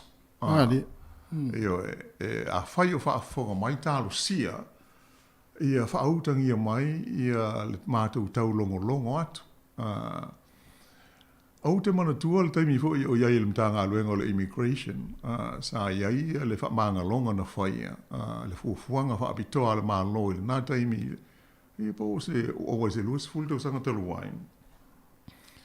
Sa ta talo atu ai i tangata uma, ele whapena o tangata Samoa, au tangata Pasifika, ina ia wheilo ai ma le ofisa o le ata amilo atu, e whaia ni whontanga whalau i tele ho ile nei, ia sa manuia, awa ho ile whinaunga sa taumu fo iai, ia mātou sa iai mtanga luenga, male malo ile nata imi. Taruai, e se a toa, ia le foi no melo le me foi le tau o le quota le tau le fa tulang al pola fa inga fa ta pula au tangata o sa mo e no fo mau i le quota i le tau sanga ai ape a vane ia vanona e fa no fo mau ai nai tangata o le o ovaso ai o ia inga luenga o fai a inga foi te to lua se tu lo mo tu langa fa pe ia po se wha punga tau lata mai, fo linga ua mautu i New Zealand, ai le ia no ia le nofo mau, ma le no nofo ai pei le tino. Ia ole tulanga la na sa fai, ia mai sa fa sa lau fo, ole mea leo te malan tua, o se mea wha no tele, tele o whilo inga na mātou o iai. Ia, e o atu o tātou tangata, tala noa loa, ia, ole mea la o ole tala noa nga, i tūlanga o le ingoa, ma le po la umo, feo no whai, fia le, heis whanau ma le ainga. Ai sau le wha punga stasi, e wha amalia mai i le ofisa, e le o ia, ai o sona teile na maa fua, ai o nā ruatu i le fono.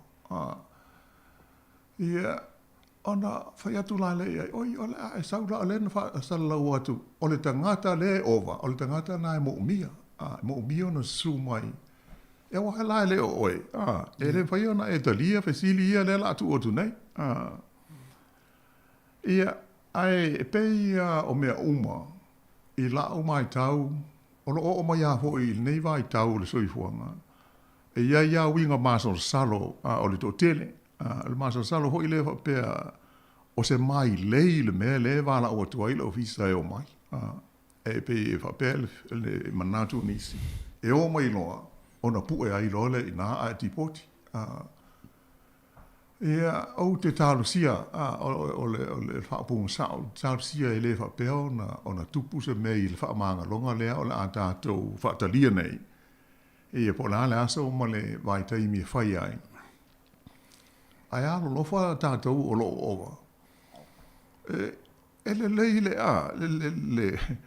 le usita ia ma le fa ia o fa tuanga mai le mtanga luenga awai elea ia sisi mea tātou te maua ai se alofanga ma se māpusanga se vanga na walo ia ona wha mau lo sua whai wha mau maunga o tangata ua nofo mau ia mwha solo atuai e umia le si tseni o le nei o tunu whai e feso swani se mātou langona ia o le wha mtalanga o la tau ia ua iai whanau ua iai langa wenga na nga lue ai tu sa pa o fie tau sanga e o fai ngo fie tele ona fai lau tal sanga te nofo mau wai fa vai lunga o lo ainga na o iai malau ngā ruenga ma tu langa uma fa pena ia ele ma fai ona silo fie lo visa pe a fai tātou te ta amilo ai tu li mai se fesili pe sao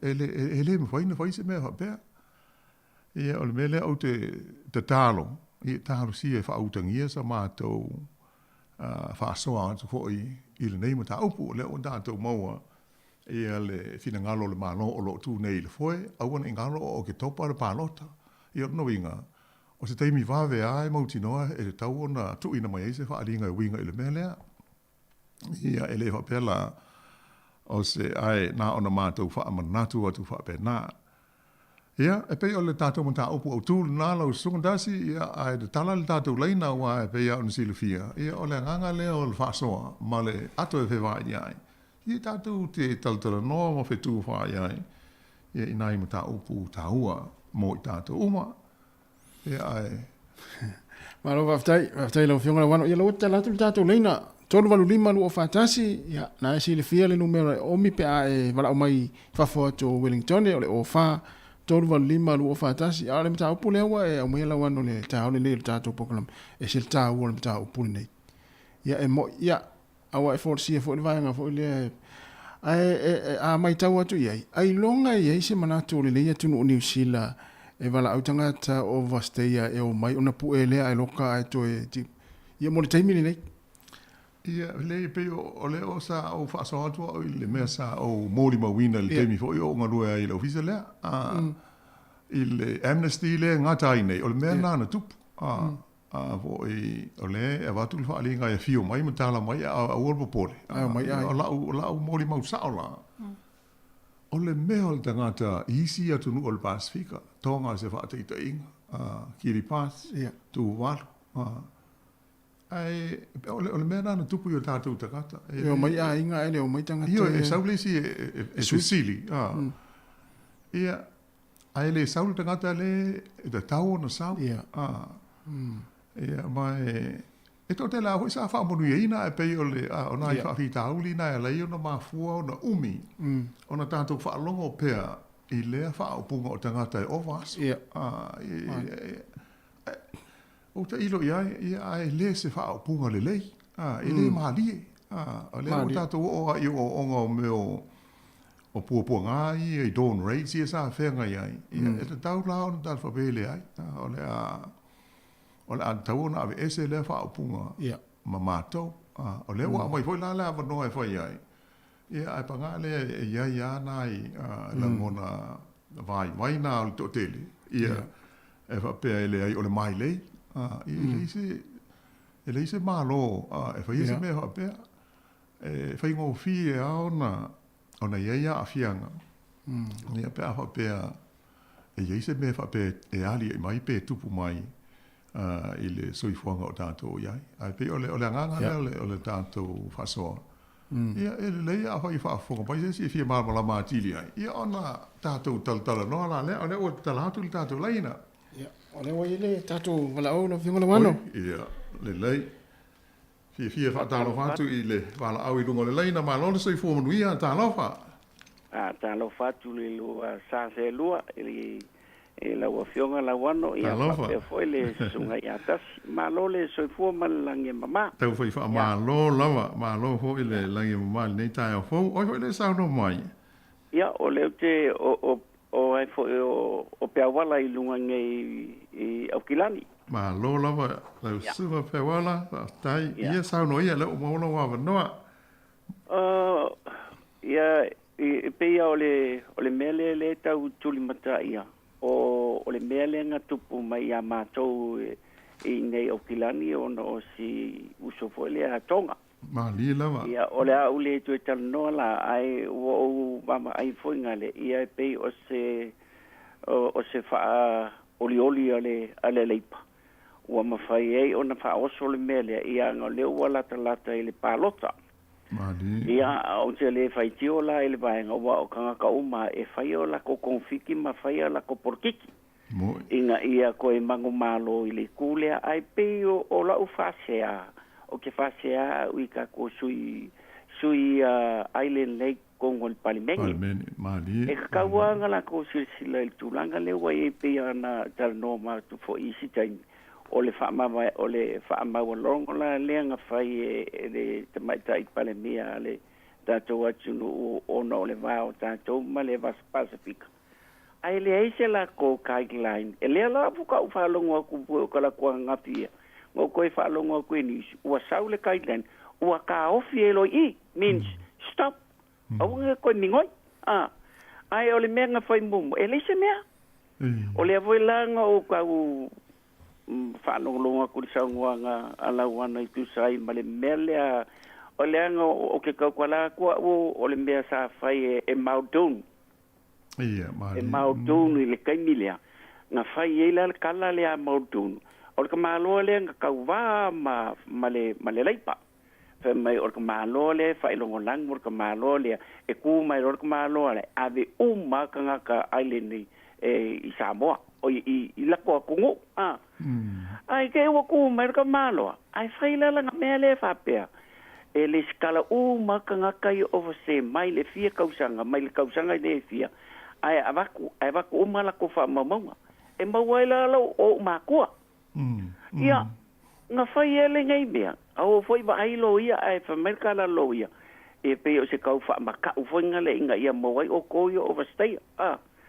Ai kalangoa ku shoka ma fa mai kelo. Fai pe ma pepa. Fili pe ma pepa. Ave pe. Au foi ko ke pole. A fai fo e moi ma ua. Ia ave ma ua sa mo ma ku fi fo isa mo. Ai song ave pe. Tole. Va ku le pepa. Ola sangi mer ka malo mo kung wo ke le me. O inga la nga ulo mai ai. Le ese sengo fainga por kiki. O le foi la ka go so mai la le pa le vaenga le ia pa to me. O mai lo ka ma fo. O ka sui o ke ngo fungi o kilang yo. O le ma ko wale pa lo ko le pa le. A lo ko inga malanga mai msio kinga. E pa lo ka la all national. Ale la ko ki lo ngile mele ko lai mai.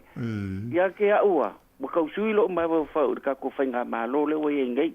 Malo. E ui la vai nga ku le mako fo iku o le kelo o fai pulele a Pacifica le ku mai au ka sui lo ma fo fa. Ka sui lo ma fo la alu lo pa lo ka. Ale alu lo ko inga le o wisen pizza. Ya wa alu le kamale ku male queen. Ngal pa ki o lo ki lo ku yang fo la sanga le sa. O le ka ua lofa mai i le kako o Pasifika. A o le leipa. E le se la ko fa, e le ia masi si paki o ka umai. A fa pea. O nga maua le o piso suang. A le fa longolongo. E le hai ia masi la ko fa ko singo o ku ulai mai. O le ala le mea la ko fai. E la le mea le ku lai mai i lingua nge o kilang. Ia e pa loka kakau. Ia e pa loka fai lo pa loka kakau. Ia kia ula ko. Ia. Ngai umila ukarangoa a lau ke whakaya ku mo le whasoa kai ko mo le lua pōka lame maka ngofie e kau awa koengi ia pei a kaika i pākia ia e kau saa ku ia o ruola kaika ia e lea o mea karangoa whasoa mai whasoa aku tako karangoa malamlama mai ngā malamlama kuengi ku ai whakaya mo la ua pongoa ia manguia luaso te tele pewala manuia fo i le so lo whantu. Ia moni le al sa ranga fo i le tamana i pe ona fa fongo mai. Ai pule ai le sui tu pule al tanga te i to fonda tau ma le fina ngalo i mata upu fa pe nei ai le ia ona tala noa. Ia fa tu pu mana tu fo. Ia ma wa si le fia i nai me o lo iai. Ia ai pe ole vai te mil nei a fo i lata i palota. Ia e pe fa pena le ye le wingo me e pe ole mafu anga ola o folosia ma le te tala tu le ta upule nei mo fidanga lo fa alia ia ye ta tu tu ia ona ole folanga lo ia le ufa alia mai le min sta e le winga la e le se malo po se parti e fa se folanga ai le fa ia mai se ole la atu la talpa ia la lea ia a fai foi la pe o se fa dosina ia a tonu se fa dosina e monu ia ai nisi o lo fia mo o mia le so ani i le vaenga le o tulanga o pe pa no fo ai tonu le nei tu no ia no inga o pe o se fa pupu ia o nei ta to misia la vano ia o nei misil pas ia i wa pe o no sa no ho ile sunga ia pe wala ia pe o tulanga umana o maso salonga e o ai lo ia e fa pe mai mama e le fa pe a lo ia se si ona mal malama ato ai le tu la fono o le ia e tau mo foi pe pe o le nganga a ona i fiu a ona fiu e fai tau foi nga ina ia tau no i se mele lei ia pe o le tato mta upuna ia awa ia le sil fiu fo ia le malo se tato no ai pe ole tulanga na mafuai na o ta ua ia le tulanga o pulenga fa kolone wa mafu umane i mea ona ole pule lea po le fio pule o le isi o tunu i tangata ma ele o isi o tunu ele I whaatita inga, ele I wala ulia New Zealand. Ia Peletania e o mai fua I New Zealand. Pea an tātou whaitau iai, o te ia o mai. Ia lātou waa te tele, lau mai pālangi mai o.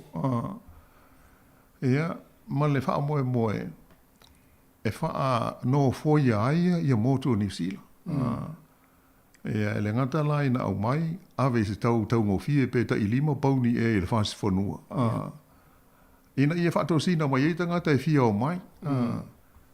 Ia ale e tau no mai. O le wauna ia I tangata maoli ona ele ma le tuno.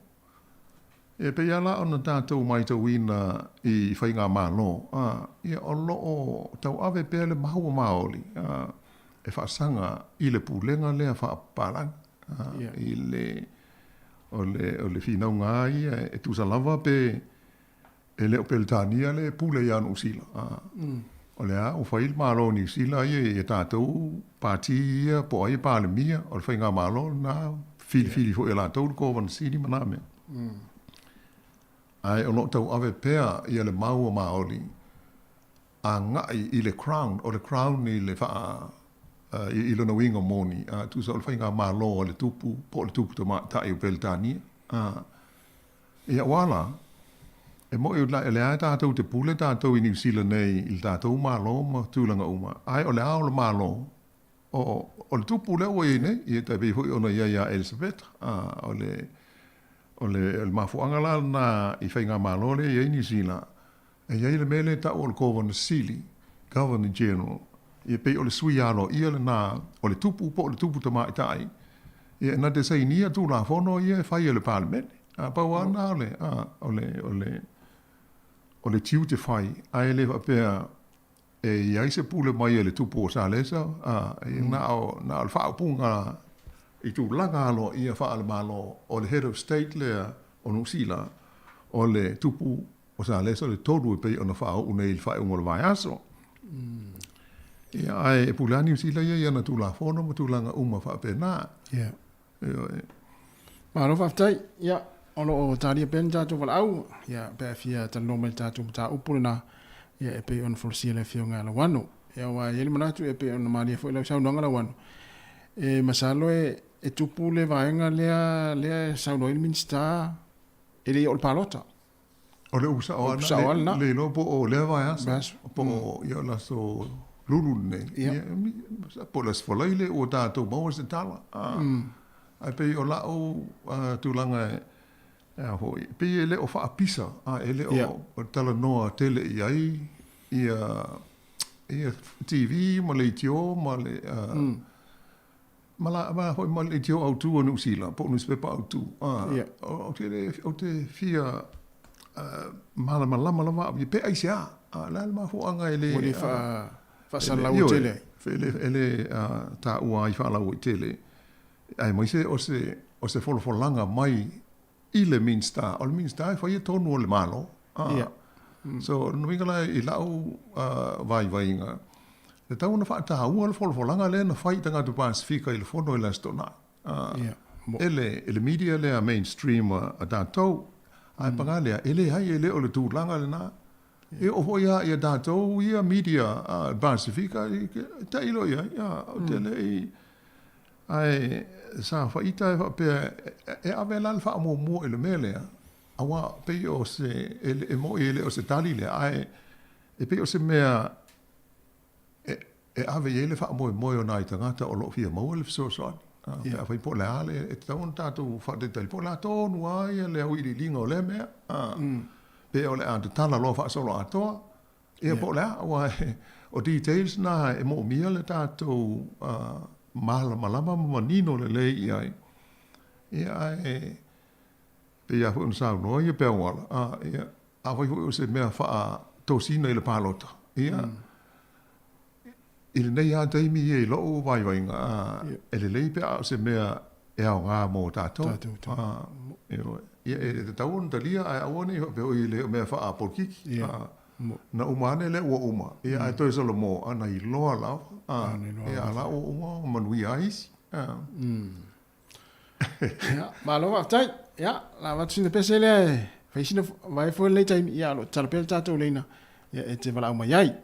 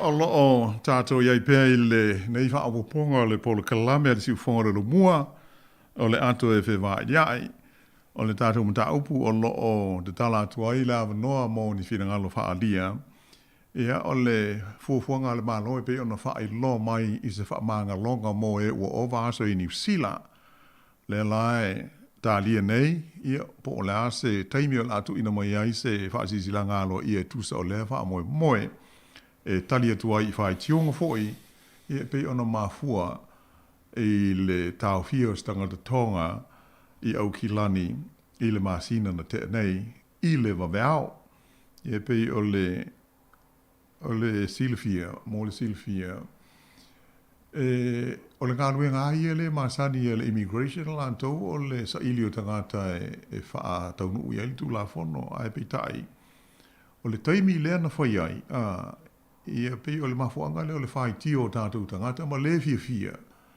ia ona lele I le vanei ana uma atu le wha amaua la longa mai le malo I tangata Pasifika I le whai au I tu a inga o sfa inga nei I le wawao ia le fo uto e whai ia e mawhai ona wha a winga fo I wha pēr a fo I ia hoi tangata whai ngā luenga la tau e le kia pe le ustai I policies ma fuafuanga a se malo e tū mai ia se whateita inga la I le mata upule nei a whai e le fia I tangata o le immigration la tau I le malo le mean stars whateita inga le pāle mia ma le kāpeneta so peka ko wope iai o ale wala ta al pālota le koe pāloka i tangata pe atu e whaita. Tātou was fo inga. Ia ta ilo e na nai ma so solo. E ma whai ona te tupu me wha pēa. Maisel nei taimi o le tausanga o lea o lata i le whai ngā pālota a New Zealand. Malo, ba te lo no ta lo i ta wala au. Ia. Tong whai mi tātou wala au. Ia. E whaatalo whaatu i leisi i wala au le ilunga o le leina. Malo le soifua. Whaafitai lama so te mai talo wha. Ia. Whakalo pule ngā whalalo lo whiongana wanga mea tesi. Malo lama, oi foi. O leo. Malo sunga leo, talo fai. O kilani bo Wellington. I o te nini. Te nini. Oi, ka. La pokalame. I malo lama, sauno mai o leo, mawalo wa manoa lo sunga leo. O le mea mua mua e. Wai no o ia ngare whakongunga lea ngā reinga o i ka ngaka. Ide a inga lea ngā. No ilma beao. Ia. O la au whaitau atu i ai le whaamaumanga o le whono lei au kilani. O le ana, e lei loa fo i le CEO po le pule o le mtanga aruenga, i a maona wheso soani. O le, peo le silfia leo, o le tasi ia lea mtanga aruenga te lea le malo. A fo i whaingata te leo na whaitau lea whai tangata e ngā runu e ai, e tofu ale vaenga i a malona pule lango ma le... Ai le ai o le ai atu le ai se o lai a foi o ta o fi la le to e faia o ni sa i linga fa pe o tangata o ova a pe o polo misi le al CEO sa ia i le fono o le o ta o fi nei le to e faia ni sa i linga e di poti tangata ai o lo wa mata le su nga e fi i lo ai la le me to no le o e sa no mo ia ia ma isi mau mea lava i te tauan tātou i loa. Pē maa fua i se a na whai lea mea. Ia, o la e whau o peo. Sao no ai? O nika haka immigration po ngi leo leo lea ngā o le ainga. O le immigration ma leo leo? Awai, e le ai ma se si e keike i aru ngaru o ngā le whakongunga mai dunga o ka ngaka ngana kou whakungua. I le no inga i le pule. Ka mai doa. A foi la le o fai le meo le investigation. E tārusia la, e tātou te ilo ai. Ai le ai i whai lo ina i le fono, bo ai tonu ai, na fai le polo inga ma le whaatanunga. Te makua ofo a... Iue, moi. Te makua i ofo a tanga ine ia i meianga. I le vangaina whai le whako o se ngā le maro. Moi. A o ai e anga ngi whakongunga le kairo. Wākuare whafonga ai ale. Ia. Nā ka whaia ni whakunga whapene. Awa, a le whaia la le malo se mea kawa i le mea lea. Nā usa ngō mai ia pia wana. I le koe pāloka se leipa. E maa ni lau. Usa le tam fō la lea o le leipa lea la ia ngai. Po o ai anga whaia le mea lea. Nā maku i lunga e ka kaunga i loa. O whela sa ia. Kalala wana ma. Ia mea fōte le baarea ngana kukuila i uporu. Ia. Ola ua su e po ai anga le ua se mai pale mia nga bakua le vai o loka le va loka mkanga waku ai ai investigate po nga fenga waku tapi nga umane mene ale faia la le ma lo se me ka va ile media o le makua ile ko ia io ka ko waka ngaka o mkanga Pacifica o ria nga se fa so nga fa se nga waku le mene ai afa tela mo o le la fa se amnesty ia Carlosia. Ioi. Carlosia. Ale winga nga foi dele wala ku ko fale nga kwale mene nga umakunga fai de malo. Ile vade o ka ko Pacifica ma de malo o le wala ngo de malo ne. E ka nga Pacifica de malo. Ya de la o ko fale nga ku sika ma isi mene de ka wide. Ya e peo la o le fa so foi dia. Awa ka kaunga i ropo ai ka ngaka ngana ko whaia le mele o ka ureanga i ngai male pure ngā lele. Tai. Ia, e vālia lava fina ngalo, e pei whapena, a fo i tātou tālo sia ia. Awa e mōri silfia leo, o le tātou pō kalamere nei. Ia, e whaifo i le lipoti ave i le Minsta. Ia, a misel tātou Minsta leo o ia i o le Pacifica. E o atua i tonu o le malo, ia pa wale, le mea tātou tālo, o le a mo i matau nuu, ia po ma ia vave ona fai se ai fo ima se a fuafuaga e tusa o le mea lea ia pei ona tula i mai lenei faafitauli ia ua lua kuloa au pito o le upu mai mea whapea. O le... Ia awa hoi la o sui mai au pito ia Barbara ia le Toffee Mean Star. Ia mai sa o mai tau atu i le fono. O le matua le fia a tanga de tonga ia au pito. Ia ona ia sa ngo hola fo ia le fionga au pito e tusa o le wha moe ma le winga o le apology le ana fai. Ia pangale moni ai lau sa noanga. Pi o wha leanga uma ele mele nei ia tatu talu si o le a maua po aina wha po mai. Ia ma talu si ia. Ia a si wha soa ngā e mo po kalame. E manguia po kalame la wano makasi. Ia, manguia po il nei aso haftai le so te mai o whantu. Seiro i pia. Ia, seifo ia. Ioi, pe o le tūlanga tāua le, pe o le sāu ngofo ia le sunga leo mai te diden. Ia, o le ia le sa ili po ai na whaapo ngai. E te tupu so o mea whaape nei, a mai se atu taunu ala malo, ia e lau whai ngā ruenga. E le hoi sa tātou mōli mawina le hoi, anafi. E le tele whai te o ngai whaasanga i le Mean Star holi nei o ati na ea maoli, Willie Jackson.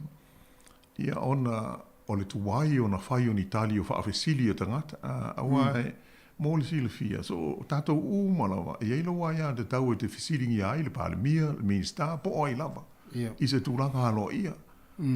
Ia ole peila ole mōli sila fia, ia leo o whai tio tangata i le Mean Star. Ai le o le Mean Star, e whai ala ngā ruenga. O la whai ngā ruenga. Po officials i e whai ngā ruenga ai le o visa. E ei tangata o le lato mta whai ioi lawa lea o le tali o fasili e tu i nātu i Mean Star.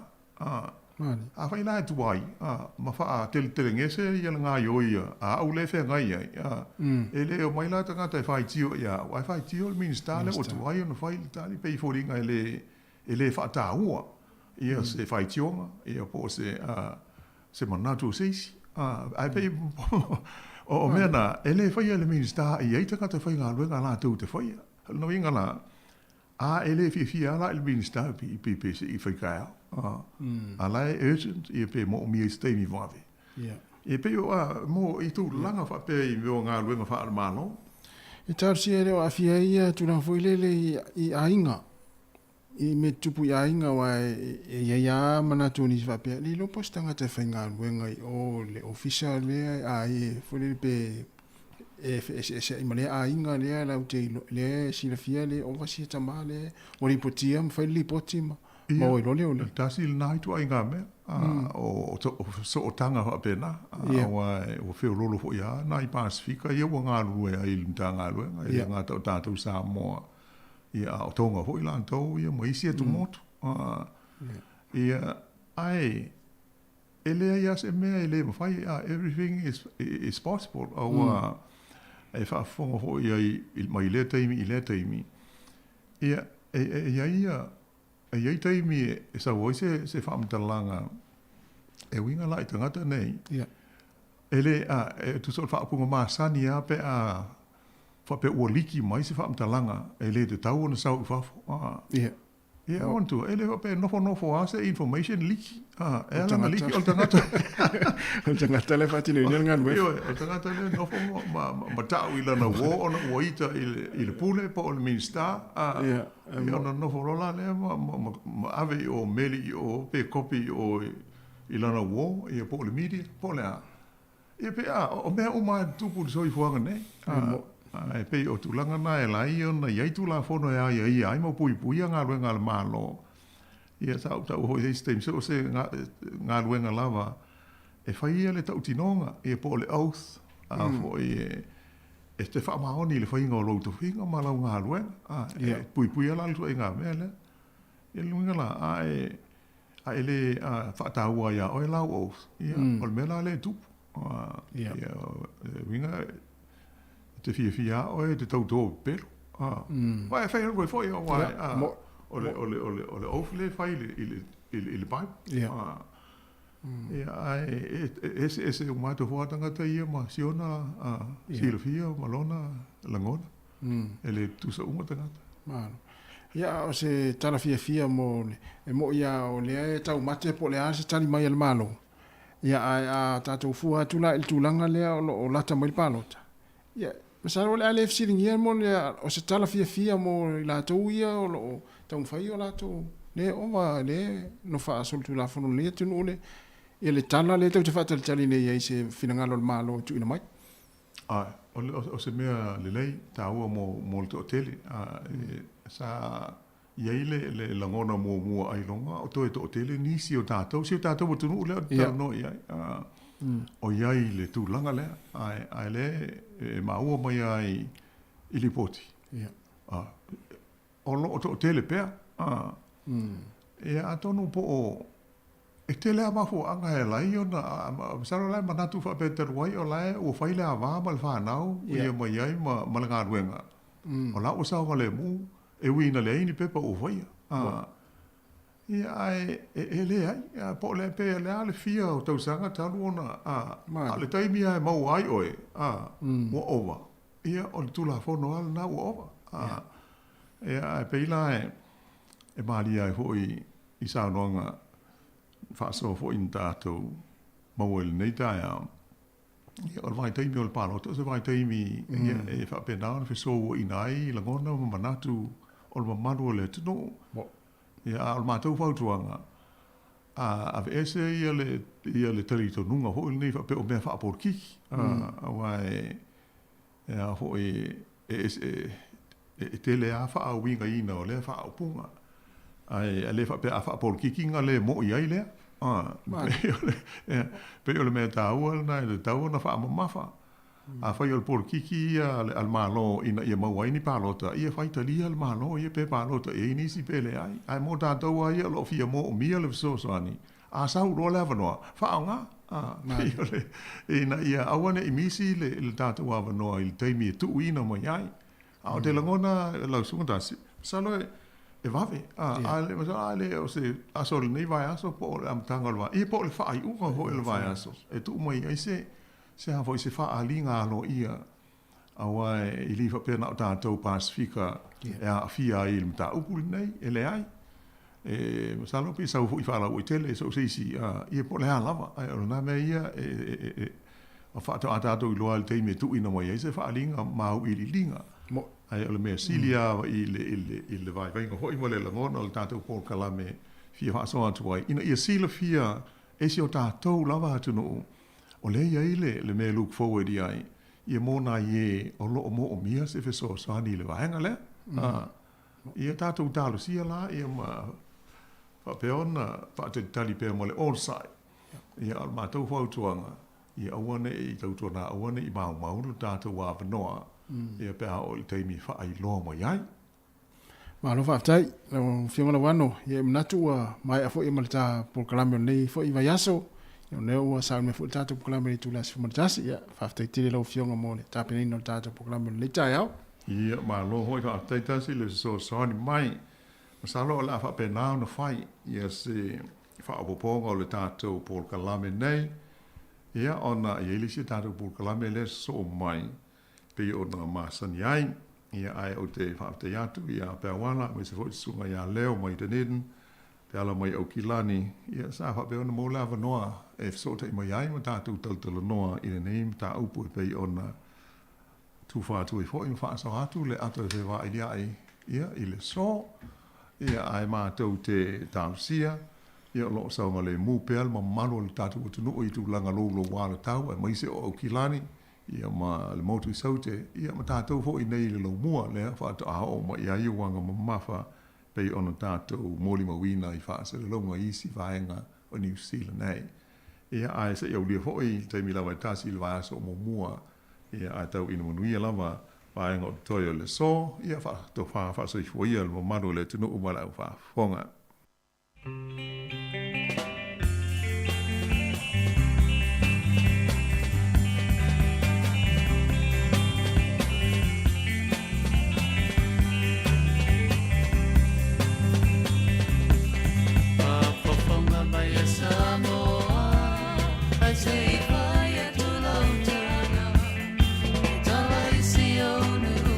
Se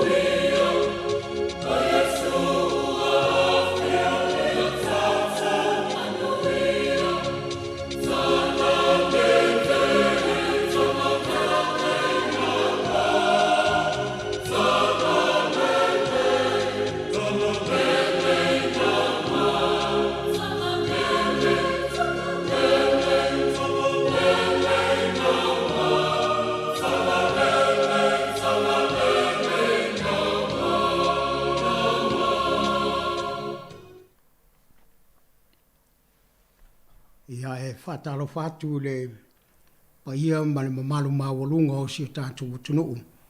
Ua mawhai ona mafuta mai le nei tai au, tātou polokalame masani le nei ua tofi a iau. E le mafutanga alo wahata. E whātino ina le polokalame le mori o le ava. E au te tonu i le nei tai au e lou soi fua mai ma lou malei fua mai. Ia iei le alofa ma le anga le lei o le atua. So soani fo i le tātou po kalame le lei aso ina i mwhai o na whamanu ia ina lau whafonga ia e maise fo i staimi o na tala leo le avanua tātou te whaso ai i le nei po kalame mātango fie. Ia e o maia tātou avele vi inga i le atua ta ia i tātou se talo. Whaftai le tua lo mātou ta mai. E ulava ina fesuisu ia i le tau i le aso ma le aso. A lo wanga le reima lo walofa. Whai ai ona pui pui i mātou. Lo mātou tau nuu mai le nei tai au le whaatino ino lo mātou pōkalame. Tālo matu i nātu i lau fio i. Whapea ona fisoswani mai. Whaatasi mai lau fio i a i mātou. Ai mai se lava le whaatino ino le nei pōkalame o le mori o le ama. So swani mai o mātou manatu malangona se taimi o na mātou whaso aile ma si o mātou utunu. Ina ia whapea o na mawai se so swani mo i mātou. Wala au i lau fio le li ia o mai alau whau unga i lo dei whatau wa. Ina ia whapea o na mawalunga se vi inga o lau fio. O na lo suafa Yesu o mātou wole ma wala au atuai. Amen. Ia, tui nā tūne. O stato pese le nei tai au, wha mole lau. Lau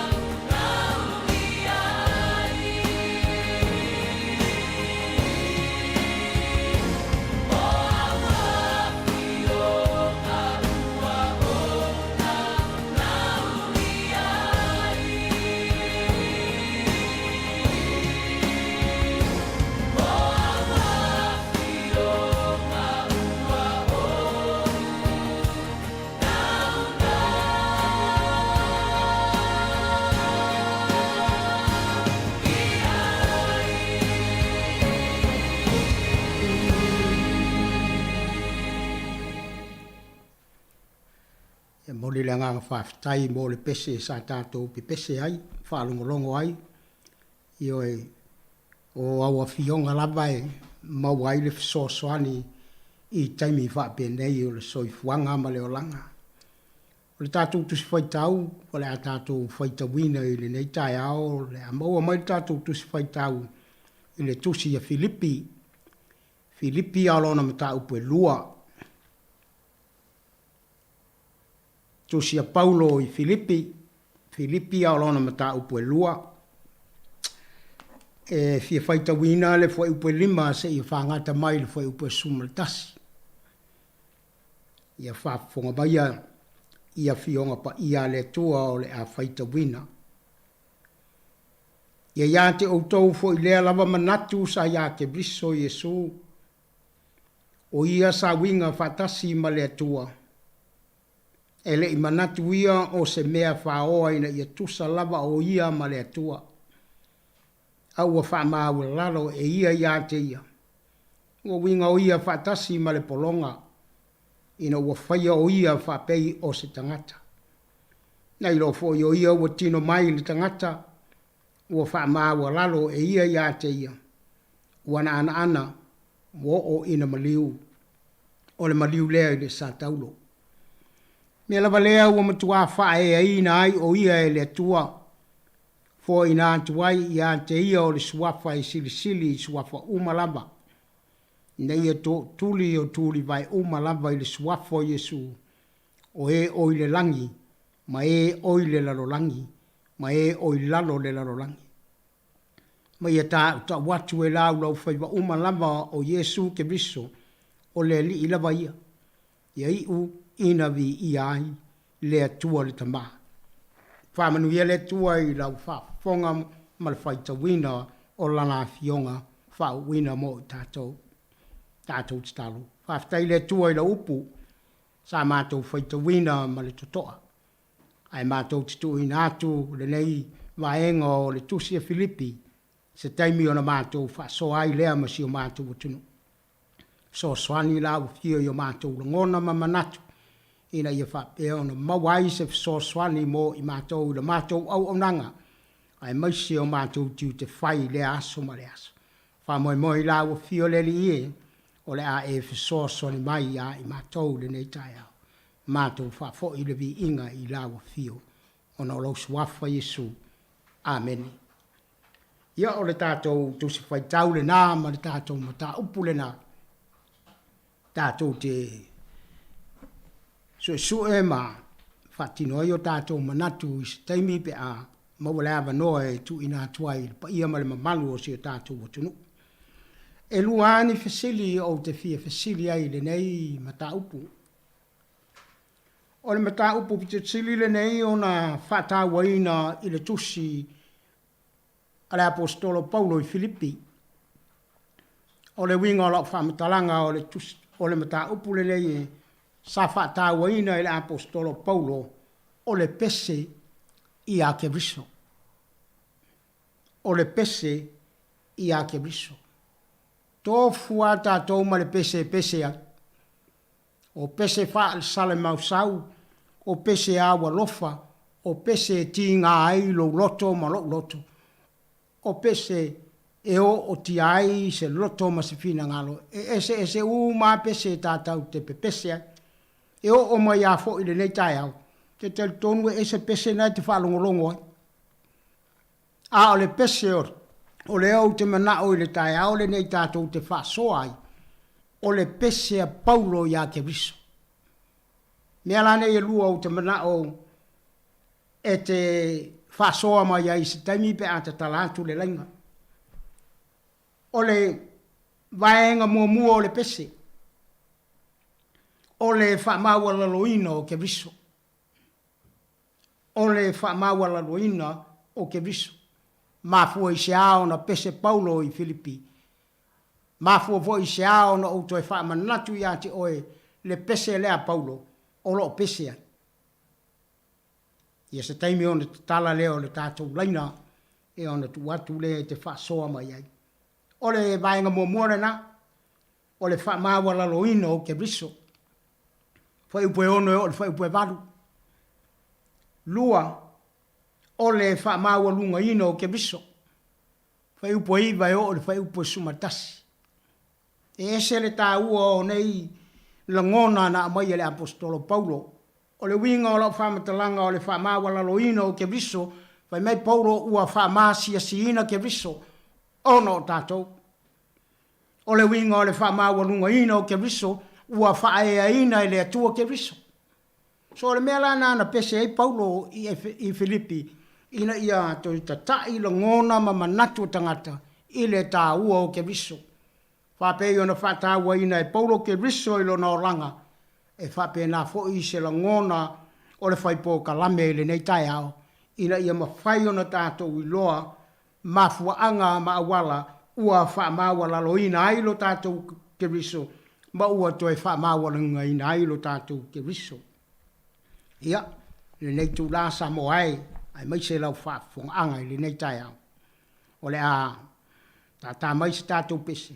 Ia o na tu watu lo leo le awa noa tātou te whaaso ai, tātou telefoni, o le o wha, tolu waru lima, lua o whatasi. O wha, tolu waru lima, lua o whatasi. Manuia le whaasoa.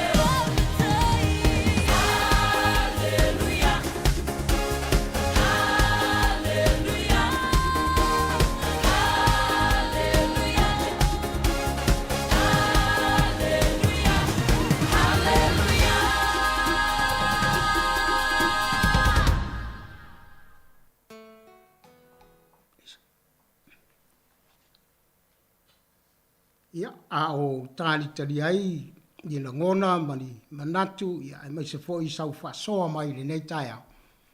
Ia, pe ia ona wha ilo atu, i le winga, o le nei po kalame, ia ma le nei fo i mata upu, o le pese a Paulo ia ke riso. O mafuanga, o le swinga e le apostolo Paulo, na ia tu si ai ma ia mana wha upunga, ua wha o ngā ina e fōlinga mai, o le pese ma ia o ngā Paulo. Ia na wha upunga, ua tu si atu ai le apostolo Paulo, i le wha la potonga ke Rusiano i Utaia. A tonu sa wha o ngā ina tele le nei pese ma vaenga o le wha manatunga i le ekalesia Jerusalema. Ma sa u suina pea le nei pese i aso wha manatunga. Sa wha o ngā ina le apostolo Paulo, le nei pese puru nau atuai le wha la potonga i Filipi. Ina ia mi o le lei i leisi tangata. Ia whaalia le tu ai ngā mio e whaalia e ke riso. O se whaataita inga māua lunga, ma le lei o le tu ina atu atoa lana au nanga i le tua. O foi upu i luma atu o le pese, matau pe lua fai mua o le whaa. E matua wala a watu malosi ia tutu whaatasi. Ia maua le whiaro whani, ma ia maua le loto maulalo. O tangata Filipi, te tau ona ave ese ni fete inga i to tonu o le ekalesia. Ni fete inga e mafua i le loto whapito. Pepelo. Ma le whamaua lunga leisi, o te tonu o lea e maua e ia i tātou. Tātou te mafuta whai mai o tātou o le au Kirusiano ma tātou o le whanau o le atua. Ai tutui ai leisi le pātua o lesi. E te fusi mai whātālofa, ai awhi furi tua i o tātou pātua. I ona e arua lea o e pese ai lau pese anga i le nā uso ma le nātinga. Ma fuanga leo le suia e le apostolo Paulo o lana pese. Pe ana ufai atu ele i pese a Paulo i seisi mea. Ele i pese Paulo ni ona wha le tonu. Ele i pese Paulo i sona le lei. Aena pese Paulo i le mātango fia o ke viso ua ia maua. Ma fuanga la le nā olo ufai atu wha pena. Ma o avatua ni whataita inga ina i mawhaiona whesoasoani ai mo tātou le nei tai au. O la ngona la na o mai le ta ele o le loto le apostolo o Paulo, ina ia maua e Filipi le oli ma le file momoni. O la ngona na le apostolo Paulo, ia e maua ma o maua, le fia ma le file momoni, ia i loa fo i la e Filipi, so se la ngona wha maua lunga, po o la ngona fia sili, i awane ia a fiai le fatu o lo tātou fia, i le atua malana tala le lei. A ia sili ona tutu whaatasi i tātou. Ma ia maua i tātou le whiaro whani, ma maua le loto maulalo, e pe ona pese ei Paulo i ake viso. I alofa le tasi. Ua wala au la Paulo, ina ia e ola ma o wola ma tātou wola whengalenga le ai. I le mawhau ma ia fōlinga ia ke viso. O upula e sili o na tā ua o le pese o ia le pese le apostolo Paulo. Whai mai o ia sa winga whatasi male atua. A le winga nā o lau whai atu o le whamaua lalo ina. Male whamaua lunga ina. O ia sa winga whatasi male atua. O atamu sa winga whatasi male atua i le amatanga. Ai o le nei whaupunga e whaatatau fo'i i le mamalu o le atua. O ke viso sa winga whatasi male atua. Fai mai e le i manatu o ia o se mea whaoa, ina ia tusa lava o ia, ma le atua. O le atua, Iesu ke visu, ai fai mai e le i manatu lava o ia, o ia o le atua. Ala ua wha maulalo. Wha maulalo lo tātou o li. A o le atua, o ia lava. Ai fai mai o leo ua wha maulalo le ke visu. Ona o tātou. Ma fuanga la le na ona no foi Paulo ma fesu ya ina na pese. Ma o le ta ua foi la na o le pese le ana apostolo Paulo i Filipi ina ia ma fai ona toi fa ato to ina di mea ua fa le ngaina.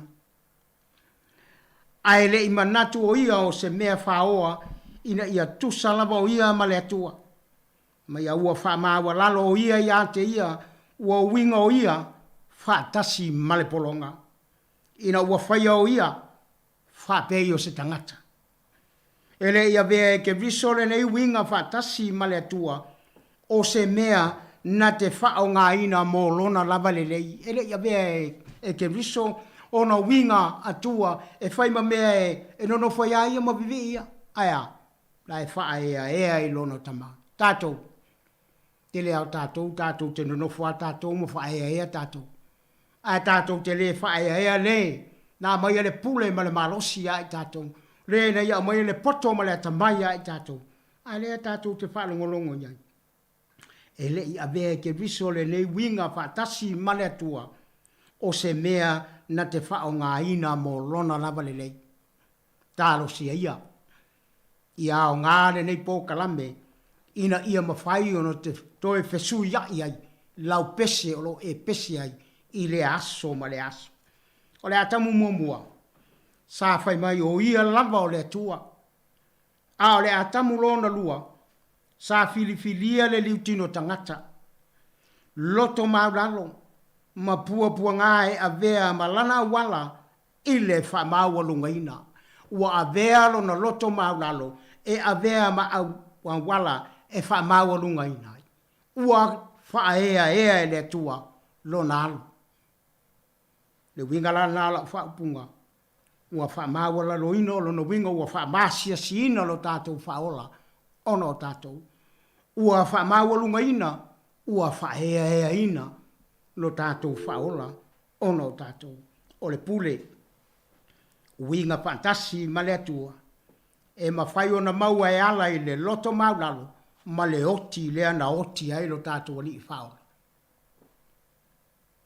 Sa atu o ia lava, e whaata tau o ke viso sa iai le amatanga o le foafoanga o tu uina atu a toalo na mamalu mawalunga ina ia talia le tūlanga ma matafa i oi o se polonga. O le moni ma le atoanga lea o le tangata ola e auna ma wha maonia. O se ngā ruenga whai mai e le aise totongi. Ua whaia i le usi tai e o atu i le oti. Le winga o mea uma o le tangata ola. O le oti lunga o le sātaulo. O se wha o pōponga o ngā paulo i le wha tāua ina o le wha sātau longa. Pese le nā le apostolo po. Mai o te tonu foi. O se lui lea mo lau wha fonganga. Ai maise le nei pōka lambe le nei tai au. Ai pole ana pese nei te pese. A whai o e fia lava e te tau tū de pese tuai. E ape asui a ke viso lo pese. Nei ia mo whai o na maua se whamalo si au i a te oe. Ai maise te tonu o lau ainga. Ma se e kale sio e ngarue. O le suinga la o le pese le apostolo Paulo o sui mai le foi upa iwa. Mai ole fesu ia inga mai le whamasi yasi le whamawalunga. O le nei ua whaia e le tua se amatanga fau. I le au mai o Yesu mai le ta ele o le whamasi yasi i le mamalu ma le vi inga o le toi tū manu malo ke viso i lunga o le sataulo. Ua whamawalunga ina le ke viso i lona tūlanga e tāla whengai maia. E tutusa male atua. E winga whatasi o ia male atua. O ke viso Whai mai na mawai na uma wha manu ianga nei. I le loto maulalo, malana au nanga sa au nai. O le to tuli lalo e wha i longai. Le tu ina atu atoa ma le wha alo i le tua. Ia wha ali atu le wha alo ia ke viso le pule ao le fonga ele. A le ua wha mawalunga ina lo tātou ke viso. Ina ia lifi ka kou ilunga.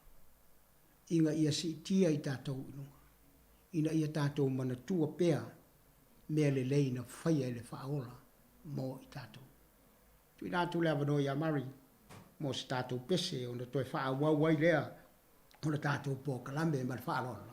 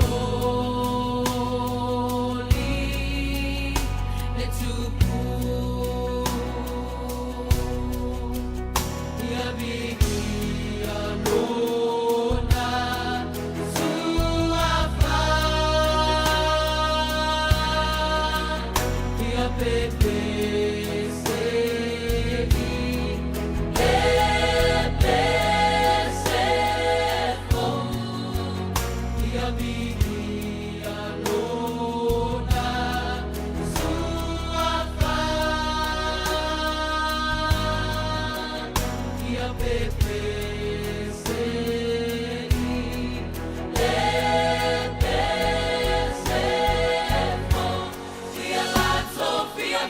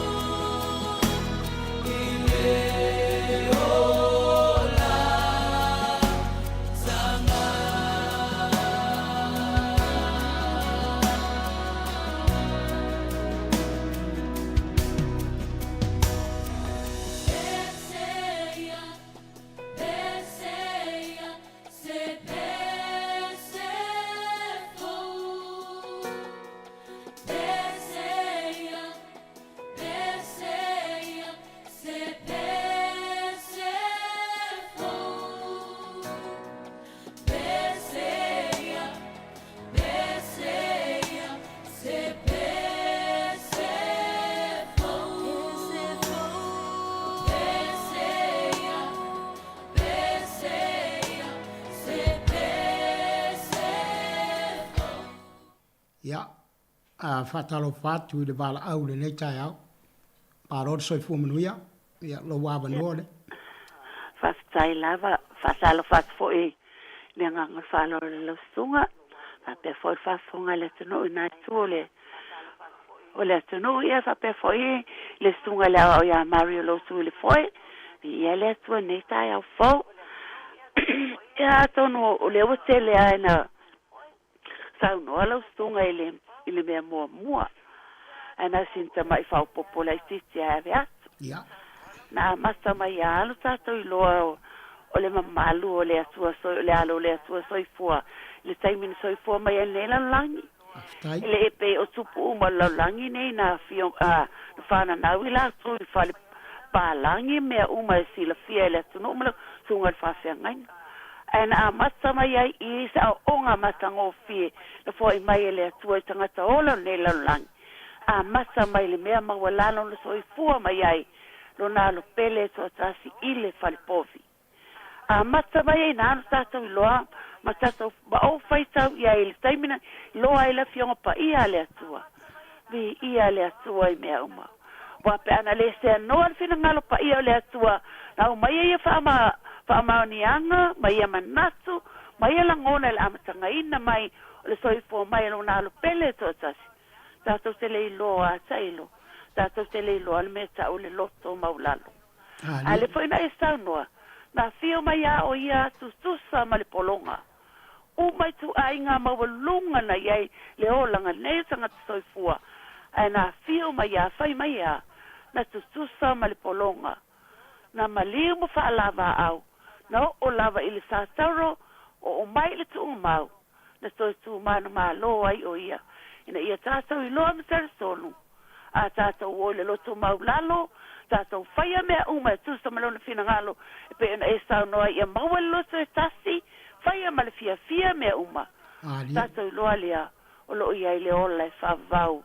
Wa uman sa mia le atua soifua, ne e toi awina mai e lo nalo pele to tasi. Ina ia tātou maua le ola e whavau, wa umana ia sa mia. Vi ia le atua I mea uma. Ale foi weto sta no mai il stala lava Paulo ia Filippi. Na avea le afio mai Jesu Cristo il fale maulalo tu lo le upulanga il malangana il fale povi tu sa male polonga o il sa sauro o I fortunga mau tu man malo ale en faia inalea ale faia inale o so pesta ia Paulo sta foi no peste ai o a sinat sta foi no peste la fana Stau no pese tono lo ainga. Stau no pese lo ekalesia. Stau no pese ai ile tono o malato fafonga. Vi ia le atua I mea uma ale fe mai. To atuli ai tuli vai uma. Tangata ola uma e o ai tuputa mali o ai tu ainga tangata tulo. E to atuli uma tuli vai. La to tau yo la to la faiva tulo. La to tau ia la to lo ala vi. Whawhetai le atua soifua. O lo nā lo pele to tasi. O tātou toi maua I so ta inga ma tātou atua soifua. Ma tātou toi maua I le avanoa. Tātou toi o ai le ola I whavau. Wa uman sao nia I le atua. Mo I tātou o lana whanau. A wape ana le se anoa le maniuti ngā Jesu Keristo. O tātou pe pese ilo na mi inga. Ma tātou whawhetai alo nā lofa I le au noa. Pa popo le atina vai nei taime le asko. Famnia le atua I lau stonga le whawhiangainga. Ia le whaunga le angang pa ia I manasu malangona. Famnia le tino sili le mawhau malanganga. O wātaita ena o le ngaluenga le atua. Lo lua ngalu ai mal falsua. Famnia le atua I lau sati nai tina uma. Nai tua le atunu. Famnia fo I le atua le tatou le tio. Ia I le anga le leo le atua I mea uma. Famnia le atua I mea uma nei asu. Fai ane upu la nganga loto maulala man whaalo alo. Ona sofa pele Jesu Keristo. Whaftai tele pasta molo wa manoa. Whaftai foi mari. Pamnia le tua nei aso. Soi fua ia mai manuia. Whaftai. Whaftai le tina sa whasoa mai. E mai seo la ngona mātango fie sa whalia. O moonga alofa o le whaipo kalame. Ia maua e oele tina se aso tina manuia ma le fia. Wha manuia le tua I lau whasoa. Ai mai se le whalongolongo te toa te fo I au langona mo manatu. Ina ia mawhai lava o na whaatāua ke riso ia I tātou ele ngata I te tonu e kālesia o tātou ngā rurue. Au te tonu fo I o ainga. Ina ia mawhai o na tātou pepese ai a ke riso I le aso ma le aso. E whaatino ai o tātou tiu te whaatina. Ia mai se fo I o tātou tiu te whaatama. Whaamaruia le tua.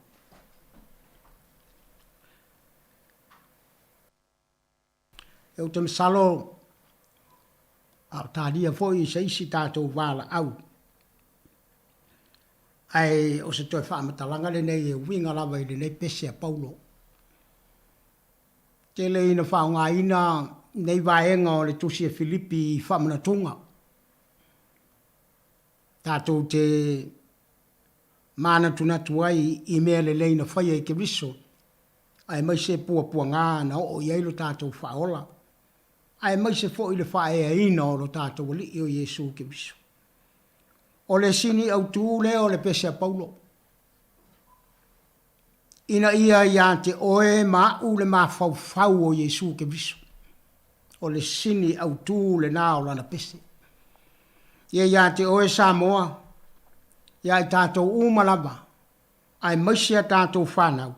Le ma fau o ke riso. Ia leo wato e saude tātou wala au. Ia tala atu tātou wala au whamule mole. Tātai lau sunga le whawhenga inga mo le avanoa. Ia. Ia le li. Soifua manuia. Ia soifua manuia ia te o tina. Ia le li. Tātai mo lau avanoa. Ia te langona fo iwa. Le o te tele se taimi ia au le. Nā fo iwa tele la vaina au mai e lau sunga. Ia me se fo i leu so o matu mai au kilani. Vi ia le li. Ma lia lava il whaalongolongo atu. Ia amene. E moni lava o le upu fo na Yesu sa fetala ia na so o mulmuluina ele li whaola o vai o na so. Wā wa watu ia te o tau le whaoa. E peo na o whaia ia te o tau. Ia whapea lava o tau na whai. Te whi ona whetala ia le awhiongpa ia le atua le neitae au. Ina o whamalosi atua Paulo le ekalesia I Filipi. O se ekalesia ngalulue malosi. O se ekalesia foi. O loo ia ile oli. O se ekalesia foi. O tali tonu ia Yesu. Ai moni ai lau saunoanga. E sao lava. O loo tupu lava. O loo ola lava le awhiongpa ia le atua. E o ma lava le aso. Tātou te ngalulue lava. Ma tātou wo whaatasi. I le whalesae tasi. Tātou te tapua I whaatasi. Ia a o le tau tala le apostolo Paulo. Ia iai le loto ngā tasi tangata uma. Ia iai le loto mawalalo I tangata uma. Ai sea. Ia ua foi o tulafu. No le na tau tala ma fitala ia Yesu yo na so. Ia o tau fealofani. O la polo inga le neo tutu ina atu ia te o tau. Ia o tau fealofani. Ai sea. E le toi mana o Yesu e tau tātou ni au auna. E le toi mana o Yesu e whaapolonga I tātou ale anga sala. Ai ta ua I tātou o ana wo. Ia pe o sia una toi whaupopo atu iai e whaafitai tele mo le upo le atua. Lea lo whamalosi mai I tātou le aso ma le aso. Ia o lea popo e me le apostolo Paulo. Ia awa le fina uvale. Awa le mita fua. Awa te vava ai fona o e lava. Se e vava ai le istangata pe ye se mea o lo mana o mia. Ia ona sosoani le iai. Ia loto mawalalo. Ia manatu ia tātou wasili le stangata ia te oe. Ai sea langa o le winga le upa Yesu. Amo lo sa tauro. Ia o lo na winga fasioti oe. E whaola le se uso. Ia o sea ulea whaupopo atu. O le mafua anga fo le nana la iona pese ia Paulo. Ia ta fia fo ita te whaalongolongo atu ai le nei pese le nei tae au. O le whiongpa ia le atoa au maia. Ia maua e tangata uma le me tau o le loto maua lalo. Pe o lana launga lava le lunga le. O le maunga na mua lava launga le ali whaola I le loto. E te tau na maua lalo awa ai sea. E tupu mai ai le a mio. Ina I o tātou au nei le atua. Maua ai so na vi inga. Ia te fia whaamanu ia atu foi I le asao tina. Ia tina umalava se tātou atu no. Ia me se foi o lau songa le whaapea ngainga. Tu le foi le nei tae au le po kalame. Whaaftai tele o se osa tā ua foi moa o le nei asao tina o le nei tau sanga. Ia uloa o loto maua lalo. Ia uloa o ngalue whaatasi mo le stina. Alofa I le isi. Ia uloa o sili le stina. O manatu wa sili le stina I lo au. Wa au mai Yesu le whaau au.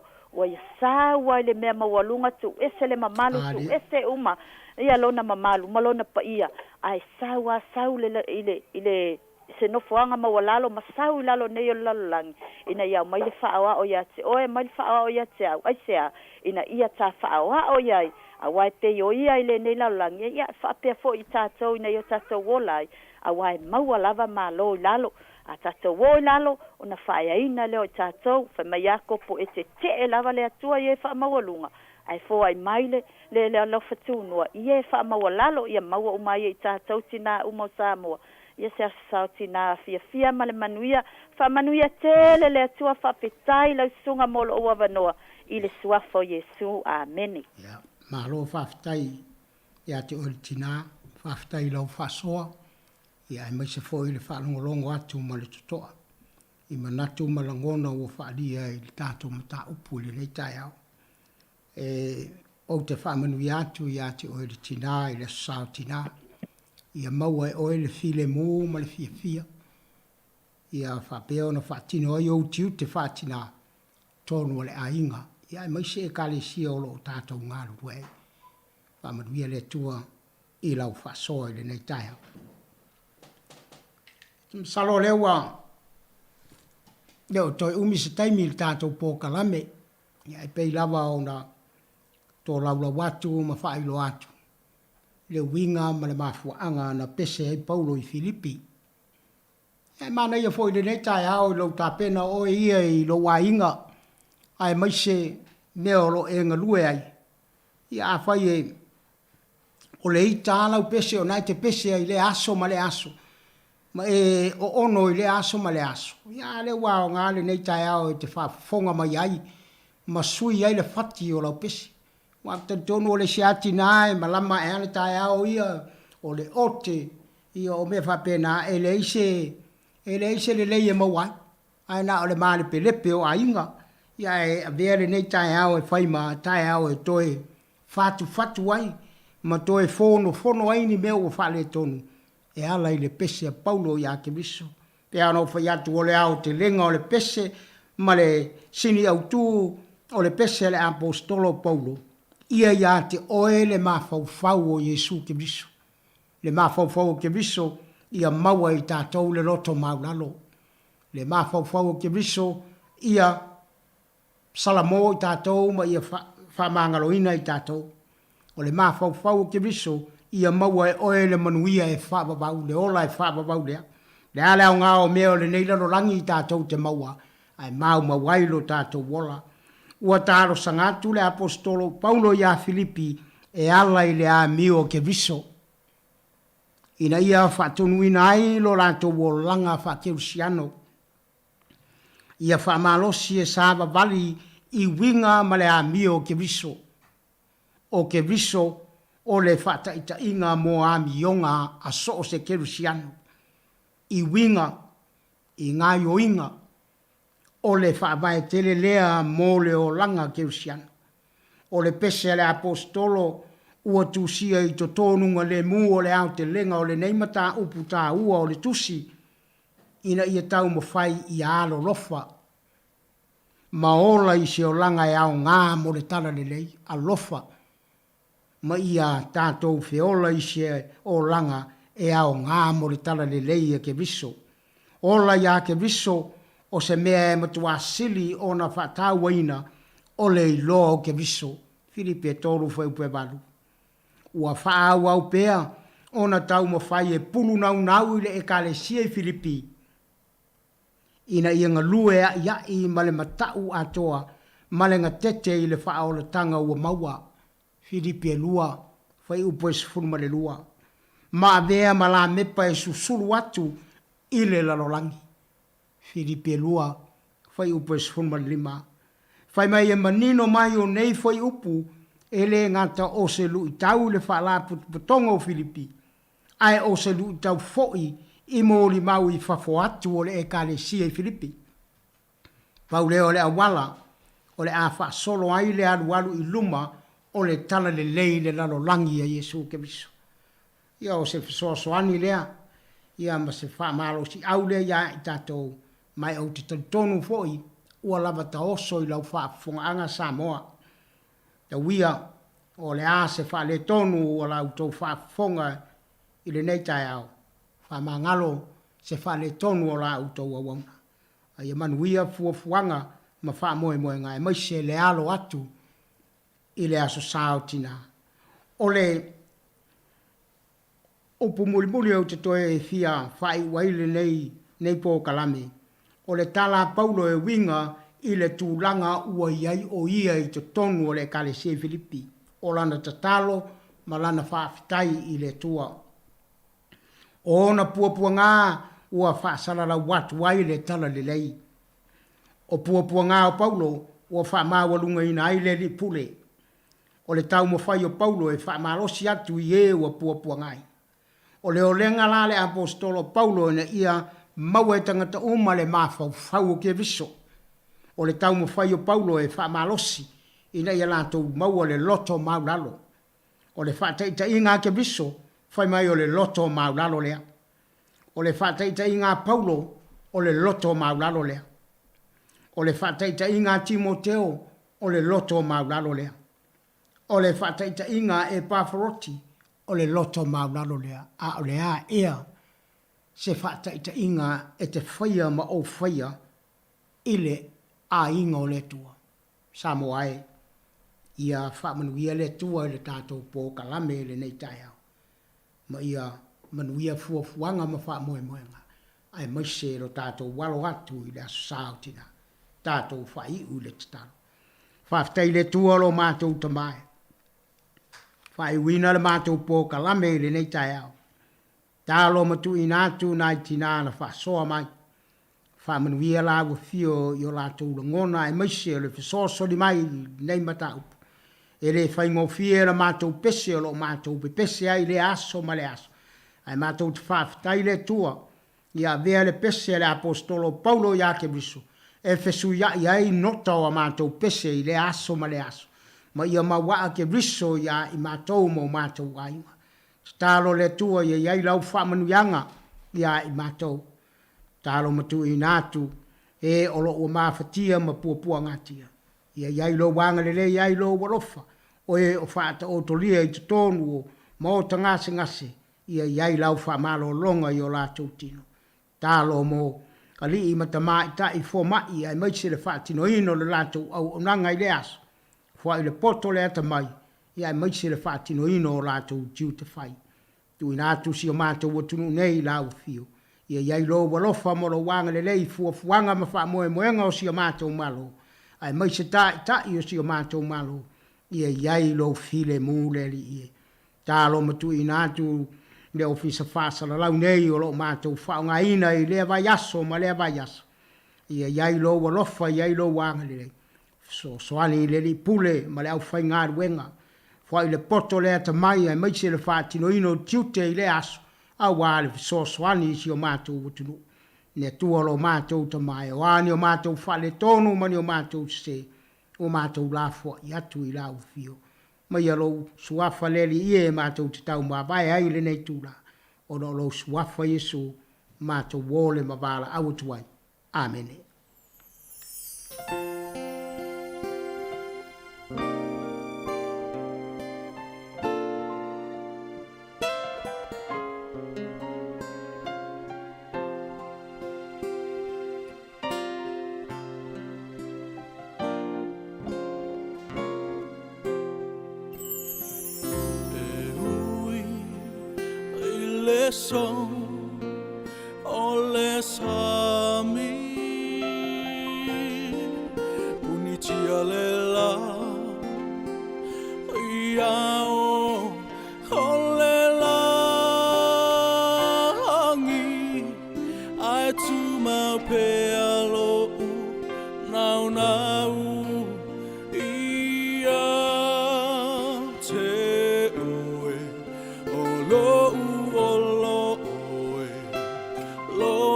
Fa mo mo oh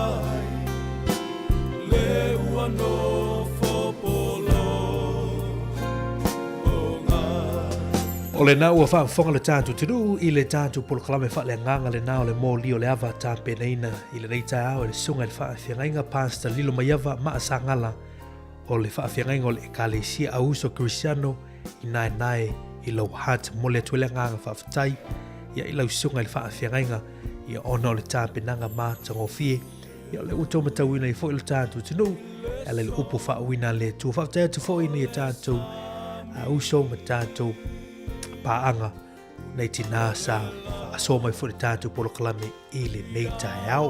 Mana tu lau tāpena mai tātu talafoma tātu tala mai Samoa i lisi whaupoponga nei tae au.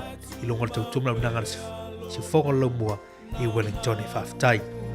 Ia te ue o lou o lou lou wha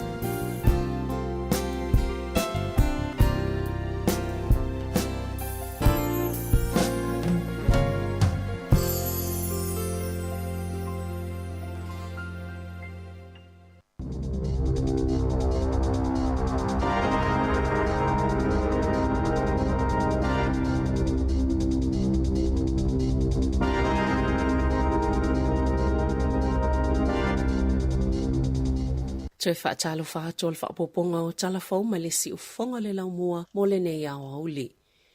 Ua whailoa le taitai o le National e le ise fuafuanga e whaisa whainga malo so o whaatasi ma le vaenga whaupwhaia Māori e le o ngā tasi a lātou polisi ma mātaanga wha le pāti ma le te pāti Māori e matua ese o lātou tali tonunga i mea ese peona saunoi Christopher Luxon i le Leitio New Zealand. Safsilingi al tustala pe ole ua whaelo moni lava ole ao lātou le ngā lulu e whaatasi ma sātali ioe le taitai o le National. O le taimi muli sai e le whainga malo le National sa whaipa angai ma le te pāti Māori. E le tupule nā mea i se taimi la tamai pe a whai na te taitai na le isi whainga malo o lumanai pe ona sauno le taitai o le National o lona talitonunga e le whaalo alo le whaulwhalenga e le te pāti Māori i le Palemene o la lātou suifou o me ka whaitiri. Ona na tupu tonu i le taimi sa ave i whaalo alonga le Palemene i le a i ngā tupu. O ana na whina toi fo i ei whaitiri i le maota whona mo le taimi mua talo na wha mawai mai ma le vaenga wha upwhaia le Labour. Ma o le atau wale whainga palo taia o ke topa mo le vaenga wha upwhaia Māori.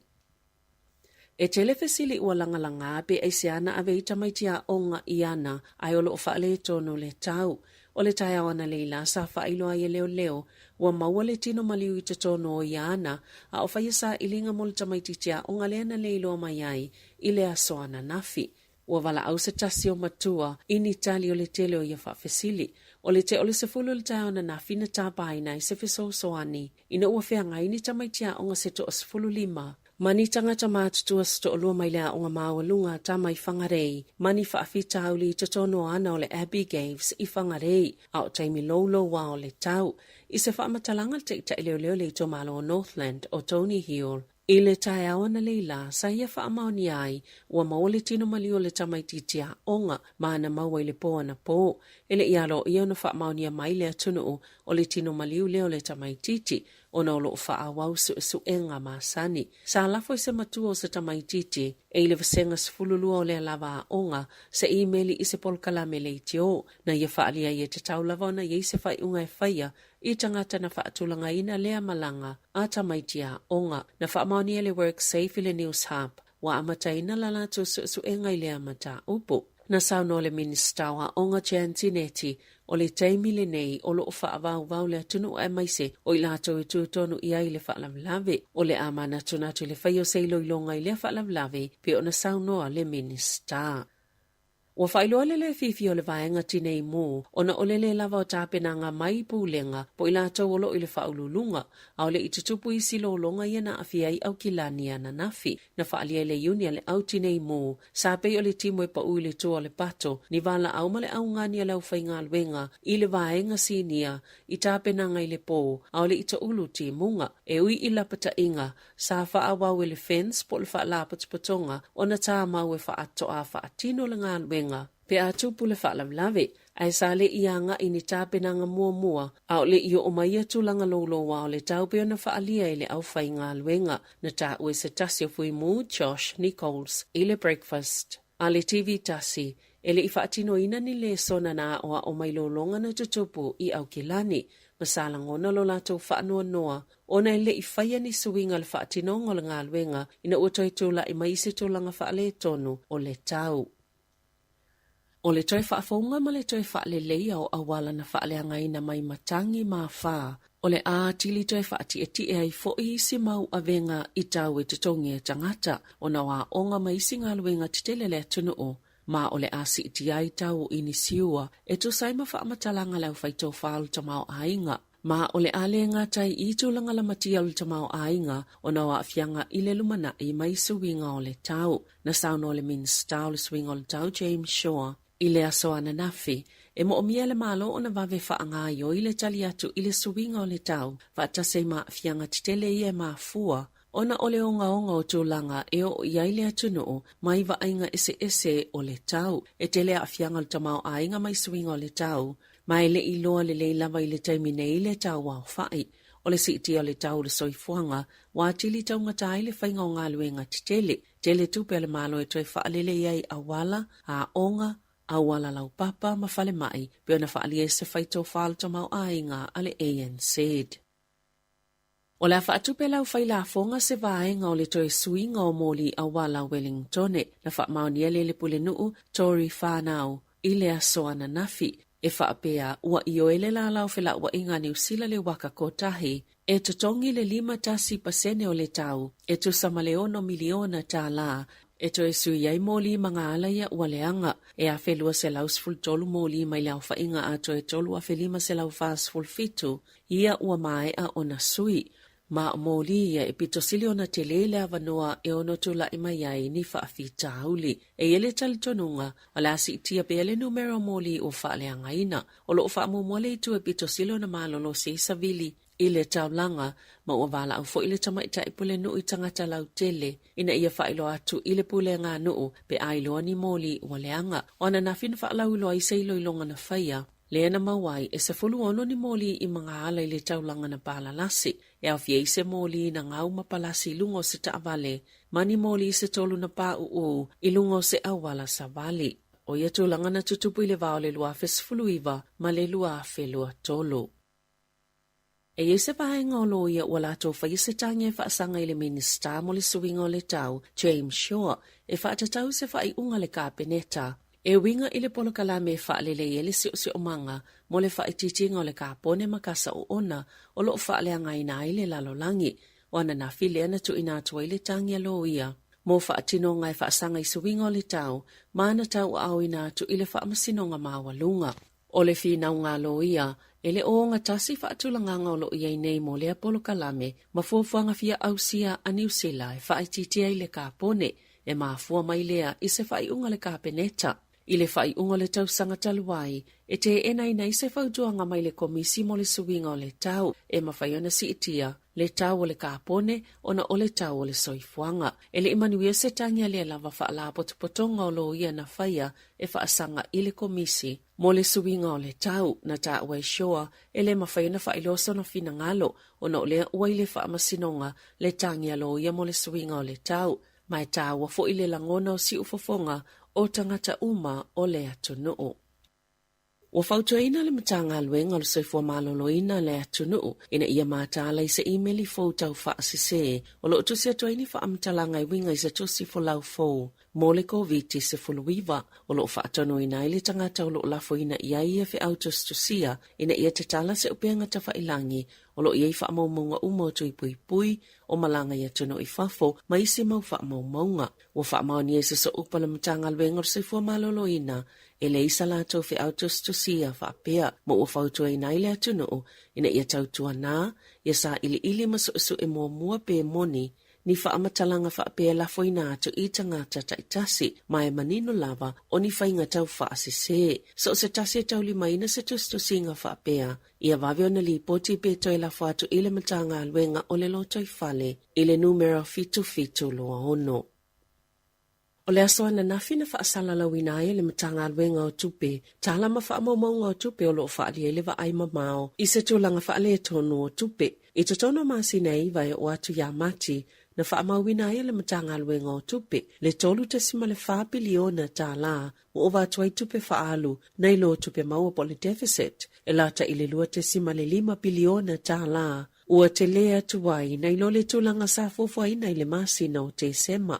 Ua pa ufo i tupe maua, e lua te sima le 3 biliona tā la, sa le au si e tupe maua mai le la fonga i tawa o loa ma au nanga, ma pisinisi whape ma la fonga mo tupe maua. E telefo ini ngā luenga whaaleleia na whea ngai ma le malo, e maisa vaenga te tele lua i ele i le vātu. Mai tūlanga whaale e tono le tau, o lolonga i au kilani ma le a whao ka pelielu, ne whai tau biliona tā lalo na whaatupenga, o se talala ta mai o tala whaatatau au tō le tupe le maasina o te sema, sa ma maolawa tupe ni usila, mai le maua ni tupe whaasili po le surplus, ma o le vaai ma mao iai i le tūlanga o tupe. E whaase la wonos fuldasi miliona tā lao le amawalunga tuai tupe whaalu, i lo tupe maua, i le tau sangalua a whelua wha, o le asos fulvalo me tau laulau ina i le tala whaatatau autu o le tupe, po o le paketi mo le nei tau sanga.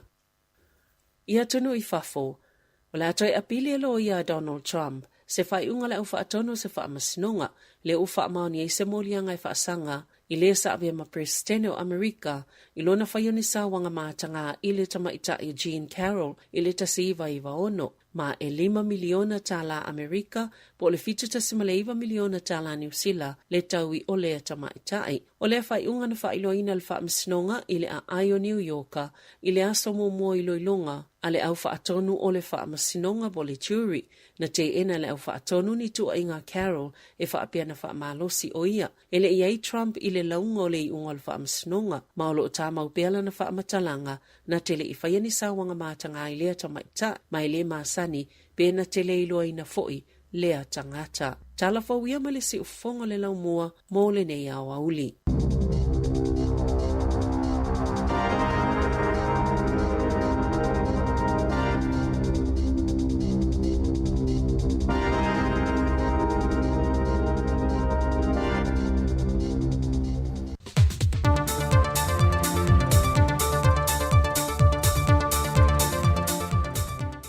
Toe whaafeiloa ilo tātua tunu leo ngā tatonu le neiva yaso o nā so se furu nel masina o me, au se whaopoponga o tātu tala mai Samoa.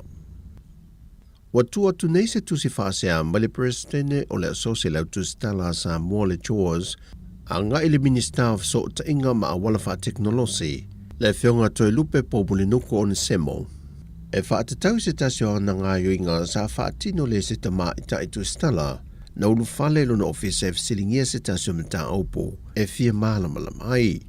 Na whaelua te mai tai tu stala, e o atu le luetu lana tau fia o ie le ministai te tono na ofisa e whaasa o na toe alu i fafo, a e wala au ilo na whalitua, e na ia o atu e whaia su e su engal te mai tai tu stala. O se ngā yuinga na whae loa le President o lau tūstala, ua tau mi aira ia te tau ma le sao tonga o lau tūstala e whae loa e o lātou whingalo, ma whasilingia ini me tā upu e fia mālam la mai le atunu. Ina manatul ta mai ta ia sa raisa rafina sa ni review le sa mo observer, e wi ia whainga tau wha amata o mai se tasio minister, ai o le ale tau fia pe wha vai vai ai o ia, e le tūla ia whasilingia me tā upu wha mālam la mai le atunu. Tusa pe o taitai po minister, po o ai lava, o le ngā ruenga lea whātu stala. O le toi tatala o lea ewa o ngā whānau mō le nei vai yaso, talu mai le vai yaso te nei na toi wha au popo e se mālo longa. Na mai ta wina i wha maumonga sai fo mālo loina. Le whaiti tia lo le whai numero i la toi au to wa atu ea a fia le wha mai e mai se lava le fulu.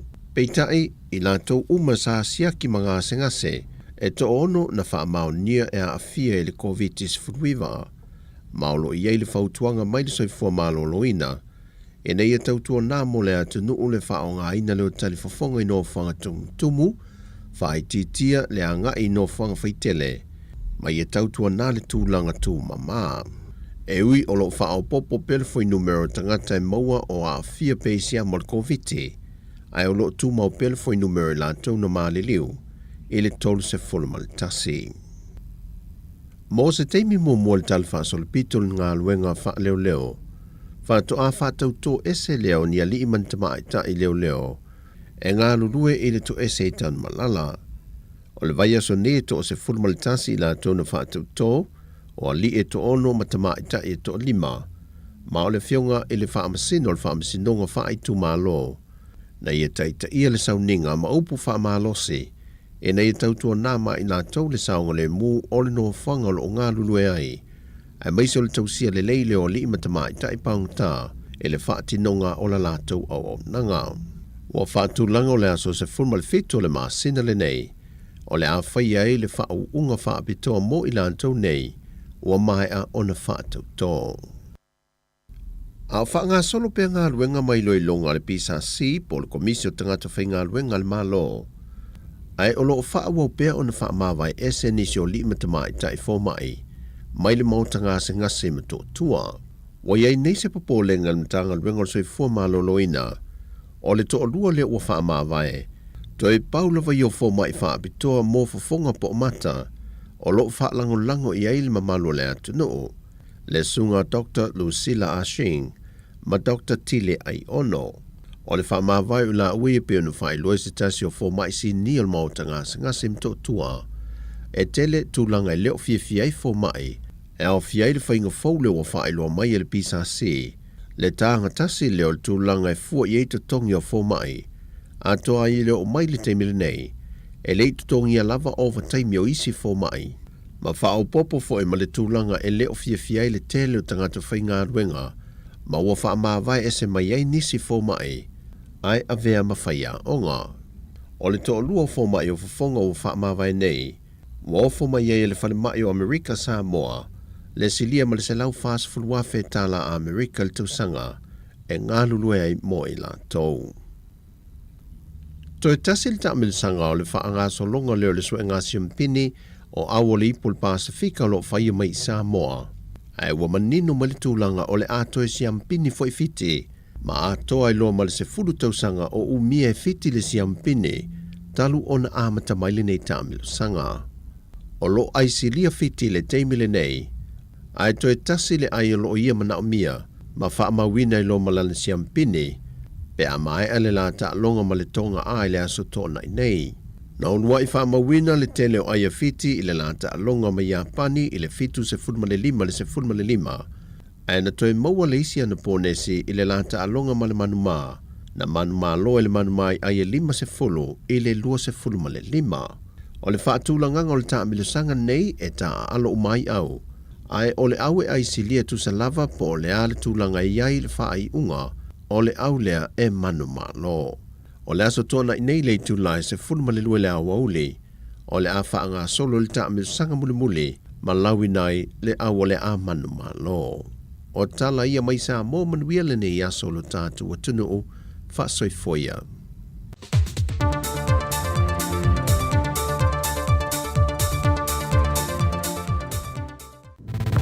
sika o malo longa ma tau mafutanga o leo au si fofonga o le laumua.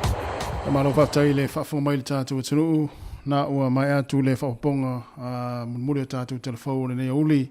Ia e misfo le yaso pe o na saunia mtapena ia e Savelina Kasiano ia ma le toi wina atu o tātou tala mai Samoa. Ia il tautua le sunga ia tāse Salam Sam. Ia toi whataro whatunu le taimi ma lo lava le soifua lau li le tātou e tunu ma lo fo le langi e mama. Ia e el manatu na ua anga i fo ili totele i tau maftanga o le nei auli e mese malo longa. Ia e mese fo ila tau lo wha o pea ngā luenga le nei taimi. Nei mātua fo i o tari li sua le nei taimi mwha afonga mai. Ia i tono ainga e mese fo i nei mātua i tono o mauta o tangata mātua ma mauta ngase ngase. Ia e le mwhailawa o na misi o tau li tātou poklame ma le tau tua e mana tua pea o tau ia i le aso ma le taimi o le tātou o nanga nei. Ia ai mo la tolo o whengai pia mga luenga, maise la wabata avale, ma lo lava fo i le fo i le taimi o le auli, ia o le suinga o le taulia o vai atuni nei, ia o le ana, o le fo o toe va ia le mata o le la, o le fo o toe suru mai le la i Wellington, ia maise pori rua nei, ia li vaenga lo ia li tato ofisa au tū, ia e inisi o taimi, ia o la, o timunga, ia o savili, ia o le suinga lava na o le tau o suisu ia i mai lea taimi ma le taimi, ia e pei o na ia i fo i le nei aso, ia i pori rua nei. Ia ai mo i la tau lo o whaonga mai, mafuta mai le tautua, a le siufonga lau mua le taimi o le awauli. Ia ma lo lava le ngā lue ma lo fo i tau atai, ma lo fo i ia le pisi ai fo i, ia wa le fo a mata ona pisi fo i la tau, meise naiti nai su isu inga fo i lea a wale tapena ina, ia o le la tau a safa apitoa, ia o le me tau ona fai, tau a ona oti na e tapena pena le lei, ma sa uni le lei, i te ua wha le tonu lava se mea, ia i le asa o lo lumana nei ia wale fa mna tuina ia o lo lata wa so fa pitoa wa se fulu iva minute wa te nei le tu la se fulu mane lua ia e mana ia tatu wo lo singa peselea ia e amata i tatu fa fia fianga ale si fonga lo mo i Wellington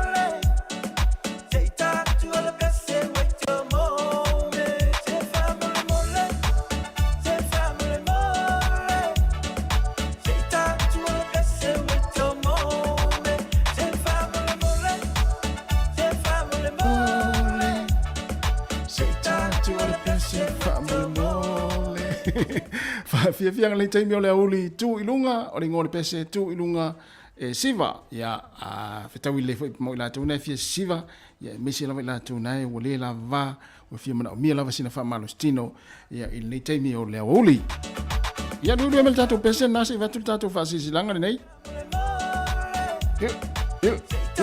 yo hey o le fasilanga nei mo le fontanga ale a Copa Wellington ia po tama mtini tuai kulisio avele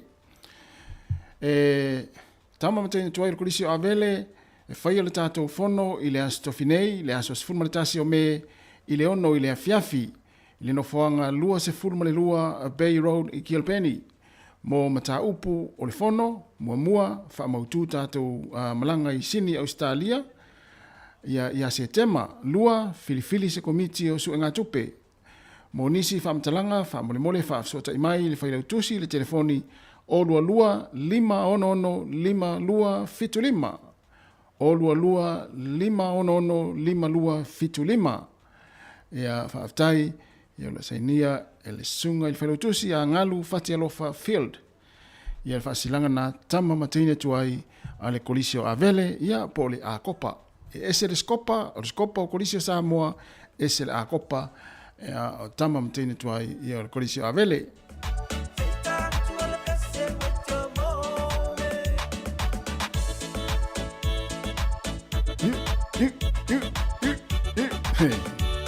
ia le pois me ala fortina ki pese le a fa si vai tina ia pete si va foi oi no mo sitina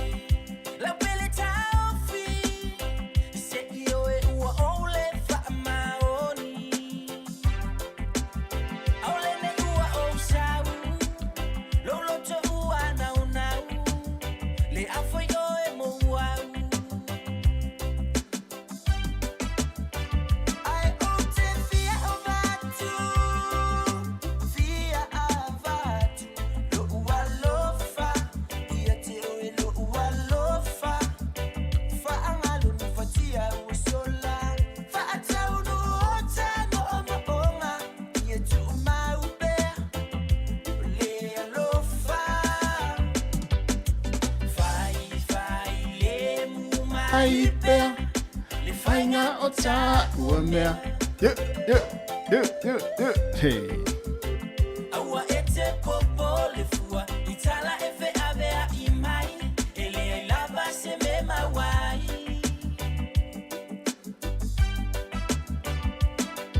ai kisi mai se yo fa ngalo ngalo atu ai o nei tinga ai tu atu ile tema va be mai o se aso ai fa apa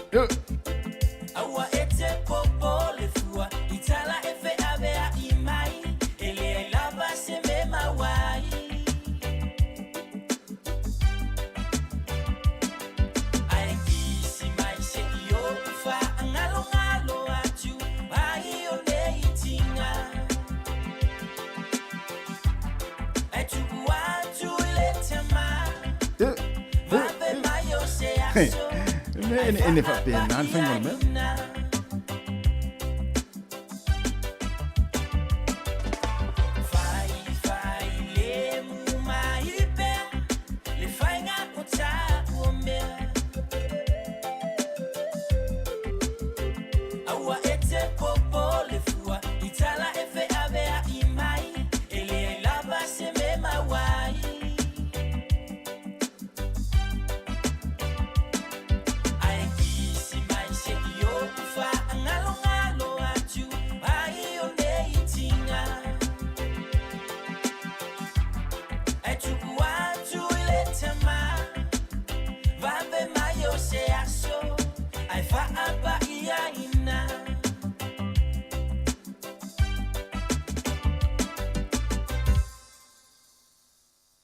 Se o mali o le Nato Brothers ia mai le motele i sala fai i sa fotu ia whengeta ia pa ia sa fa mainga te ringa te la fale ati po ni mo fa sa ita mai te motu io ia fatala fatu le pa ia le tato tunu au fa fonga na to mafuta mai le taimi o le auli ia mai se fo inisi ia o lo lunga le wala maki mai ala to le tio tono la to vale ia e pe ona yel to fine ia an fa solo le matua fa solo le ona ma fo fonga tono ta vale ia awanga i fo fuanga nei se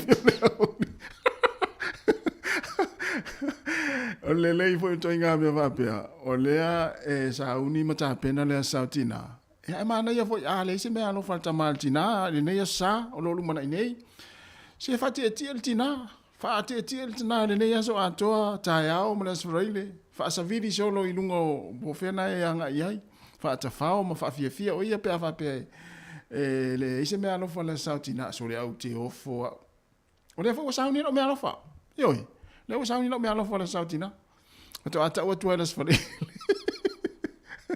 ya tama wol fa ngalo hina ia le sa ia o naitina yoi tina ia manu ia fo tape nei no lo to waso se no fia ya o to te le lo para me ali no fia tina nei lo tama so ia ai ole vai fo le fia tala no atu fo nei taimi ole mana ia ma lo ta fia ia i se matanga luenga po se ofisa ma walunga le malo New Zealand pe ata vile tu ia o se sa mo ale tali mai le telefoni ioe e mo infa maun el tau nei na vile fo istasi ofisa ma walunga le nei fo malo awu te ifa pe o se pala ngile metala no ai alu lu mata noanga fa sa mo mai si tamaita o lo ta fia nga fo le ole o le whangai no ngana. Ia o si alo lea na matara noa. E whainga luenga renga i se ofisa maulunga le malo New Zealand. O te whai atu o le lele i o le whasamoa. Ia e pei fo i alta te ofisa whasara lau. Sunga malu whai valu malu tua whine i ana whasolo. Wa o la tau i ana soifua en lia tunu. Au tau sila la i le lele o whasamoa ana mamauri. Ia o te le whapea o te whai atu ana o mato o whainga luenga le. Ona e mo i alta la o ana mamauri. Ina soifua en lia tunu. O le whaonga hini o ngana Samoa. O ka semana ia. Ia o whawhetai a laisi tamaitai lea na fulele na whaiela o matau. Mo whawhetai e fōi e mau whaiatu ia whamanu ia lea tua i lau ngā luenga. E sere maa nei ale tala noa li le. I alo matama whanau sa moe whaonga ina ngana. Ia pe fōi lao si alo lea na matala noa na whaile matau pōne li taia o ka. Ia o fia whai alele si tamaitai o fōlele o maa nei ala na wha sa moa.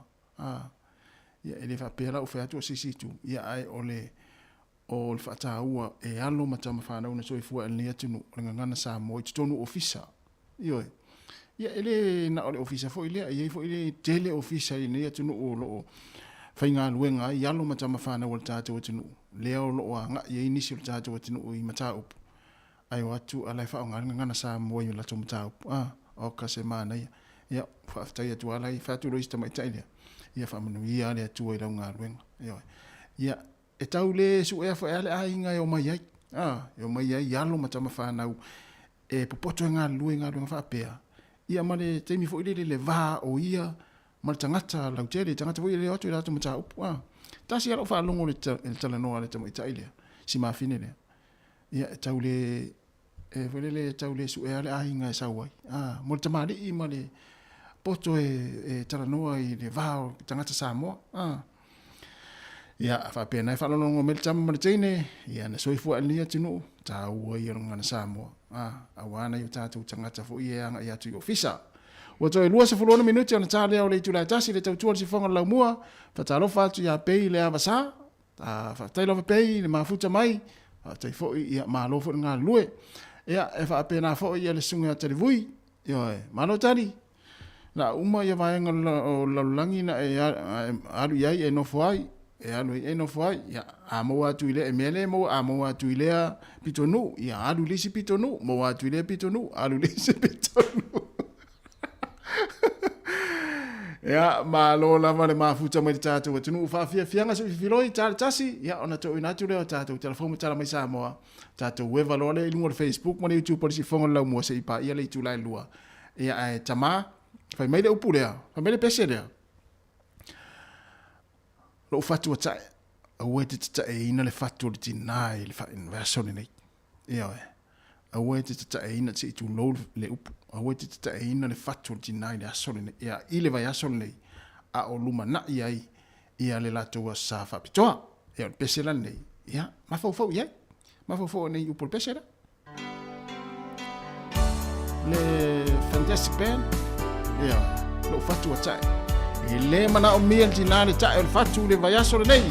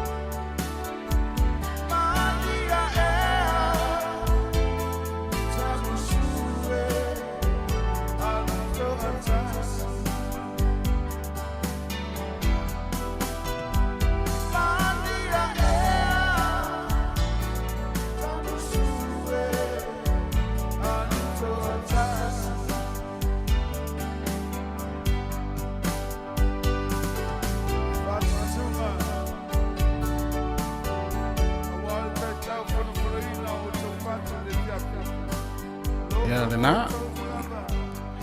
Aware tau toi fono ina o tau fatu le nei vai aso. Ia e le mana o mia la vai nei tina. Ia le ta e o la tau fatu. Tama, ia tama le leita tau nei vai aso. Awal tama, hone ta mino mai tua.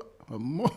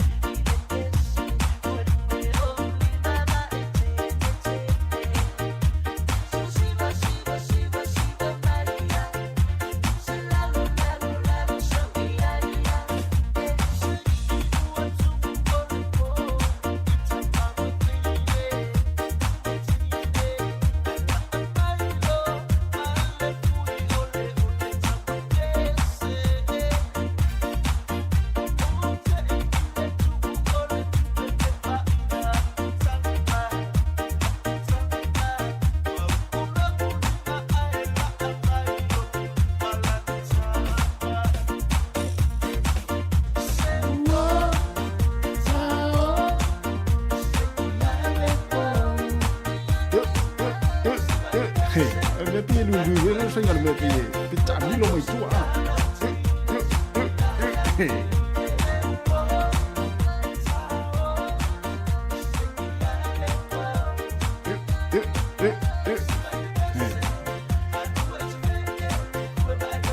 Fa si vai la tina il pole sto na il pesce.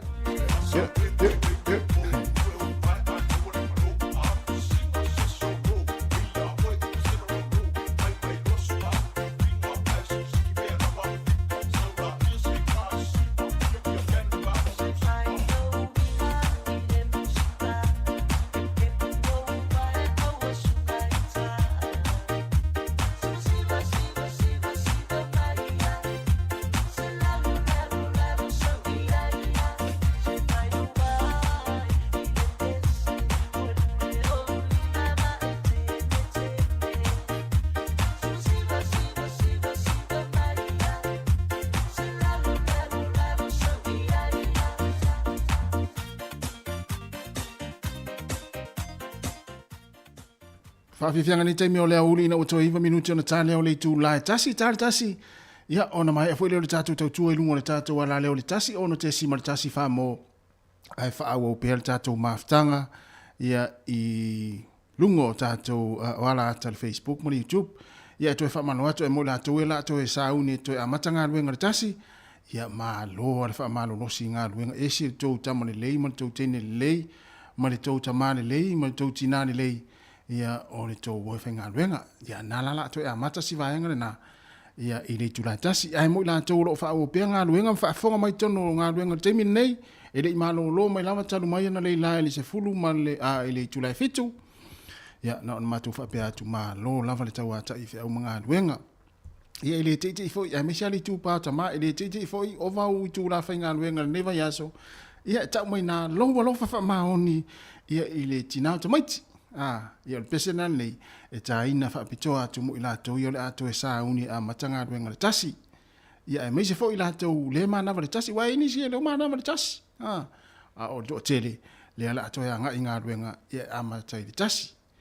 Ia a wha pia na wae fia, ua ruatu si au hani a te oe dini yaso, ia wha fei loa i oe tono whai ngā luenga, ia, mā lo lava, se lo tamale lei.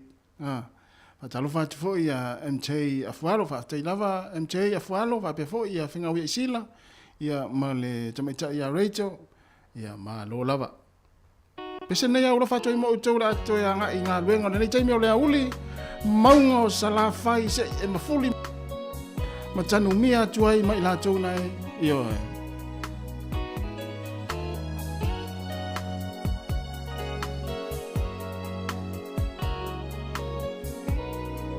ia pete pese ai fo i si au hani nei tono tawani.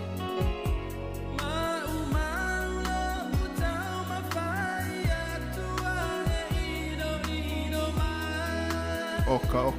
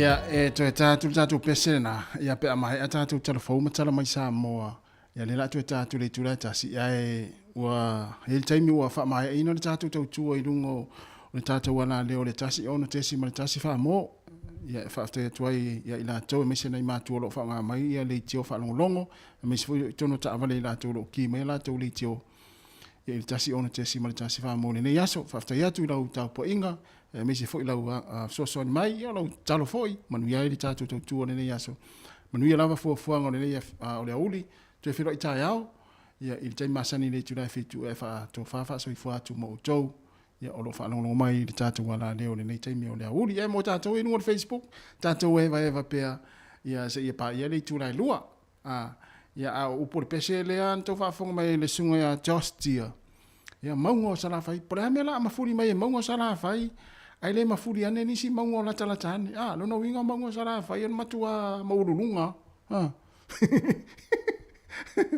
tanu mia tuai mai la tu le ni me alofa le sautina ia wa le winga na tala sunga ya MJ afualo a me le fai sa oi tanu mia tuai mana tu le ni me alofa o tina so i foi il tatu tu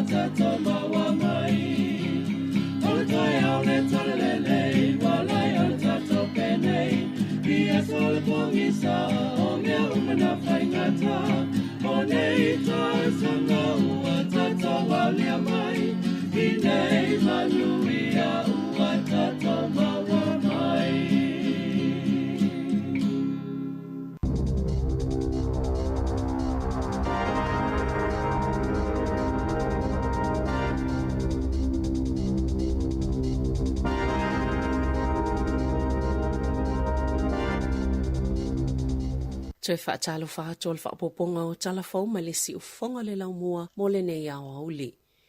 Ua whailoele ta itai o le National, e le ise fuafuanga e whaisa whainga malo so whaatasi ma le vaenga wha upwhaia Māori. E le o ngā tasi alatou polisi ma mātaanga wha ale pāti, ma le te pāti Māori, e matua ese o latou tali tonunga, i mea ese peona saunoi Christopher Luxon, i le leiti o New Zealand. Safsilingi al tustala, pe ole ua whaelo moni lava ole ao latou le ngā lulu e whaatasi, ma sa tali ioe le ta itai o le National. O le taimi muli sai e le whainga malo le National, sa whaipa angai ma le te pāti Māori.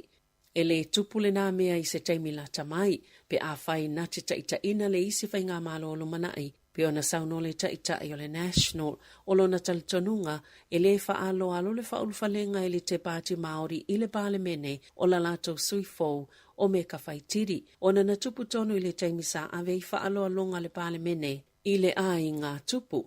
O ana na fina toi fo i ai whaitiri i le maota fono mo le taimi mua, talo na wha mawai mai ma le vaenga wha upwhaia le Labour, ma o le atau wale whainga palo taia o ke topa mo le vaenga wha upwhaia Māori. E telefesili ua langalanga pe eisi ana ave itamaitia onga i ana ai olo o whaale tono le tau. O le tai awana leila sa whailoa i leo, ua maua le tino maliu i te tono o i ana, a o whaiasa ilinga mo le tamaititia onga leana leilo mai ai i le asoana nafi. Ua wala au se tasi o matua ini tali o le tele o ia whafesili. O le te ole se fulu le tai awana nafi na tāpaina i se fiso soani, ina ua whianga ini tamaitia onga se to o se fulu lima. Mani tangata mātutua sto o lua mai lea o ngā māwalunga tā mai whangarei. Mani whaafita au li te tono ana o le Abbey Gaves i whangarei, a o taimi lolo wa o le tau. I se whaamatalanga te ita leo le to malo o Northland o Tony Hill. I le tai awana leila, sa ia whaamaoni ai, ua maole tino mali o le tamaititia onga, maana maua i le poa na po. Ele ialo ia na whaamaoni a mai lea tunu o le tino maliu leo le tamaititi, o na olo whaawau su enga masani. Sa lafo i se matua o se tamaititi, e i le vasenga sifululua o le lava onga, se e-maili i se polkalame le itio, na ia whaalia i te tau lava na ia se whai unga e whaia, i tangata na whaatulanga ina lea malanga, a tamaitia onga, na whaamaoni le work safe i le News Hub, wa amataina lalato su enga i lea mata upo. Na sauno le minister wa onga Ciantinetti, o le taimi le nei o lo whaavau le atunu e maise o i lato i tuitonu i ai le whaalavlave o le amana tunatu le whaio seilo i longa i le whaalavlave pe o na saunoa le minister. Ua whailoa le fifi o le vaenga tinei mō, ona o le lava o tāpenanga mai pūlenga po i lato o lo i le whaululunga, a o le i tutupu i silo longa i ana awhia i au kilani ana nafi, na whaalia le unia le au tinei mō, sa pei o le timo i pa ui le tua le pato, ni wala au ma le au ngani a lau whainga alwenga, i le vaenga sinia, i tāpenanga i le pō, a o le i ta ulu ti munga, e ui i lapata inga, sa whaawau i le fence po le whaalapatpatonga, o na tā mau e whaato a whaatino le ngā alwenga, pe a tupu le whaalavlave, ai sa le ianga i ni tāpenanga mua, a o le i o mai atu langa lolo wa o le taupeo na whaalia i le au whainga alwenga, na tā ue se tasi o fui mū Josh Nichols i le breakfast. A le TV tasi, e le i whaatino ina ni le sona na o mai lolonga na tutupu i au kilani, masalangona lo lato whaanua noa, ona le i whaia ni suinga le whaatino ngol ngā alwenga, ina utoi tula i maise tūlanga whaale tonu o le tau. O le toi whaafonga ma le toi whaalelei au awala na whaaleanga ina mai matangi ma wha. O le ātili toi whaati e ti e ai fo i si mau avenga i tau e te tongi e tangata. O na wā onga mai singa luenga titelele tunu o. Ma o le asi iti ai tau i ni siua. E tu saima whaamatalanga lau whaito whaalu tamau ainga. Ma o le ale ngatai i tūlanga la matia o le tamau ainga. O na wā fianga i le lumana i mai suinga o le tau. Na sauno le minsta o le swinga o le tau James Shaw. I le asoana nafi, e mo o mia le malo o na wawe whaanga yo i le tali atu i le suinga o le tau, whaatase ma fianga titele i e ma fua, ona o le onga o tūlanga e o i aile atu noo, mai wa ainga ese o le tau, e tele a fianga le tamau ainga mai suinga o le tau, mai le iloa le lava i le taimine i le tau wau whai, o le siti o le tau le soifuanga, wā tili tau ngatai le whainga o ngā luenga titele, tele tupe le malo e toi whaalele iai awala, a onga, awala lau papa ma fale mai, pe ona whaalia se whaito whaalta mau ainga ale ANC. O la whaatupe lau whailafonga se vaenga o le toe suinga o moli a wala Wellingtone na whaamaonia le pule nuu Tori Whanau i le asoana nafi e whaapea ua i oele la lau whela ua inga New Zealand le waka kotahi e tutongi le 5% o le tau e tu samaleono miliona tā la e toe sui ai moli mga alaia ua leanga e a whelua se lau sful tolu moli mai lau whainga a toe tolu a whelima se lau whaasful fitu ia ua mae a ona sui.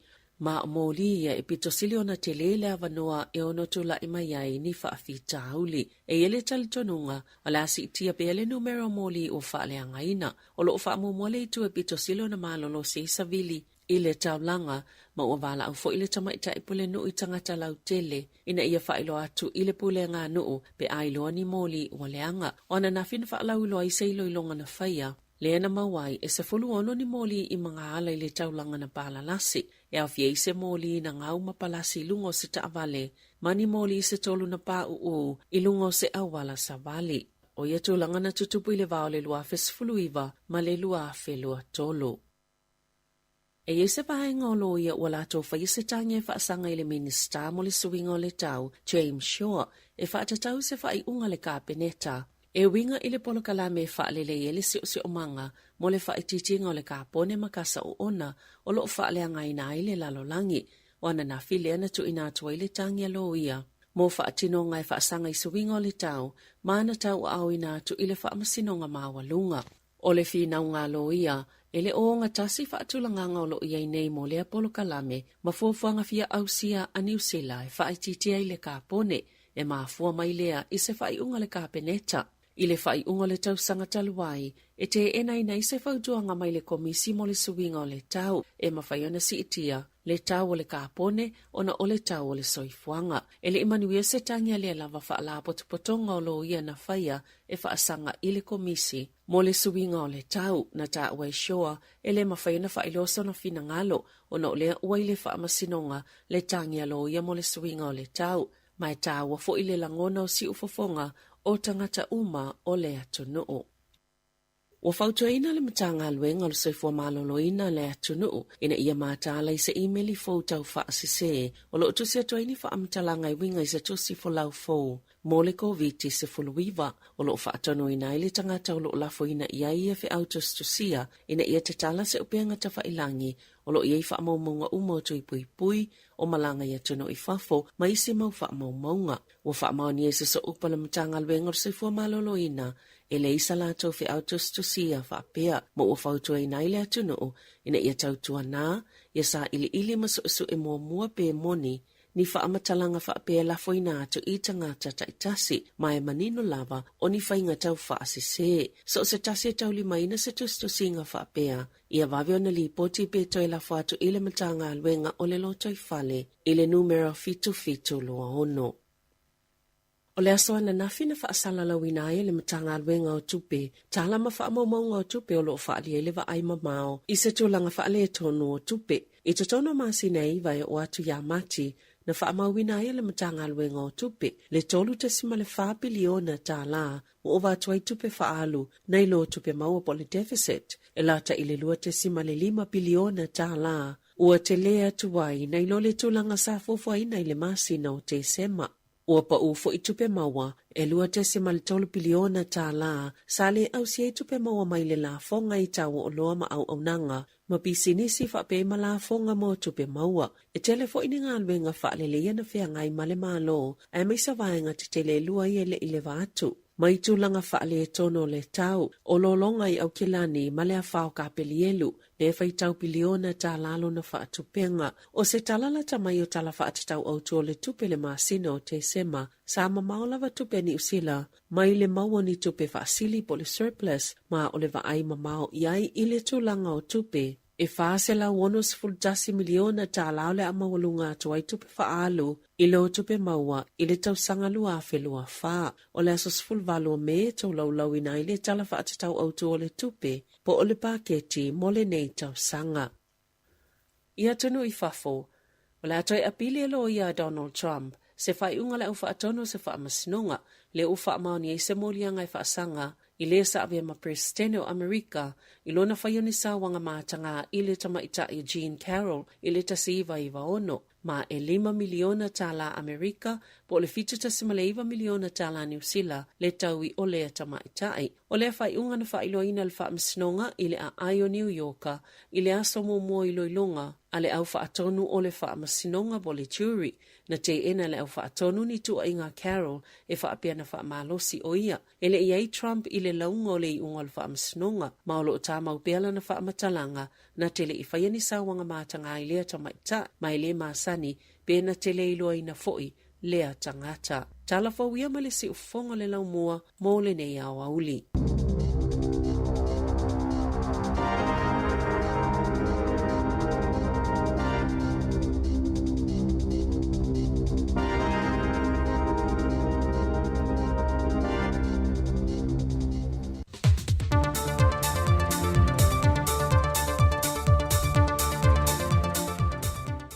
Toe whaafeilua I lo tātua tunu leo ngā tutonu le neiva yaso o nā so se furu nel māsina o me, au se whaopoponga o tātu tala mai Samoa.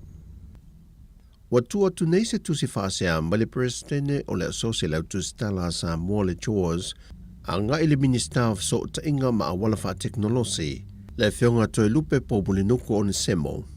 E whaatatau se tasio na ngā yoinga sa whaatino le se tama I ta I tu stala, na ulu fale lo na ofisa e fisilingia se tasio mta aupo e fia malamalam ai. Na whaelua le tamai tai tu stala, e o atu le lue tu la na tau fia o ie le minister I te tono lo na ofisa e whaasa o na toe alu I fafo, a e wala au ilo na whalitua, e na ia o atu e whaia su e su inga le tamai tai tu stala. O se ngā yu inga na whaelua le presidente o lau tu stala, wa tau mia eira ia te tau ma le sa o le tonga lau tu stala e whaelua e o lato finangalo, ma fisilingia ini mata upu e fia malam la mai le atunu.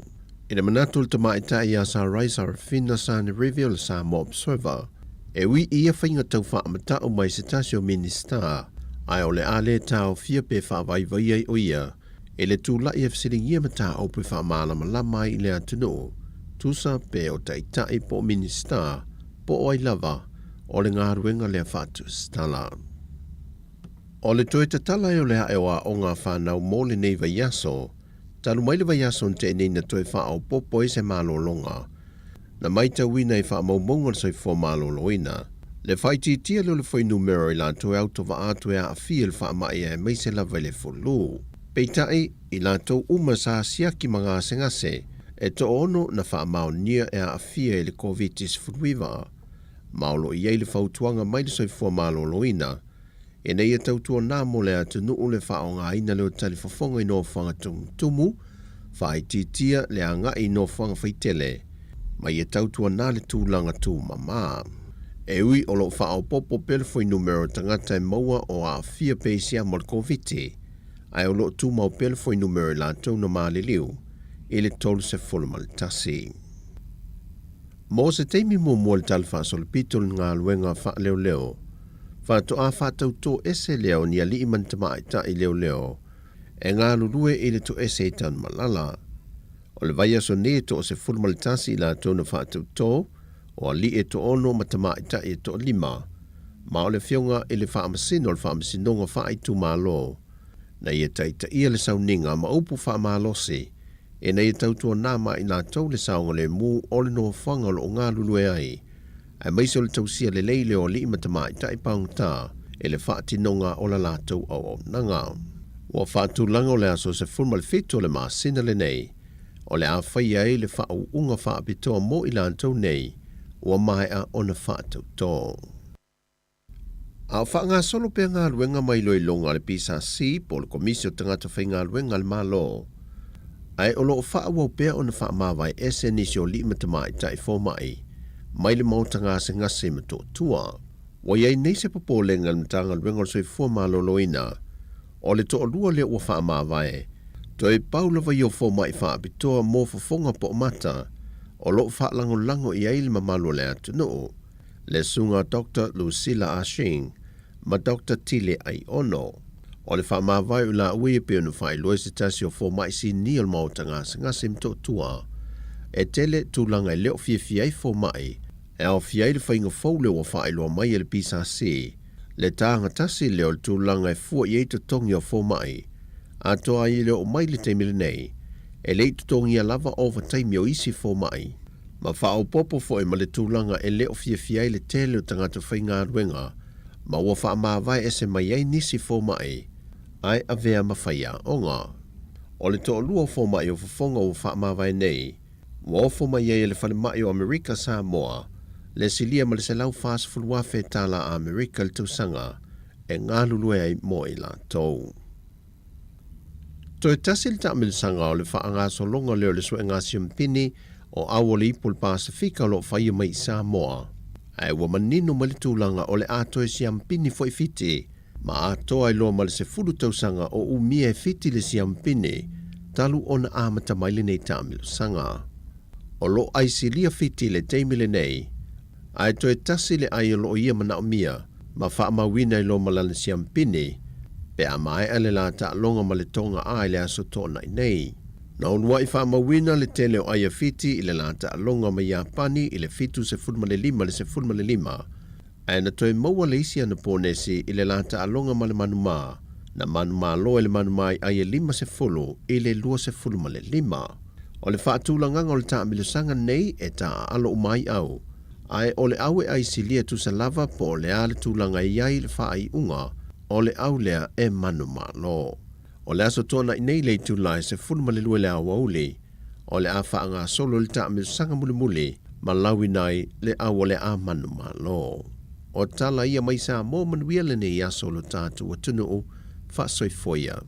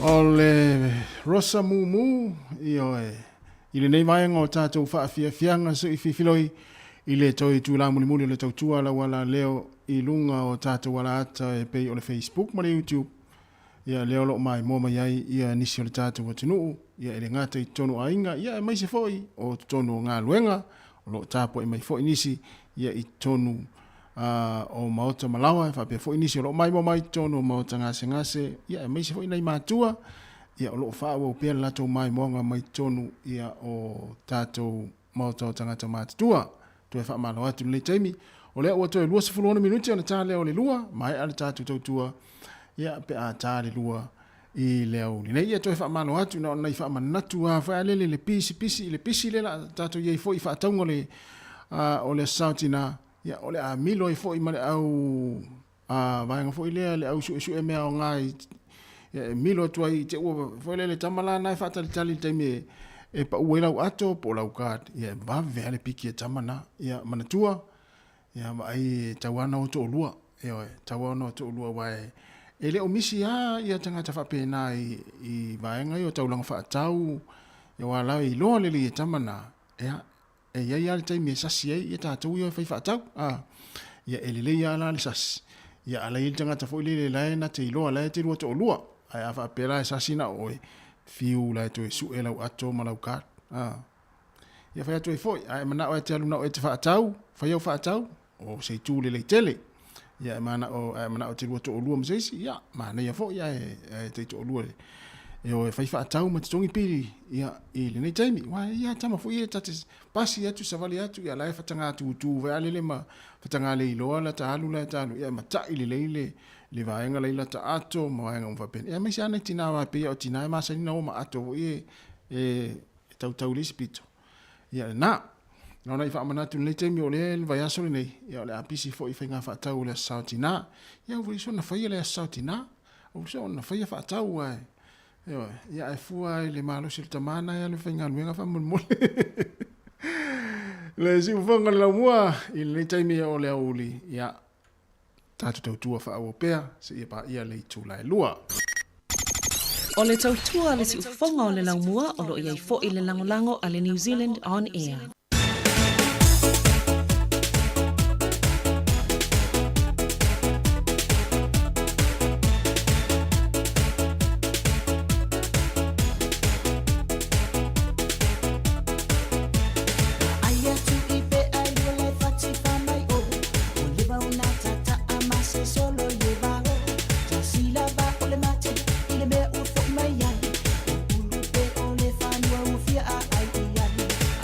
Well,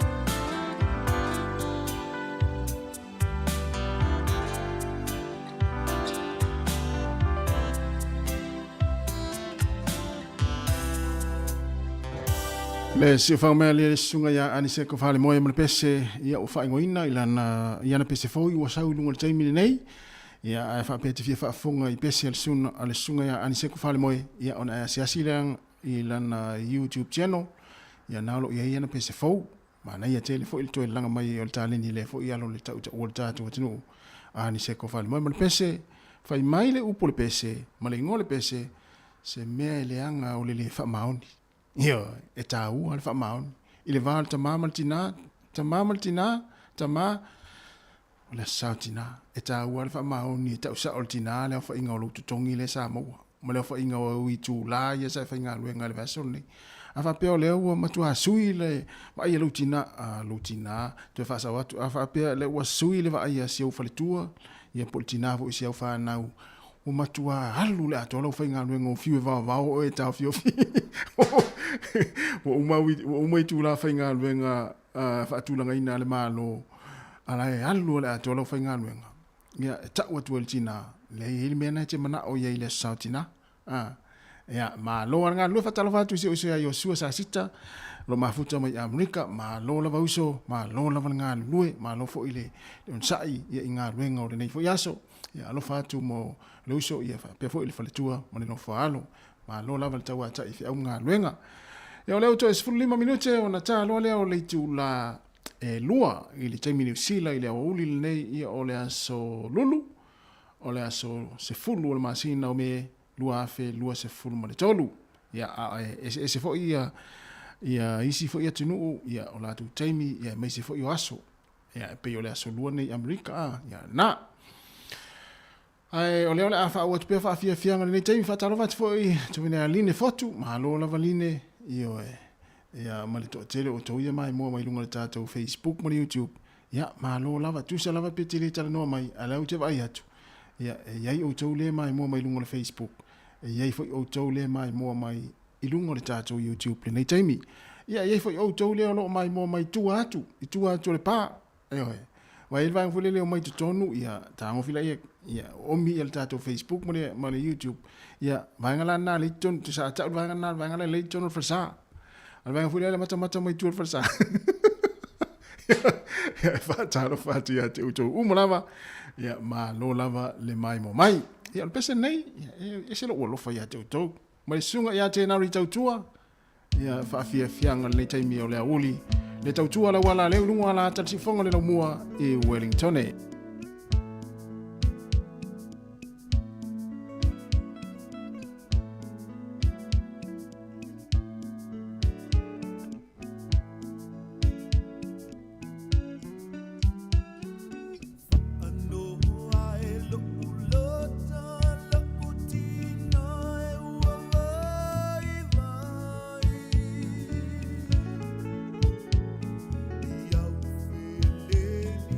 Tell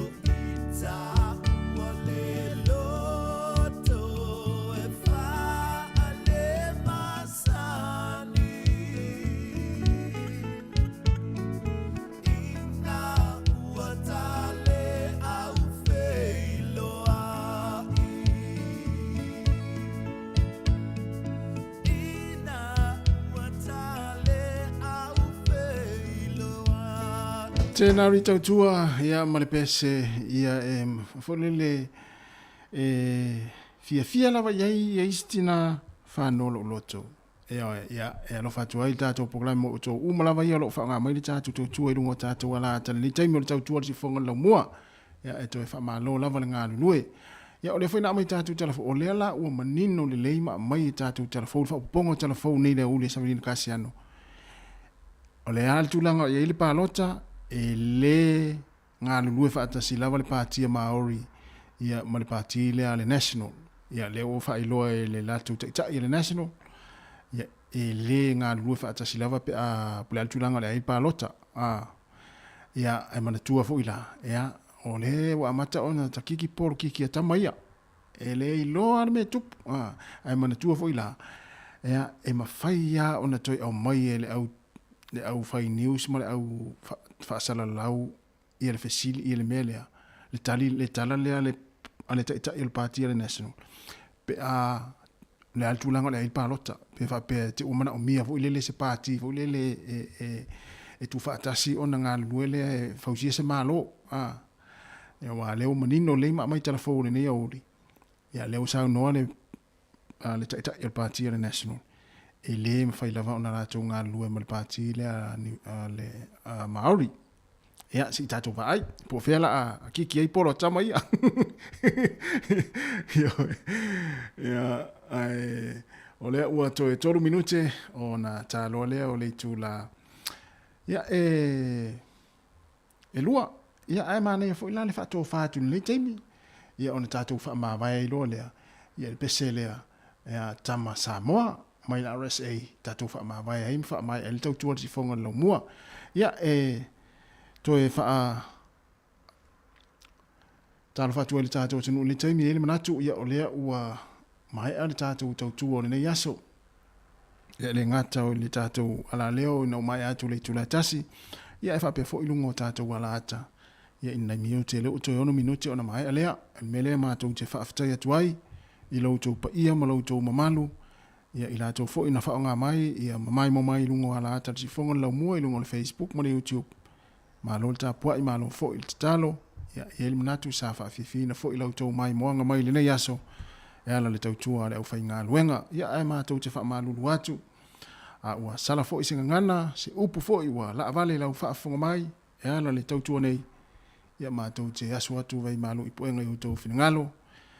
Ina ia whaamangalo se ale o le au ngā lulue. Ai ia manuia lava ngā luenga o tutoe le nei a uli. Le ngā taia i la tau i tono ni usina ni aso se vaenga le lalolangi. Fea lava se vaenga le lalolangi na e te mai moma iai le tautua ti fonga lau mua. Manuia lava ngā luenga lo whenga i ma utou. Wha manuia le atua. Ia pui pui fo i le atua. Pe a toeanga i atu i a inga. I le mai ai o ngā luenga. Ia i le nei aso. Toi wheroi tai au. I le taimi masani. I le tulai fitu. Ia e mai le taimi. Ia mai le si fonga lau mua. Le a whenga le li pule. Ia mai se o le au whainga luenga nei. Mai Wellington i le tātou ofisa autu i le 5 manatasi man Kevin i porirua, mātou te whātou whāwha so i fua, ia le mamalu le tātou atinu, ia le la tātou whai ule pese lea tama Samoa mai le RSA. So i fua ia.